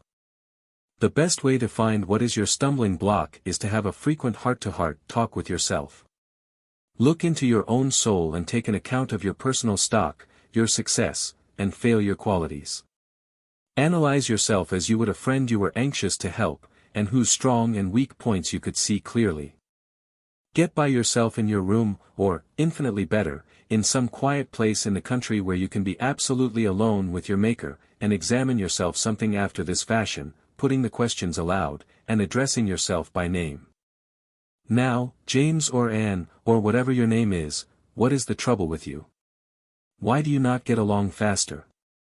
Do you lack ambition or has it not yet been awakened? Why are you not doing at least as well as others around you are doing under similar conditions? Why are you plodding along in mediocrity while those all about you with no better chances, perhaps infinitely poorer chances than yours, are getting on by leaps and bounds? There must be some reason for this. Do you lack vitality, energy, or are you not using what you have? Have you some weakness, defect or peculiarity which is holding you down? Are you the victim of a weak link in the chain of your character which is nullifying all your efforts in other directions? Where is the trouble? You must put your finger on it and correct it or your life may be a failure. Write out a list of the qualities that make a strong, courageous, successful character, and their opposites, those that make a weak, timid, unsuccessful one, and examine yourself to see what is your rating in the list. Call them off aloud: faith, courage, self-confidence, ambition, enthusiasm, perseverance, concentration, initiative, cheerfulness, optimism, thoroughness, etc. Ask yourself if you possess these splendid qualities, or if you incline to their opposites. Don't be afraid to face your weak points, or your fool streaks, to call your faults by their right names. Bring them into the light, see them for what they are, and then grapple with them. You cannot afford to be less than God intended you to be less than you feel that you should be and can be, to have your life spoiled by some defect which you can overcome. When you have gone over the specific character qualities, ask yourself these broader questions, always visualizing and addressing yourself by name. What are you here for? What do you mean to the world? What message does your life, your career, bring to it? What do you mean to your community? What do you stand for? What do you represent? Do you realize that you were sent here with a message for humanity? Are you delivering it like a man, like a woman, patiently, persistently, determinedly, without grumbling, whining or shirking? What are you giving to the world? Do you mean much of anything to anybody but yourself? Is your sole aim self-aggrandizement, to get more reputation, more money, more comforts for yourself? Does your ambition as far as possible shut others out of your life? Are you always going to do the kindly deed, going to help others in the future, when you get on a little further, when you are better able, when all your own wants are satisfied? Are you dreaming of the big thing you are going to do tomorrow, or are you doing the little things which you can do today, giving yourself as you go along, giving, if you have nothing else to give, encouragement, inspiration, helpfulness to those on the way with you? Would your community miss you very much if you should drop out of it?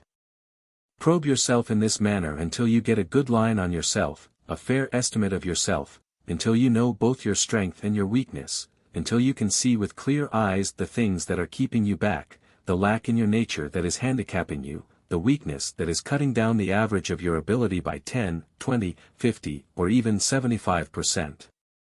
Then vigorously attack your enemies, the enemies of your success, of your efficiency, of your happiness. Constantly stoutly affirm your complete mastery over them, their powerlessness to dominate your life and ruin your career. If, for instance, you are a victim of self-effacement, if you find you lack self-confidence, if you never dare undertake any responsibility you can possibly avoid, if, instead of asserting your individuality and assuming the dignity that is yours by divine right, you shrink from everything which draws attention to yourself, if you have no faith in your ability, you must talk to yourself something like this. I am a child of God. I am made in His image and likeness. I am a partaker of all His divine qualities. Therefore I have divine power, I have strength and ability to do what I long to do. I am strength. I am ability. I am self-confidence. I am success. I can do what I will to do, and will no longer suffer this cowardly timidity to rule me. I will never again by self-depreciation and self-effacement, deny my divine fatherhood. It is a sin against my Father and myself to belittle my heritage from Him. I am the son of an all-powerful King, and henceforth I will act the part. I will walk the earth like a prince. I will never again shrink from assuming any responsibility which comes to me. I have plenty of ability to do what I long to do, to be what I long to be. I will no longer go about as if I were inferior to others. I am not inferior, and from now on I shall express my opinion and assert myself whenever and wherever necessary. I am now facing life with a self-respecting, confident attitude, with a hopeful outlook, for I know that as a child of God I am victory organized. Self-depreciation is a crime, a reflection upon my Creator who pronounced everything He made good. Lack of faith in myself is nothing but lack of faith in Him. I will cut it out of my life, for I am that which I think I am. I can be nothing more, nothing less. As a child of omnipotence, of the all-good, I am bound to make good in every detail of my life. I owe this to my Father and to myself. By heart-to-heart talks of this sort with yourself you can change your whole nature, revolutionize your career. Whether it is faith, courage, initiative, cheerfulness, whatever it is you lack, assume the quality you wish to possess, affirm positively that it is already yours, exercise it whenever possible, concentrate on it, and you will be surprised how quickly you can acquire the desired. I am a great believer in the building power of affirmation, in the possibilities in persistently affirming the thing I am determined to do, in strengthening qualities in which I am weak, in building character, in making life noble. The following strong, Positive affirmations by C.D. Larson are very suggestive and would make a splendid daily exercise. I will become more than I am. I will achieve more because I know that I can. I will recognize only that which is good in myself, that which is good in others. I will be more determined when adversity threatens than ever in my life to prove that I can turn all things to good account. I will wish only for that which can give freedom and truth, which can add to the welfare of the race. I will always speak to give encouragement, inspiration and joy. I will work to be of service to an ever-increasing number, and my ruling desire shall be to enrich, ennoble and beautify existence for all who may come my way. When you assert yourself, assert the spiritual I, the God image in you, not the physical I, the flesh of you. This would be mere egotism, and it is not asserting your egotism that will benefit you. This will only hurt you. But asserting the reality, the divinity of yourself will do everything for you.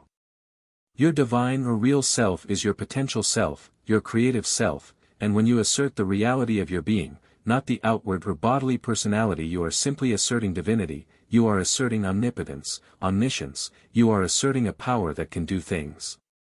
If we could only realize the creative power of affirmation, of assuming that we are the real embodiment of the thing we long to be or to attain, not that we possess all the qualities of good, but that we are these qualities, with the constant affirming, I myself am a part of the great creative, sustaining principle of the universe, because my real, divine self and my Father are one, what happiness it would bring to Earth's children.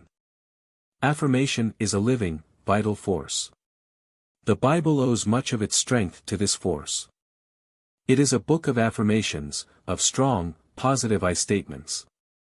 But for this fact it would long ago have lost its power.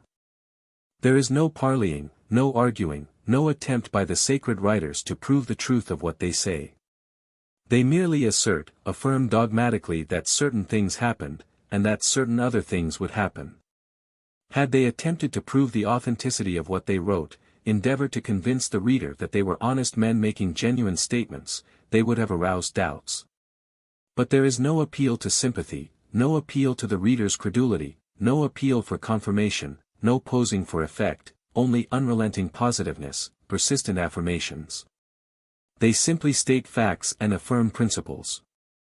Every line breathes dominance, superiority and confidence. In this lies their tremendous power. There is no sentimental imploring even in the Lord's Prayer. It demands. It is, give us, lead us not, forgive us, etc. In your talks with yourself, be like the biblical writers. Don't wobble, or think, or hope. Say stoutly, I am, I can, I will, it is. Constantly, everlastingly affirm that you will become what your ambitions indicate as fitting and possible. Do not say, I shall be a success sometime, say, I am a success now. Success is my birthright. Do not say that you are going to be happy in the future. Say to yourself, I was intended for happiness, made for it, and I am happy now. Say with Walt Whitman, I, myself, am good fortune. Assert your actual possession of the things you need, of the qualities you long to have. Force your mind toward your goal, hold it there steadily, persistently, for this is the mental state that creates. This is what causes the Word to be made flesh. The negative mind, which doubts, wavers, fears, creates nothing. It cannot send forth a positive, confident assertion. We are constantly letting loose mighty thought forces, emotion forces, word forces which are forever multiplying and expressing themselves in the universal energy, which are forever fashioning our conditions. We are rich or poor, healthy or unhealthy, successful or unsuccessful, happy or unhappy, noble or ignoble, according to our use of our thought and word forces. The outer registration in the flesh, in all material circumstances and things, corresponds with the inner thought and the decisive positive word. Let the spirit of you, the real self, constantly I affirm the I am, and the power you have through the all-power. Make your affirmations quietly, but with great confidence and positiveness. Say, I am united with Him. I am able to do what He wills me to do. It is my duty to obey the inner urge of my being, that divine ambition to measure up to my highest possibilities, which ever bids me up and on. I will never again allow anything to interfere with the free and full exercise of my physical, mental and spiritual faculties. I will unfold all the possibilities that the Creator has enfolded in the ego, the I of me. There is no lost day in God's calendar, no allowance for waste, and henceforth I will make the most of the stuff that has been given me. I will play the part of a son of omnipotence. But remember, it is the life, the driving power of the Spirit, that gives the word its power. If you don't mean what you say, if you don't live the meaning into your words, they are mere idle breath. The same word, for instance, means a very different thing when spoken by people of different types of character. The same words spoken by one person will heal diseases, while spoken by another they will have no influence whatever upon the patient. The difference in results is due to the difference in the life, in the character, of the speakers. Some healers are unsuccessful, even when they are letter perfect in the intellectual understanding of the healing principle, simply because they lack the spiritual side, simply because their life does not match their teachings. In fact, it is the life, the spiritual life, that does the healing through the words which the intellect suggests. Just as faith without good works is of no avail without the Spirit, without the life behind them, words are cold and ineffectual. When you long for anything that it is right for you to have, affirm in perfect confidence that the thing is already yours, claim it as a reality, do what you can on the material plane to make it yours, and soon you will reap what you have sown in thought and in positive creative affirmation. Say to yourself, God is no respecter of persons.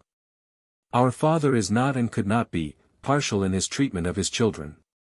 To all, without distinction, he gives the same love, the same rights and privileges.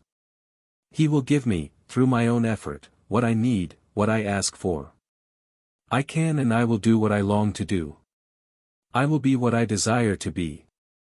Make these affirmations again and again, and do not wait for an opportunity to begin the thing you want to do. Make your opportunity. The power of affirmation will work miracles for you. You will find that, just in proportion as you increase your confidence in yourself by the affirmation of what you are determined to be and to do, your ability will increase. No matter what other people may think or say about you, never allow yourself to doubt that you can do what you will to do. Boldly, confidently assert that there is a special place for you in the world, an individual role which only you can fill, and that you are going to fill it like a man. Train yourself to expect great things of yourself. Never admit, even by your manner, that you think you are destined to do little things all your life. The way to get the best out of yourself, to make the most of your life, is to put things right up to yourself, to handle yourself without gloves, and talk to yourself as you would talk to a very dear younger brother or sister, or to a son or daughter of whom you expect great things and whose welfare is as dear to you as your own, one whom you long to help to get on and up in the world. You can do this with marvelous results in correcting bad habits or overcoming temptations or dangerous tendencies. In telling how he resisted the temptation to drink when the boys wanted him to take a drink, Edison said, "I thought I had better use for my brain. I wanted all the brain power I could get. I wanted to increase the efficiency of my life, and not diminish it, not demoralize and benumb it. I did not want to take into my mouth an enemy to steal away my brain. I wanted to do the things which would increase, not diminish, my brain power, which would increase, not lessen, my possibilities, which would increase and not destroy, my resources, something which would increase my powers of investigation, of discovery, something which would increase my inventive ability, not destroy it, and I said to myself, I will let that greatest enemy of the race, that enemy which has taken hold of more men and women, ruined more careers, destroyed more happiness, than anything else in the world, alone. If you are in danger of becoming a victim of drink, or if it has already laid its grip on you, say to yourself what Edison said, I will let that greatest enemy of the race, that enemy which has taken hold of more men and women, ruined more careers, destroyed more happiness, than anything else in the world, alone. I cannot afford to give up even a small % of my ability to whiskey. About the only success assets I have are inside of my own skin. I haven't anything to throw away. No one has ever taken a drink who did not honestly believe at the start that he could take it or let it alone as he wished, but their experience shows that they miscalculated the power of their enemy. In such contests whiskey is nearly always the victor. Knowing this, I will not gamble on my chances of drinking and remaining my own master. I am my own master now, and I shall retain my mastership. I here assert my manhood, my inherited divinity, the power given me by my Creator, which enables me to conquer this monster drink or any other enemy of my manhood. I believe with Saint Bernard that nothing can harm me but myself, and hereby pledge myself to do nothing that will make me less of a man. I am poised in divine power. I am one with the One.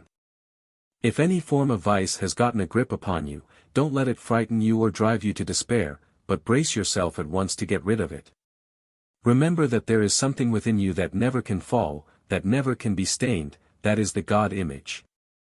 Just say to yourself, if God made me, then I must partake of God's qualities, I must have power to overcome any evil habit.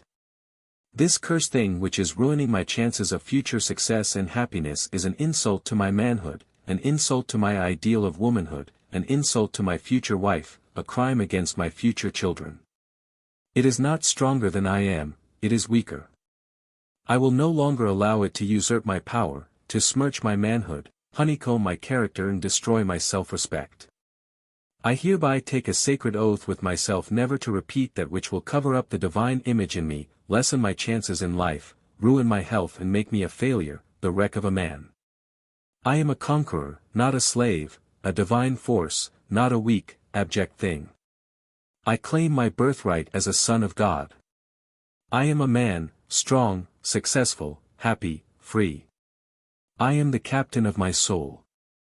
Whether in conquering an enemy habit, driving out fear, or worry, or overcoming trouble or difficulty of any sort, the repetition in our heart-to-heart talks of some strong, encouraging, uplifting Bible passages, such as the following, will be found very helpful. I the Lord will hold thy right hand, saying unto thee, Fear not, I will help thee. I will be glad and rejoice in thy mercy, for thou hast considered my trouble. Thou hast known my soul in adversities. The joy of the Lord is your strength. They that wait upon the Lord shall renew their strength, they shall mount up with wings as eagles. Whoso putteth his trust in the Lord shall be safe. I sought the Lord and he heard me and delivered me from all my fears. Cast thy burden upon the Lord and he shall sustain thee. If you are a vacillator, if your great weakness is indecision, if you have a horror of being forced to make a prompt decision, if you are inclined to leave everything until the last minute because you cannot bear to close anything of importance, to cut off the possibility of taking it up again for reconsideration, if you leave your letters unsealed, important papers unsigned, contracts open until you are actually forced to close them, for fear you may wish to reconsider your decisions, you can cure yourself of your weakness by talking to your inner self about it, and making up your mind to be a man of decision instead of a vacillator, a weakling. Resolve every morning that for that day at least you will decide things promptly, that you will act like a man of firm purpose and definite will, one who is characterized by a faculty for vigorous, quick decision.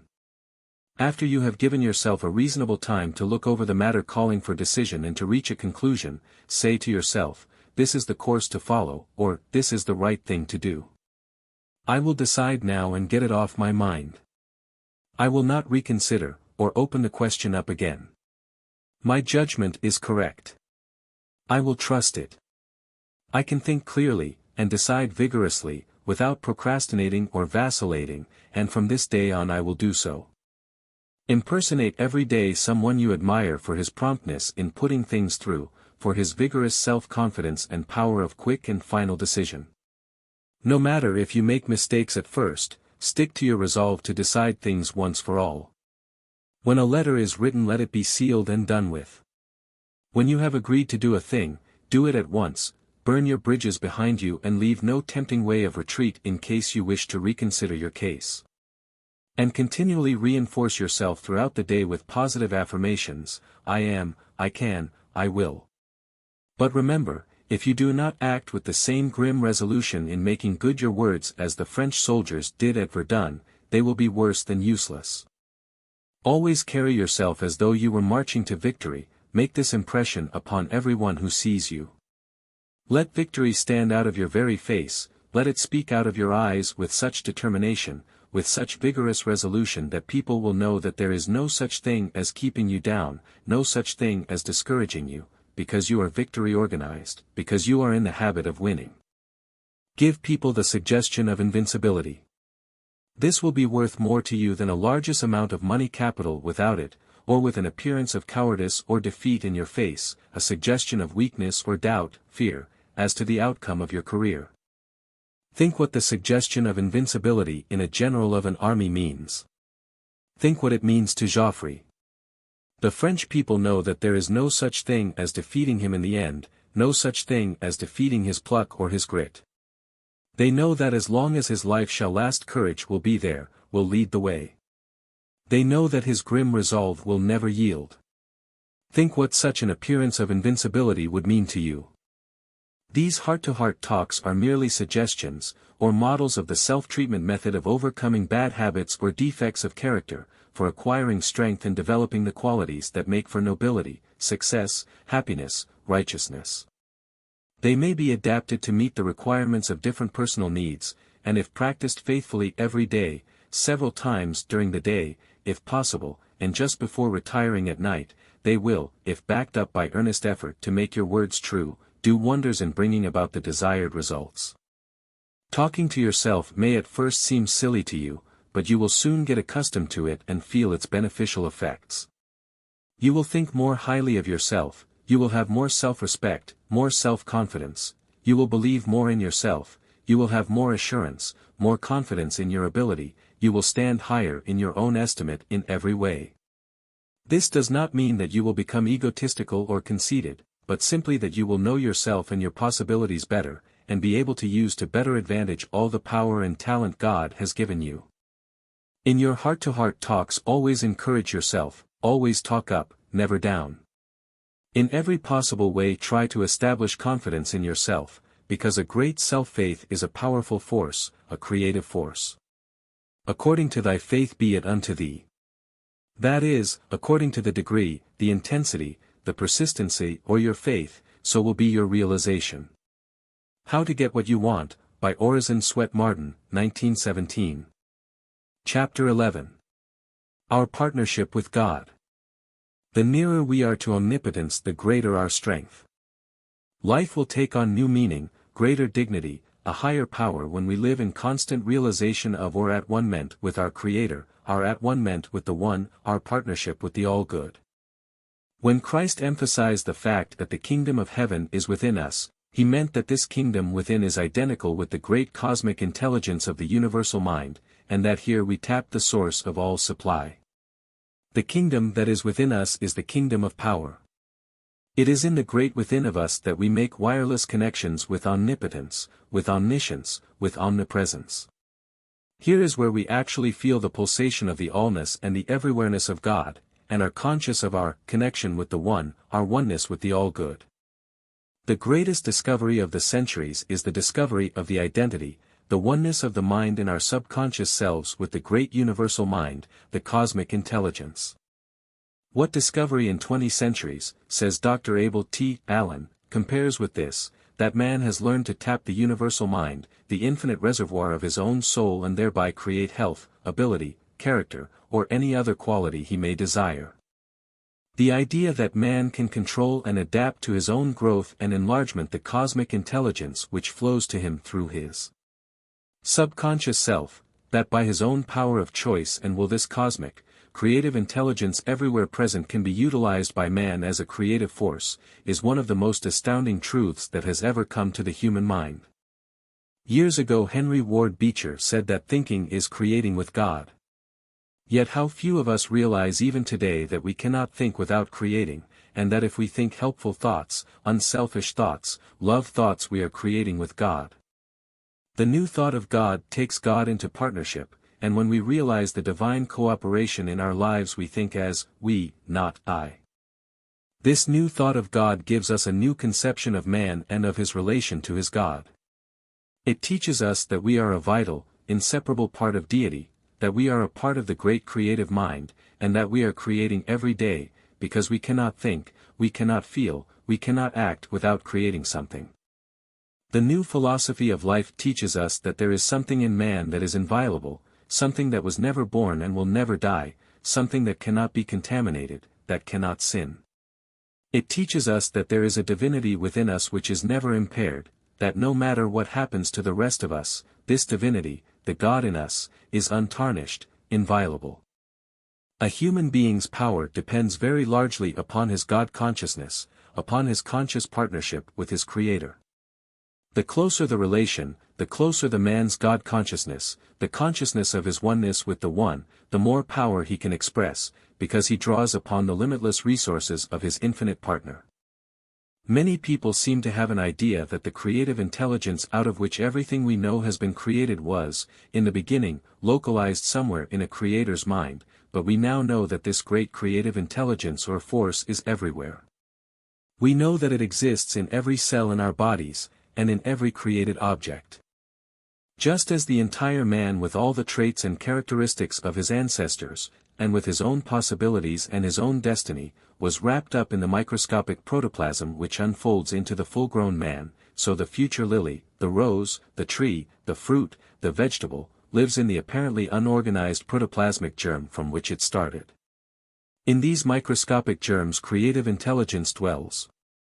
Every atom, every electron in the universe is the home of the divine intelligence which creates and sustains all things. This intelligence is not fragmentary in the atom or electron, any more than certain parts of the oak are fragmentary in the acorn. The whole of the mighty oak lives in possibility in the acorn. There is nothing added to the oak which was not an amplification of the cell life in the acorn. What the soil, the chemistry of the sun, the moisture and the atmosphere have added to it were mere helps to the unfolding of the germs in the acorn. What is true of the oak, or any other created thing is true of man. The entire Lincoln lived in the protoplasmic germ from which he sprang. All his possibilities were there. His environment, his education, the part he played in life were merely helps to unfold, to bring out that possible Lincoln which existed in the protoplasmic germ. The new thought of God shows us that creation has never been finished, that it is a perpetual process which never ceases to be operative. It teaches that the Creator is never separate from his creation, that man is not a separate unit thrown off to sink or swim at the mercy of chance, or a cruel destiny, but that he is one with his Maker, united with him in creative work. It declares that he is a part of the infinite intelligence, of the universal mind, and that he expresses so much of the great universal intelligence as he can appropriate and utilize. Anything we ever can need or want is in us awaiting release, awaiting expression. The thought of separateness from our divine source robs us of power to express or create, because we can only have that degree of power which our consciousness embodies. Only that is ours which we can express. All of our weakness, our troubles, our worries, our fears, our sufferings, our diseases come from our conscious separation from our living, vital, throbbing, creative force. We now know that man is like a partner in an enormous concern. His resources are not limited to his own little capital. He can draw upon the firm as long as there is anything to draw. We are all God's partners, and our capacity for creation depends very largely upon our consciousness of our divine partnership. When man discovers his identity with spirit, he begins to manifest creation on his own account, says a New Thought writer. No longer a passive instrument, tool, or chessman in the cosmic life, he becomes a center of creative power in himself. It is true that he sees the phenomenal world for what it really is, he sees that prizes and rewards of life are mere baubles and trinkets, and he strives no longer for them for themselves. But, in place of the old illusion, he sees a creative purpose in the cosmic activities, a meaning in the universal becoming, and he smiles and takes his place again on the stage of life, playing his part willingly, cheerfully, confidently, and understandingly. His peep behind the scenes does not interfere with his characterization and the portrayal of his appointed part, on the contrary, he plays his part all the better by reason of his knowing. When we have taken God into partnership, we are conscious that we are God polarized, that we are in the current which runs Godward. The consciousness of God, of being reinforced and buttressed with infinite power, supported by infinite wisdom, gives a wonderfully increased sense of power. When you realize your divine partnership, it will enlarge your life and multiply your effectiveness, because it will take away from you all sense of uncertainty, all feeling of inability to buffet the storms of life, all sense of hopelessness in the presence of overwhelming odds. It will give a new meaning to living because you will know that you are not a victim of fate, but that your life is founded upon infallible fundamental principles. When you take God into full, complete partnership, you will never fear. Your life's venture cannot end in chagrin. You will never suffer lack or want, because you will then know that if you want success, prosperity, or anything needful, you must take the material into your mind which will create what you desire. You will head toward your ideals, toward the material which you hold in your mind, and this is the stuff life is made of. You will be led in green pastures and beside the still waters, and you will fear no evil, no pestilence can touch you because you are God-polarized, you are immune from all of the ills of the flesh. Holding steadily in mind the ideals of the things you want to bring to pass, the ideal of the man you want to be and the things you want to accomplish, is actually necessary to the further process of creating. Think of the miracles man has wrought by holding his ideal in mind and working in cooperation with his God. Compare, for instance, our fruits and vegetables of today with the same kind of fruits and vegetables as they were before man focused his mind upon improving them and lifting them to higher levels. Compare the luscious Indian River orange today with the sour, gnarled, bitter wild orange, the best that nature, unassisted by man, could give us. We know, of course, that man alone, without the creative power implanted in him by God, never could have evolved the luscious fruits and succulent vegetables of all sorts which we enjoy today out of the original inferior products as unassisted nature left them. The marvelous improvements man has made upon the earth in lifting the things which God originally created to higher and ever higher levels, can only be accounted for through his co-partnership with his Creator. It is the God in man working with the God in the great cosmic intelligence which has lifted them to such heights. The work which man has accomplished in a multitude of different ways proves that he is one with God, that he is a co-creator with him, and that together they can do what neither could do alone. They are working together for the betterment of the race. Without the God power which, consciously or unconsciously, is flowing through him, man could do nothing. Alone he would be powerless. And yet it is a strange thing that some of our greatest inventors and discoverers have been skeptics, unbelievers in God, when it was the God in them that helped them to make their inventions or their discoveries. As a matter of fact, when a man invents or discovers that which benefits his fellow men, whether he acknowledges it or not, it is because the creative force in him is cooperating with the divine force in the universal intelligence which is everywhere present. It is the creative force of divinity in Edison that has produced these marvelous inventions and facilities for eliminating drudgery from, and beautifying, life, which Edison and his maker together have given to the world. Did you ever stop to think that practically all of the great inventions and discoveries, improvements and facilities which are emancipating human beings from drudgery and hard, painful conditions, and lifting mankind to a higher level, were once regarded as impossibilities? Did you ever realize that at one time those who attempted to make these impossibilities realities were ridiculed, called cranks or insane? People thought they were obsessed, but they were obsessed only with the divine urge to create. This obsession would not let them rest until they had realized in the actual the model, which they had first formed in the mind.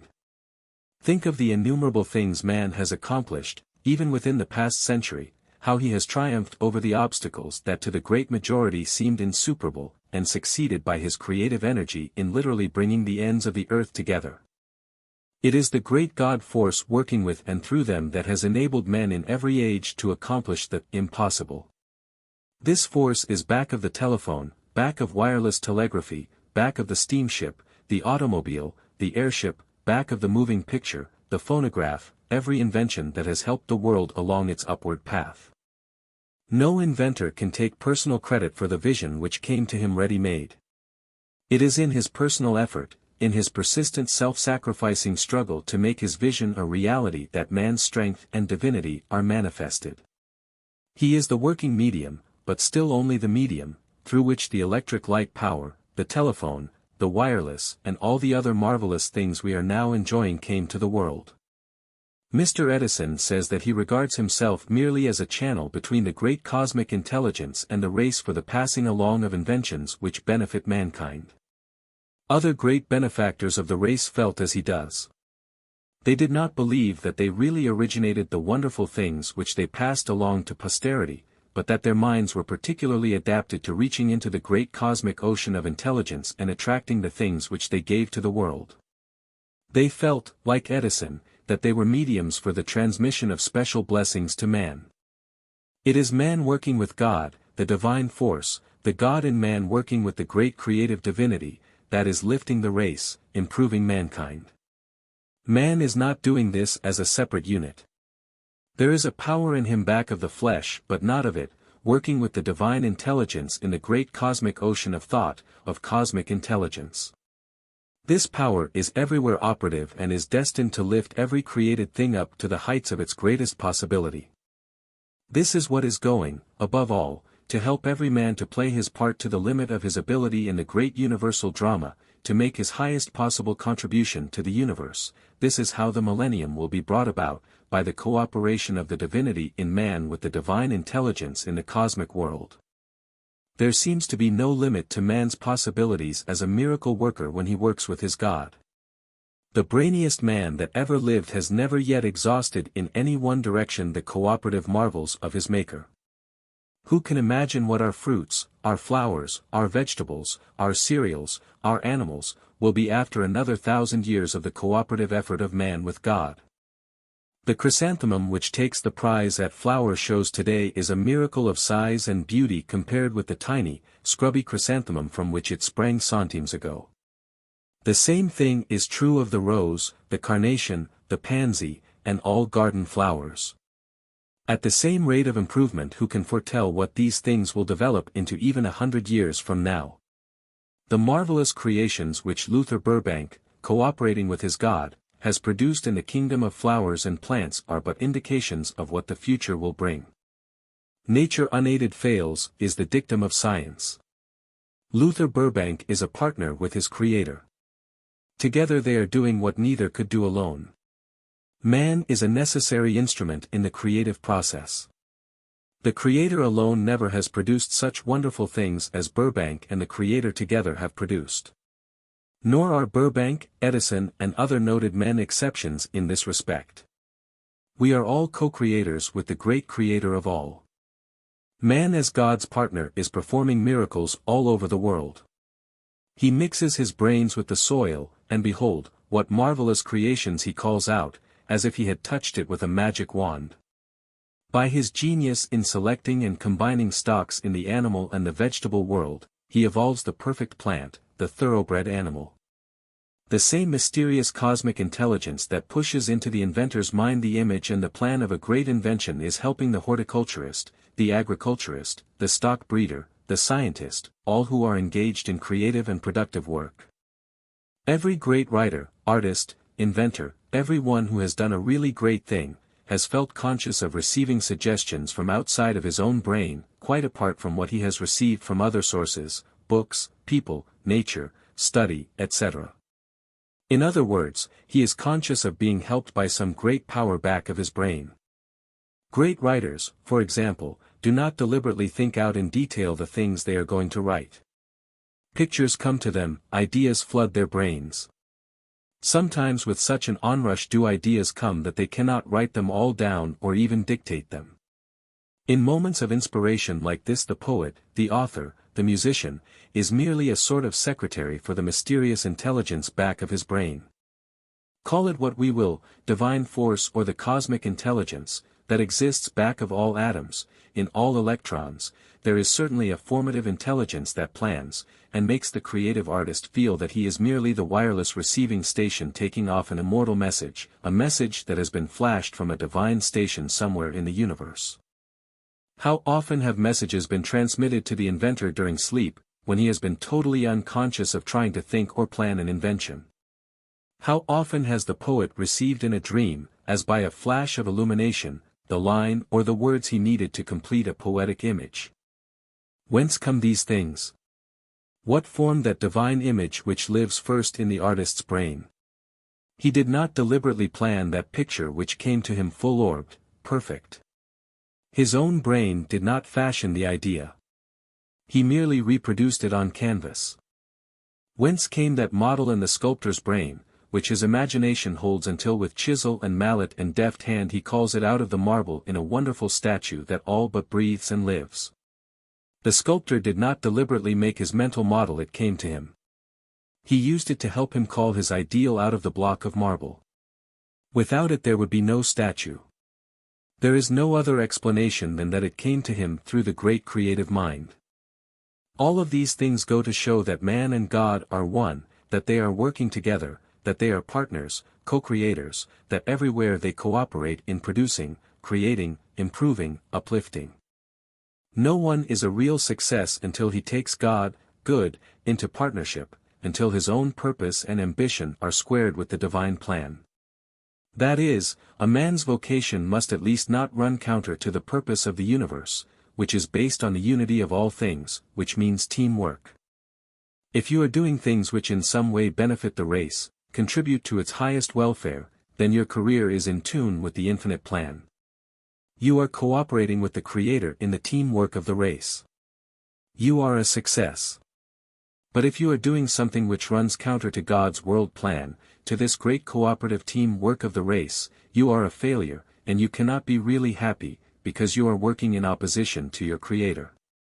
There is something inside of a man which protests against doing that which tends to injure another, that which does not square with his God nature, with the best thing in him, that which is not working in response to his highest aspiration. This is why men who are in questionable vocations never feel quite right about their work. They are never proud of it.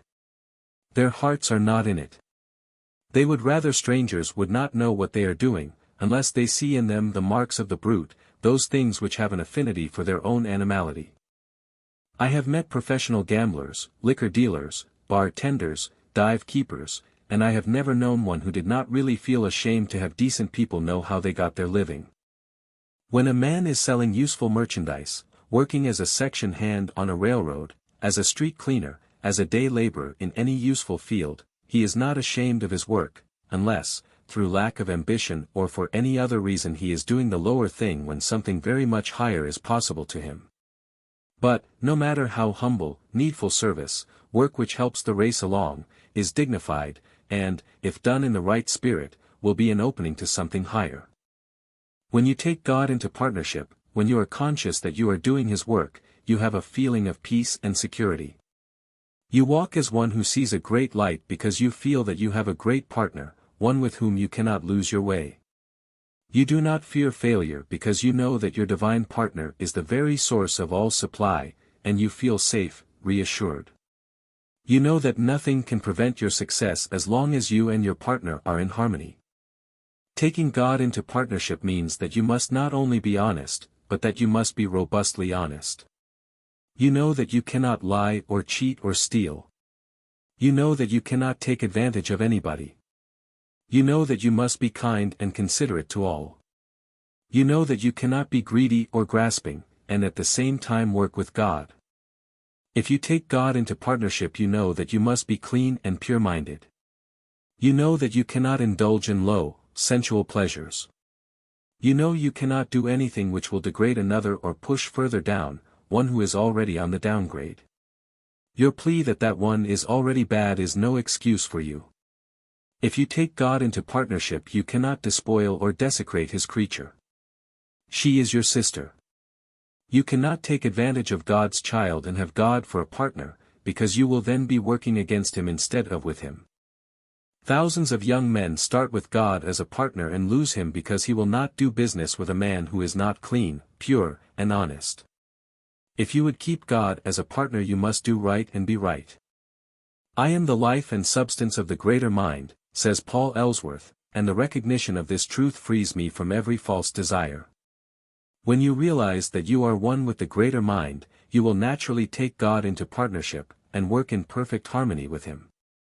This will give a new meaning to your life, and will turn you around completely so that you will see the things that are really worthwhile. You will see a new world. You will have a new zest in life, a new ambition, an ambition for the attainment of the higher things, the things that give enduring satisfaction. You will lose interest in that which before you thought essential imperative, to your happiness. The things you drop will not be wrenched away from you. You will drop them voluntarily for something better, just as the child will drop the apple for the orange for the toy, and the toy in turn for something better, something bigger and more attractive.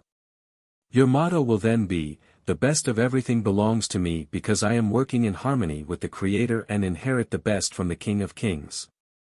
When we have a partner who is the reality of wisdom, of love, of justice, a partner who is the very source of all supply, we do not fear want, we do not fear poverty, we do not fear sickness or death. We fear nothing because we know we are united with omnipotent power, and that nothing but ourselves can sever this divine connection.